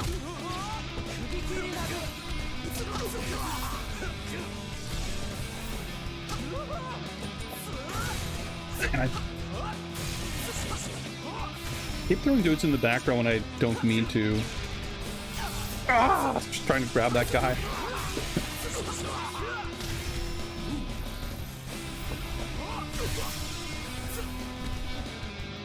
I was trying to walk into him to grab him, and I just get... It's infuriating.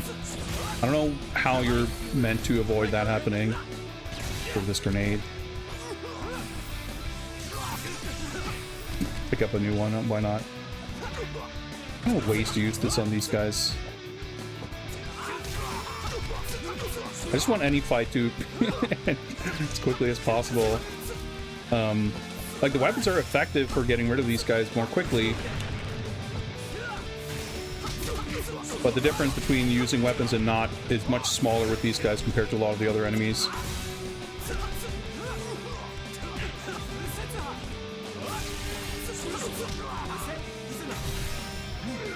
I'm not even sure how I think maybe I pressed forward and right trigger to throw that projectile. That was like a move I... No? That's what I tried to do now. That didn't work.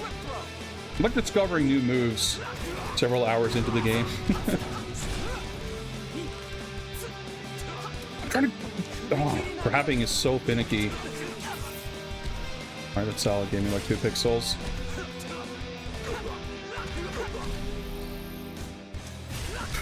Fuck!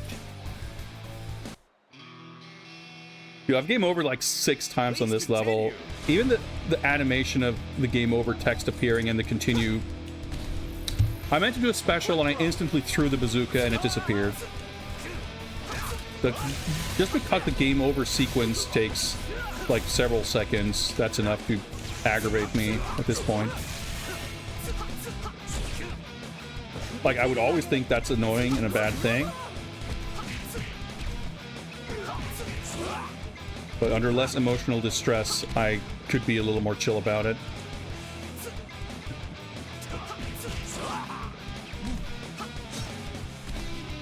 Alright. I guess these blue beams are like an anti-jump thing. Those don't look like they're alarm. Yep. There we go. Oh, this all moves around. It's actually like kind of a neat gimmick as far as these things go, but obviously mostly just annoying to deal with.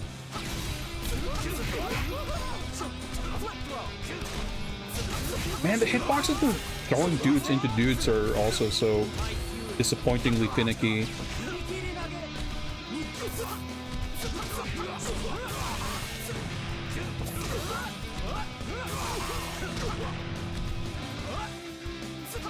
These down attacks are really awkward.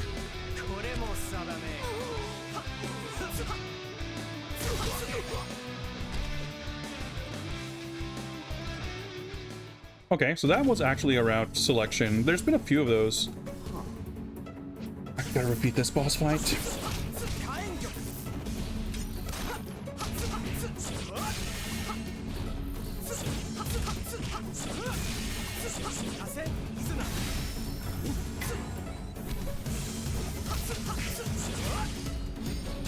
I didn't need to jump.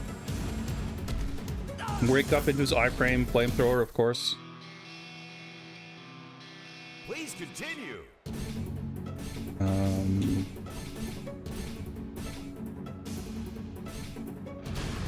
Lord J is a liability, unfortunately. Of course, he grabs me out of my punching him.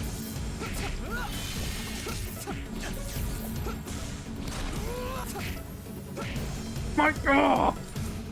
I shoot him with the gun, stun him, I land one punch, and then he throws me. Just gets juggled by everything, of course.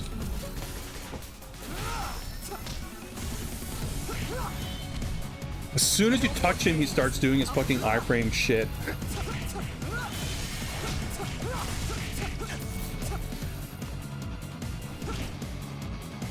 Oh.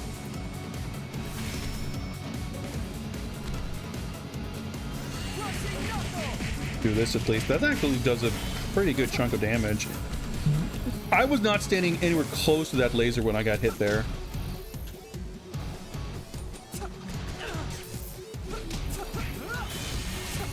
I don't know how to approach him. Like, as soon as I do anything, he'll just decide to do an invincible flamethrower. Maybe we should just wait it out and spend 20 minutes letting him getting hit by the laser.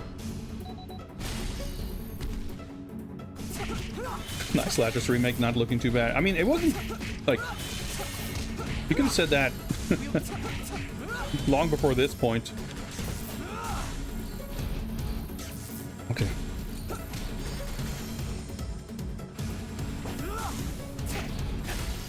I actually enjoyed that a lot more than I thought I would. Like, even if it has like no excuse for fucking up as much as it does, and you know, the parts of it that are good are all thanks to the original game, of course, you know. I don't think that game does a lot of new things that make it a good experience.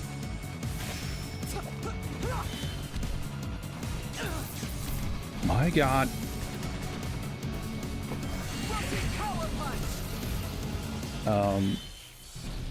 But it's still, I don't know, because it has like the same levels from the arcade game, the pacing's pretty okay. The pacing is in this game is like atrocious. But it has a lot more issues than that. Impossible to grab. Such a waste to get a weapon like this on these enemies that are like legitimately easy to deal with.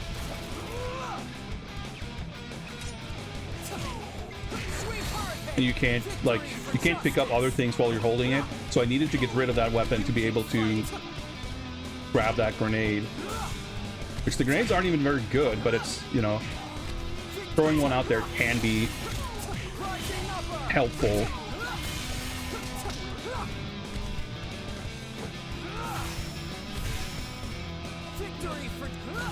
Fuck, so many moves that are just like basically unsafe on hit. Does not feel very good. Low style drop, greetings. Caution something. Well, okay. Eat fish.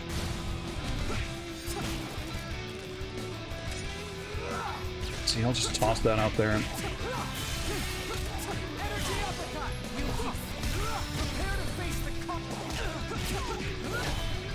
Maybe I should just like accept that I'm gonna game over 50 times and just never eat any food and bring it with me to the truck and see if that helps at all. Please continue.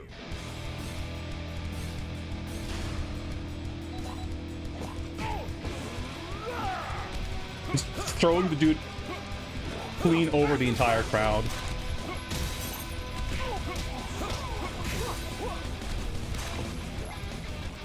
Oh, I landed in the fire. Justice. They're dashing zombie.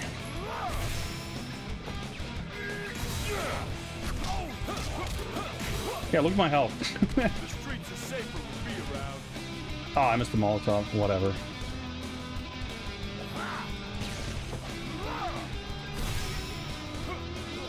It's gonna explode.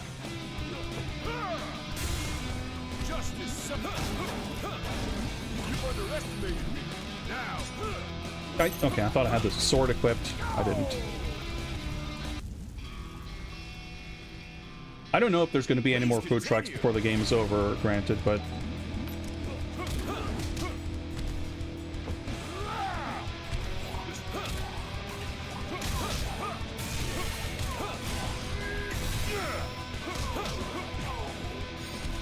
I'm kind of tempted to hold on to the food.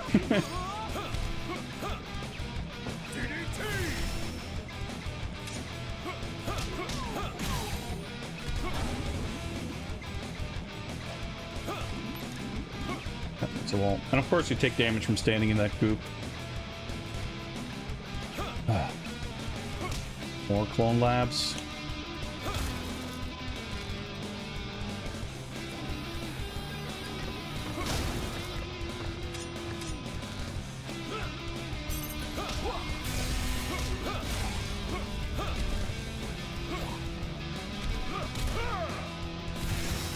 Enemies are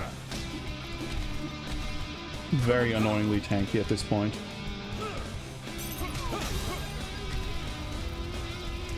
Yeah, purple I think means it's a weapon that doesn't go in your inventory. I don't think I can hit him yet. Okay. My strength knows no bounds. Feel its wrath. It's bizarre when you have like a wooden barrel. Like we've come across those before that were explosive, but then you have like red oil drums that just break and have stuff in them. Jaja Maru flow. It's pretty good.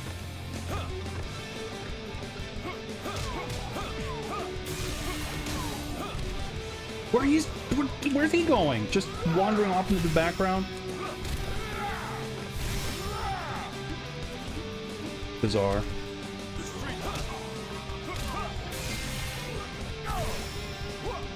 Whoops. No, just keep things nice and quick.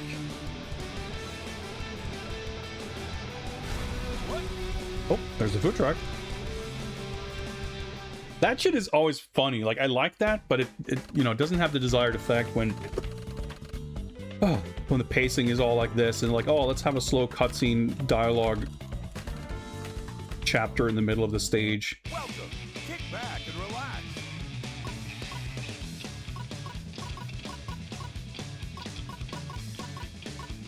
Yeah, so this one is 90% off. I guess it must be that we have these items.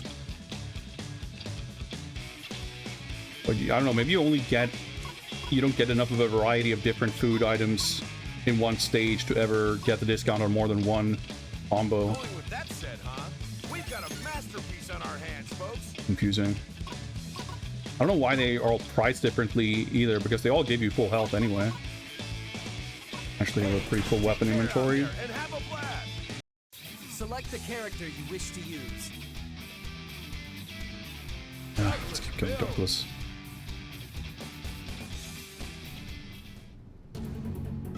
Oh, hey, we're fighting this guy again. You gotta be kidding me. And this guy, and this guy.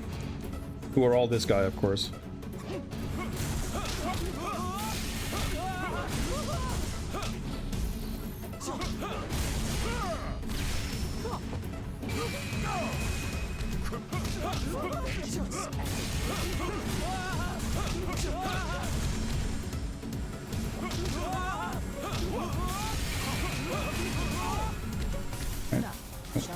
Let's just do this.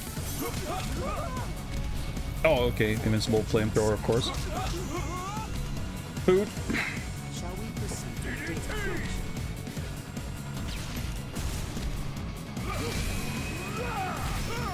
Just my frame OTG attacks.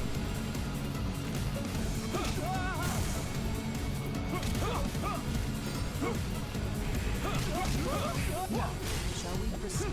Data collection. Oh, it's okay. It's gonna explode. Ray gun, why not? There we go. Got rid of that guy. It's a drone. Okay, just exploded. I guess I can't do the grappling moves on Tank Edgar, I think.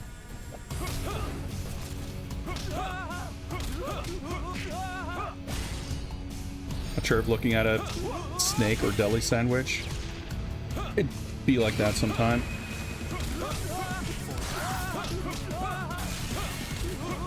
There we go. Fighting the maid next, or maybe another Edgar. No challenge.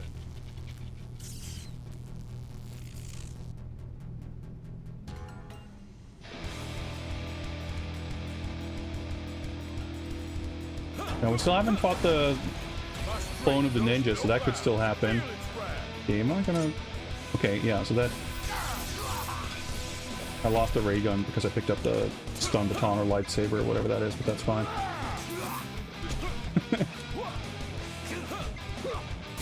Oh my god, I was trying to grab him.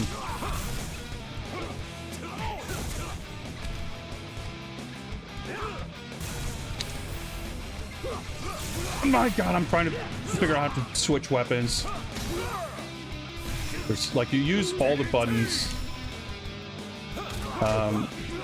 Like, the right bumper is for cycling through weapons, the left bumper is for cycling through food. Oh, he threw me. Okay. Oh my! And the left bumper is for... The left trigger is for using food, left bumper is for cycling through food. Right bumper is to cycle through weapons, but X is to use the weapon.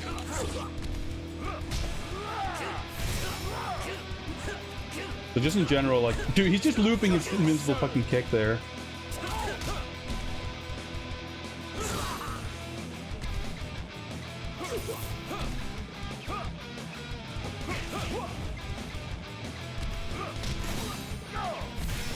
I don't know, I'm like...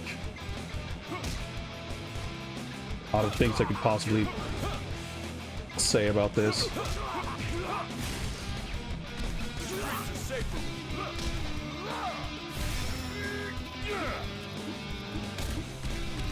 All the cool shit is every bit as sick as it was at the beginning. And all the annoying shit is getting worse and worse.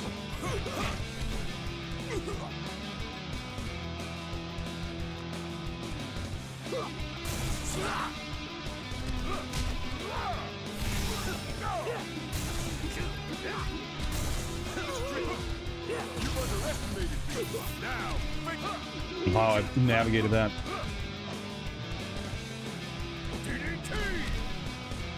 Of course, they take literally no damage at all when they block. But it's...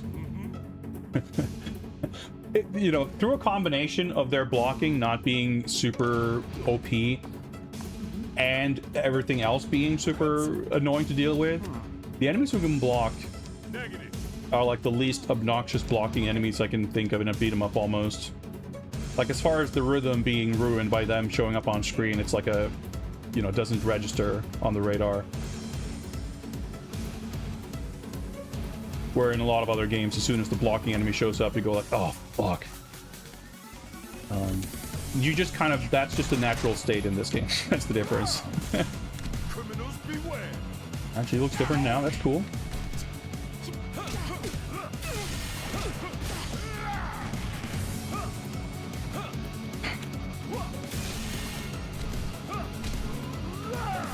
See, like, the thing is, his OTG grapple moves, this stuff, it just works the same on bosses as everyone else.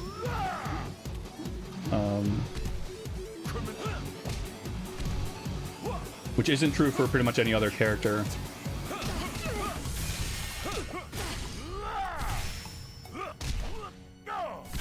You can just do this to tack on a bit of extra damage.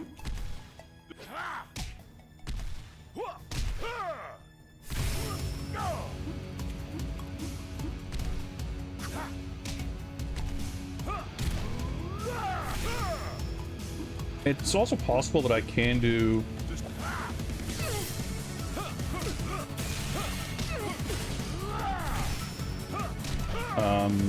parry her wake up attack. I don't know if she does a wake up attack if I stand close, but presumably. Shit, should have. I accidentally interrupted the taunt. Asked Super Joy, nothing happened. Okay. I think that's might just be the first time I fought her and won without taking a death. And she's supposed to be like the upgraded version. Although, I mean, if I didn't have those weapons, that would not have happened. All right. Waste of my time. All right. Unbelievable amounts of yapping. Complete killing of all excitement. Love you. Thanks for the follow. I'm glad I can. I'm glad I can bring the enthusiasm and excitement here. Okay, I guess this is the final showdown room. Looks like it.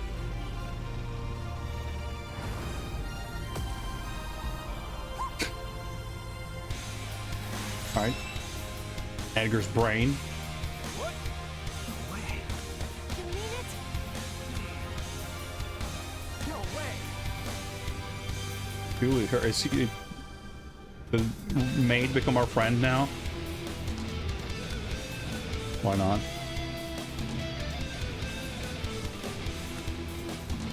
Oh god, the amount of lore. This is skippable by all means, but again, I want to make sure. Like, occasionally there's like neat visual touches to the storytelling and we see cool things, so I kind of want to see what's in the cutscene.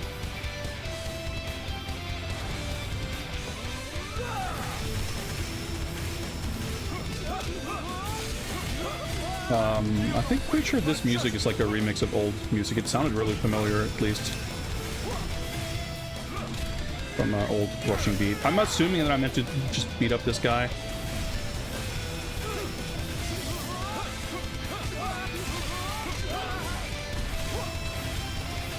He's dead.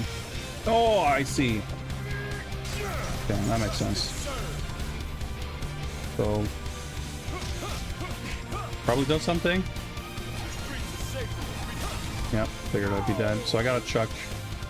I mean, that's cool that they use Please continue. use the background throw mechanic. Of course, his shield came back. Beware.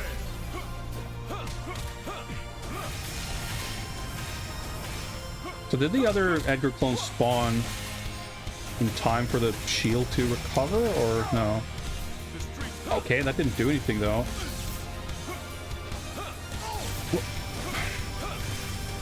Okay, so can I not hit this? Okay, no, I can't get close to it.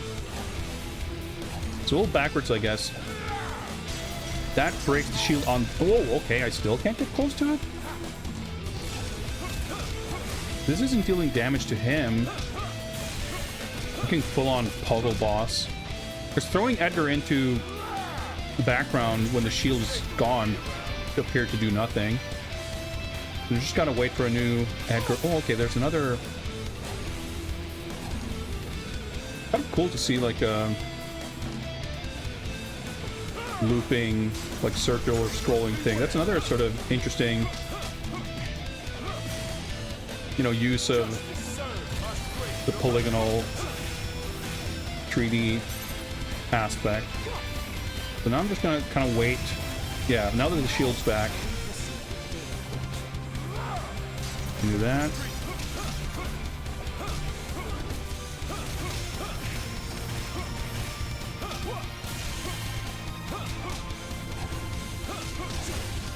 It's gonna come back up any moment. Oh my god, of course he's walking by that thing so I can't get close to him. I'm assuming this is doing something. Oh wait, there we go. This life bar started moving.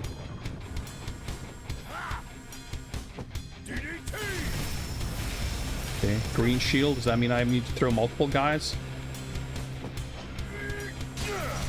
Nope. Okay, I'm assuming I'm done. Yeah, that's not, no reaction. Oh, there's 3 of them, okay. No, there's 4 of them, okay.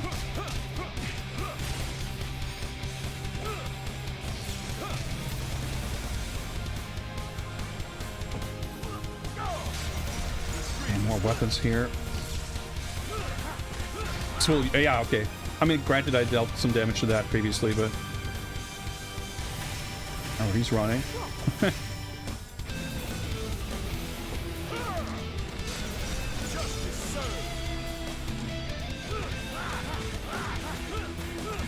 Wait, that's not even depleting my weapon ammo. What the heck? Juggle. Can I grab him, please? Oh, I just noticed a laser in the background. Wait. It didn't...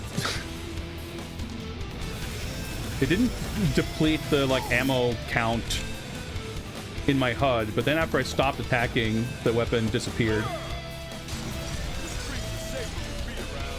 Bit strange, but hey, that's par for the course with this game. A lot of things are a little strange.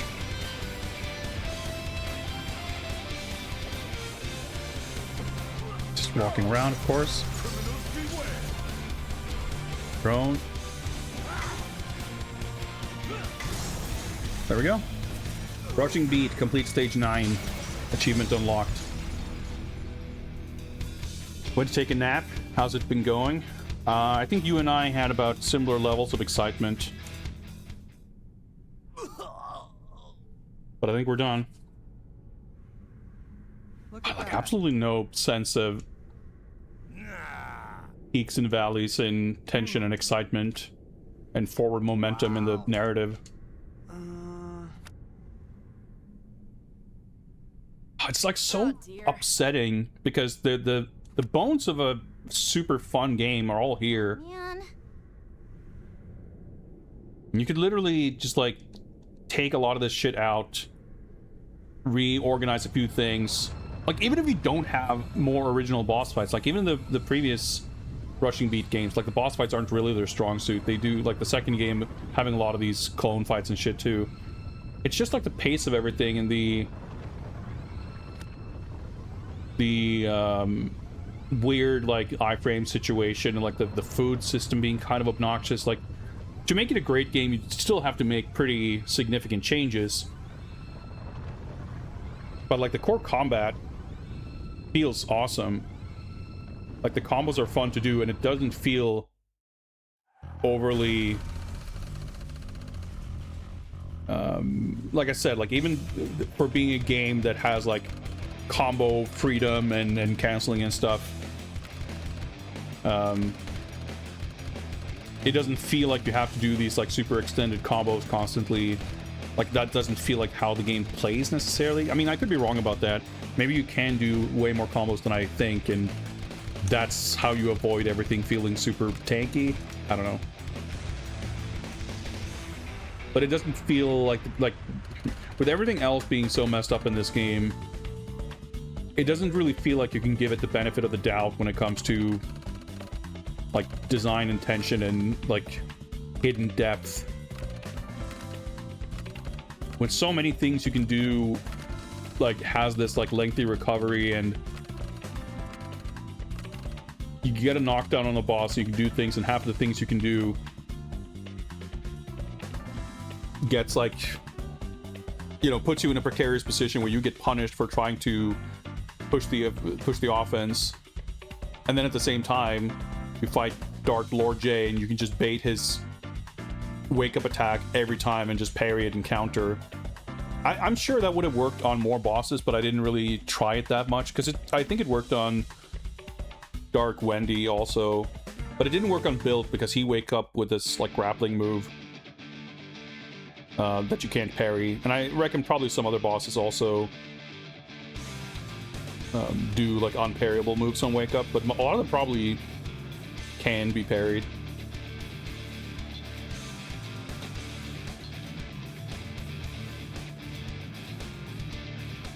Curious if this is character specific ending, implying that we're meant to play this with all the other characters, which is daunting. Honestly thought DD Revive came up looking better than this after playing both. I think they both have pretty strong fundamental issues, but very different issues. I think both of them got like pretty long in the tooth. Yeah, I guess that was Build's ending, huh?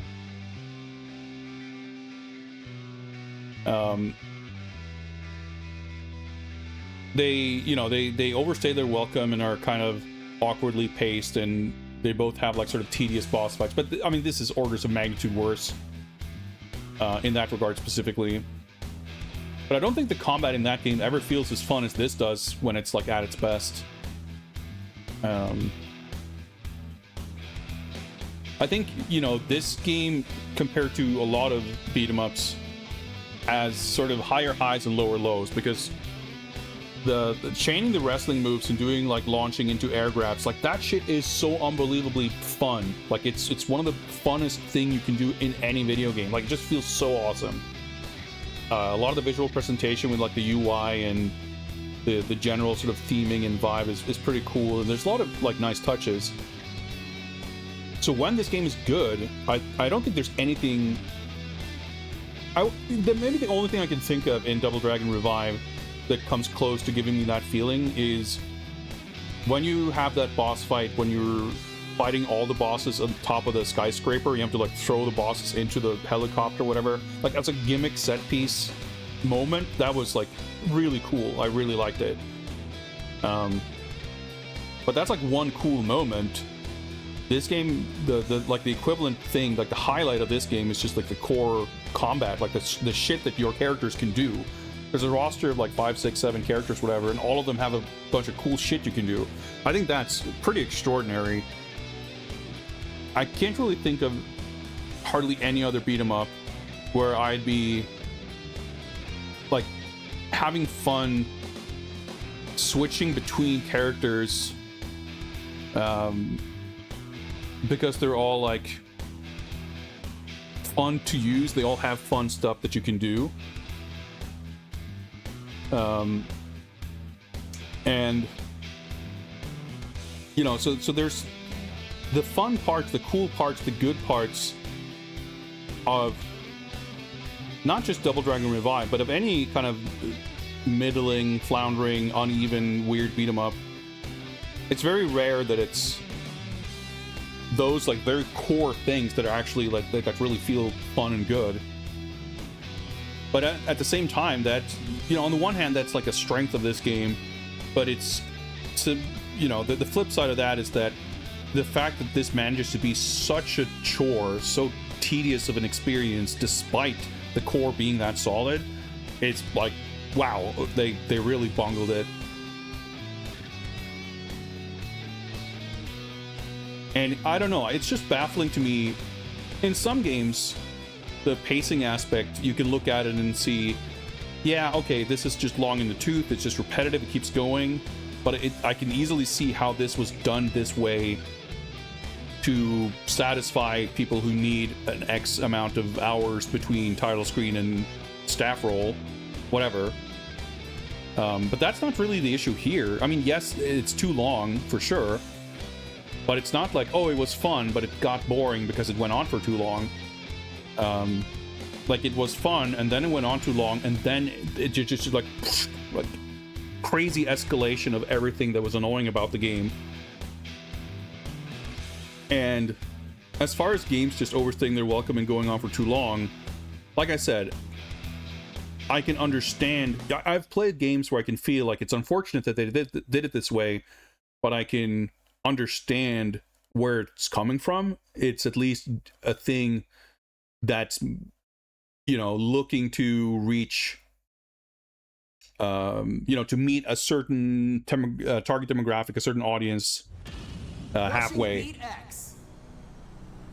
But some of the interactions in this game, where the way bosses behave and stuff, I look at it and go, who is this for? Like, who? Either, like, what super fundamental thing about how this game is meant to be played am I missing? Or, like, what? How did people making this game play it and feel, yes, this is the experience we're looking for. This is the amount of fun the game should be. I don't know. So I've been streaming for 4 hours, 49 minutes, and we got into the game relatively quickly. So let's say that was about a 4-hour playthrough, you know, with some breaks and stuff, stopping to chat. Oh god, that's just way too fucking long. Like even an excellent beat 'em up would struggle to keep excitement levels up for that long. But here, like, stage 1 is weird because it's like all tutorial, but outside of the tutorial stuff, it's like 5 seconds long. But then starting from level 2, every stage felt like it was about like 40 minutes too long. Like in the beginning, the stages just felt long, and zombies walking off screen was a bit annoying and weird. But yeah, somewhere around the half point, I think, is where bosses started getting really tedious. I reckon if I started over now, I would have some, like, some tiny weird part of me kind of wants to try arcade mode or free mode or whatever it's called, to see, because like I totally checked out. Like at some point, pretty quickly, honestly, losing lives just didn't mean anything, so I just didn't care. And I feel like I would want to play this with a feeling of investment, but I feel like I'd be even more infuriated because it's such a difficult time defending against stuff that you just, you know, you'll play through 2 stages not taking a hit, and then you just get stuck in something and you just lose your life instantly. And if it's like, oh, should I start over? Well, getting back to this point halfway through stage 3 is a 45-minute investment or whatever. Like, it's just not structured well for that kind of play. But I still, part of me, like, because the combat feels good and you can do some fun, thick shit, like, I want to find the fun in the game, but the game itself is like actively working against that at every moment, I feel like. Still, I'm very glad to have finally played this game. I'm glad to be able to have an educated opinion on it, and for all my frustration, I had fun with it. Like, you know, moments, some glimpses of light here and there. Because doing chain wrestling moves is just so sick. Like, this game is like so far and above everything else when it comes to just having a sick repertoire of cool moves you can do in a beat 'em up. Like, we got the fucking rolling double German, you have the launching Frankensteiner, you have the various kinds of power bombs, giant swings, the Enziguri, the shining wizard, the Izuna drop, of course, the Japanese flare. What am I forgetting? There's like, oh yeah, the DDT, like the best DDT in beat 'em ups, which granted doesn't have super stiff competition, but the Night Slashers one's pretty damn good too. What up, King Blue? Welcome, welcome. So there's some cool shit here, and just like the OTG attacks in general are pretty fun to use.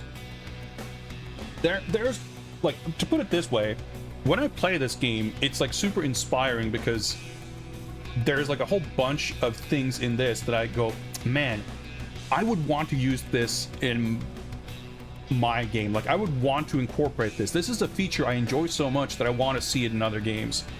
Doing this thing is so cool. Like, oh, I wouldn't have thought to have this feature doing this, but this makes me curious to, like, you know, nothing in like Night Slashers Remake made me feel that way.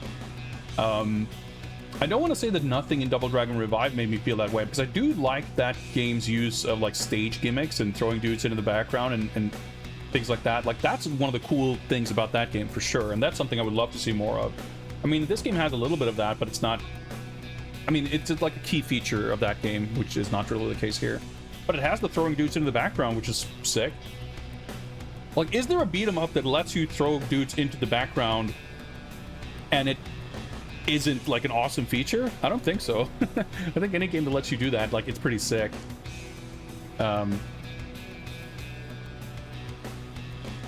So this game has stuff going for it, but it's like I said, borderline impressive how they managed to find all these ways to counteract that by just being the most annoying piece of shit you've ever had to deal with.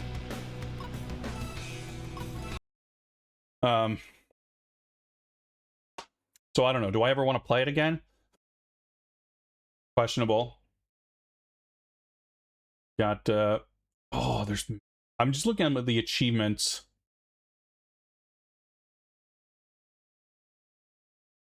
There's boss rush mode. We can collect coin. Yeah, there's a achievement for all character endings. Fucking hell, going through all that.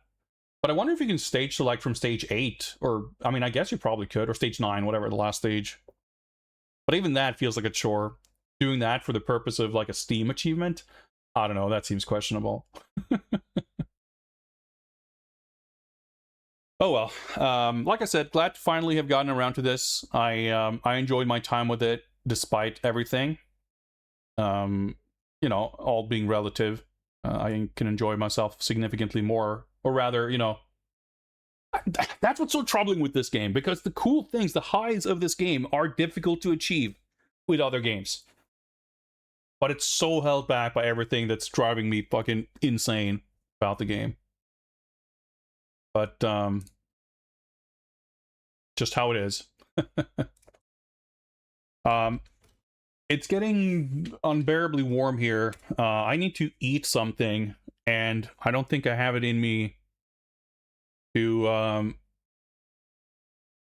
try to start up something new. I do have this vague curiosity to check out the survival mode in Shredder's Revenge, but right now, nah, can't deal with that. So we're gonna wrap things up here. Looks like Macaw45 is still live with his Link's Awakening playthrough. It's a very rare occasion that I get to raid him, so why don't we do that? I'll be around at some point in the near future. More beat 'em ups. Maybe I will finally get to dive into that PS2 backlog.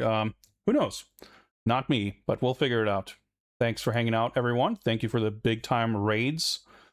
And I guess I'm returning the favor. I got a bunch of Australian raids, so I'm raiding all the way back here. That seems appropriate. Thanks again. Have a good one, and goodbye.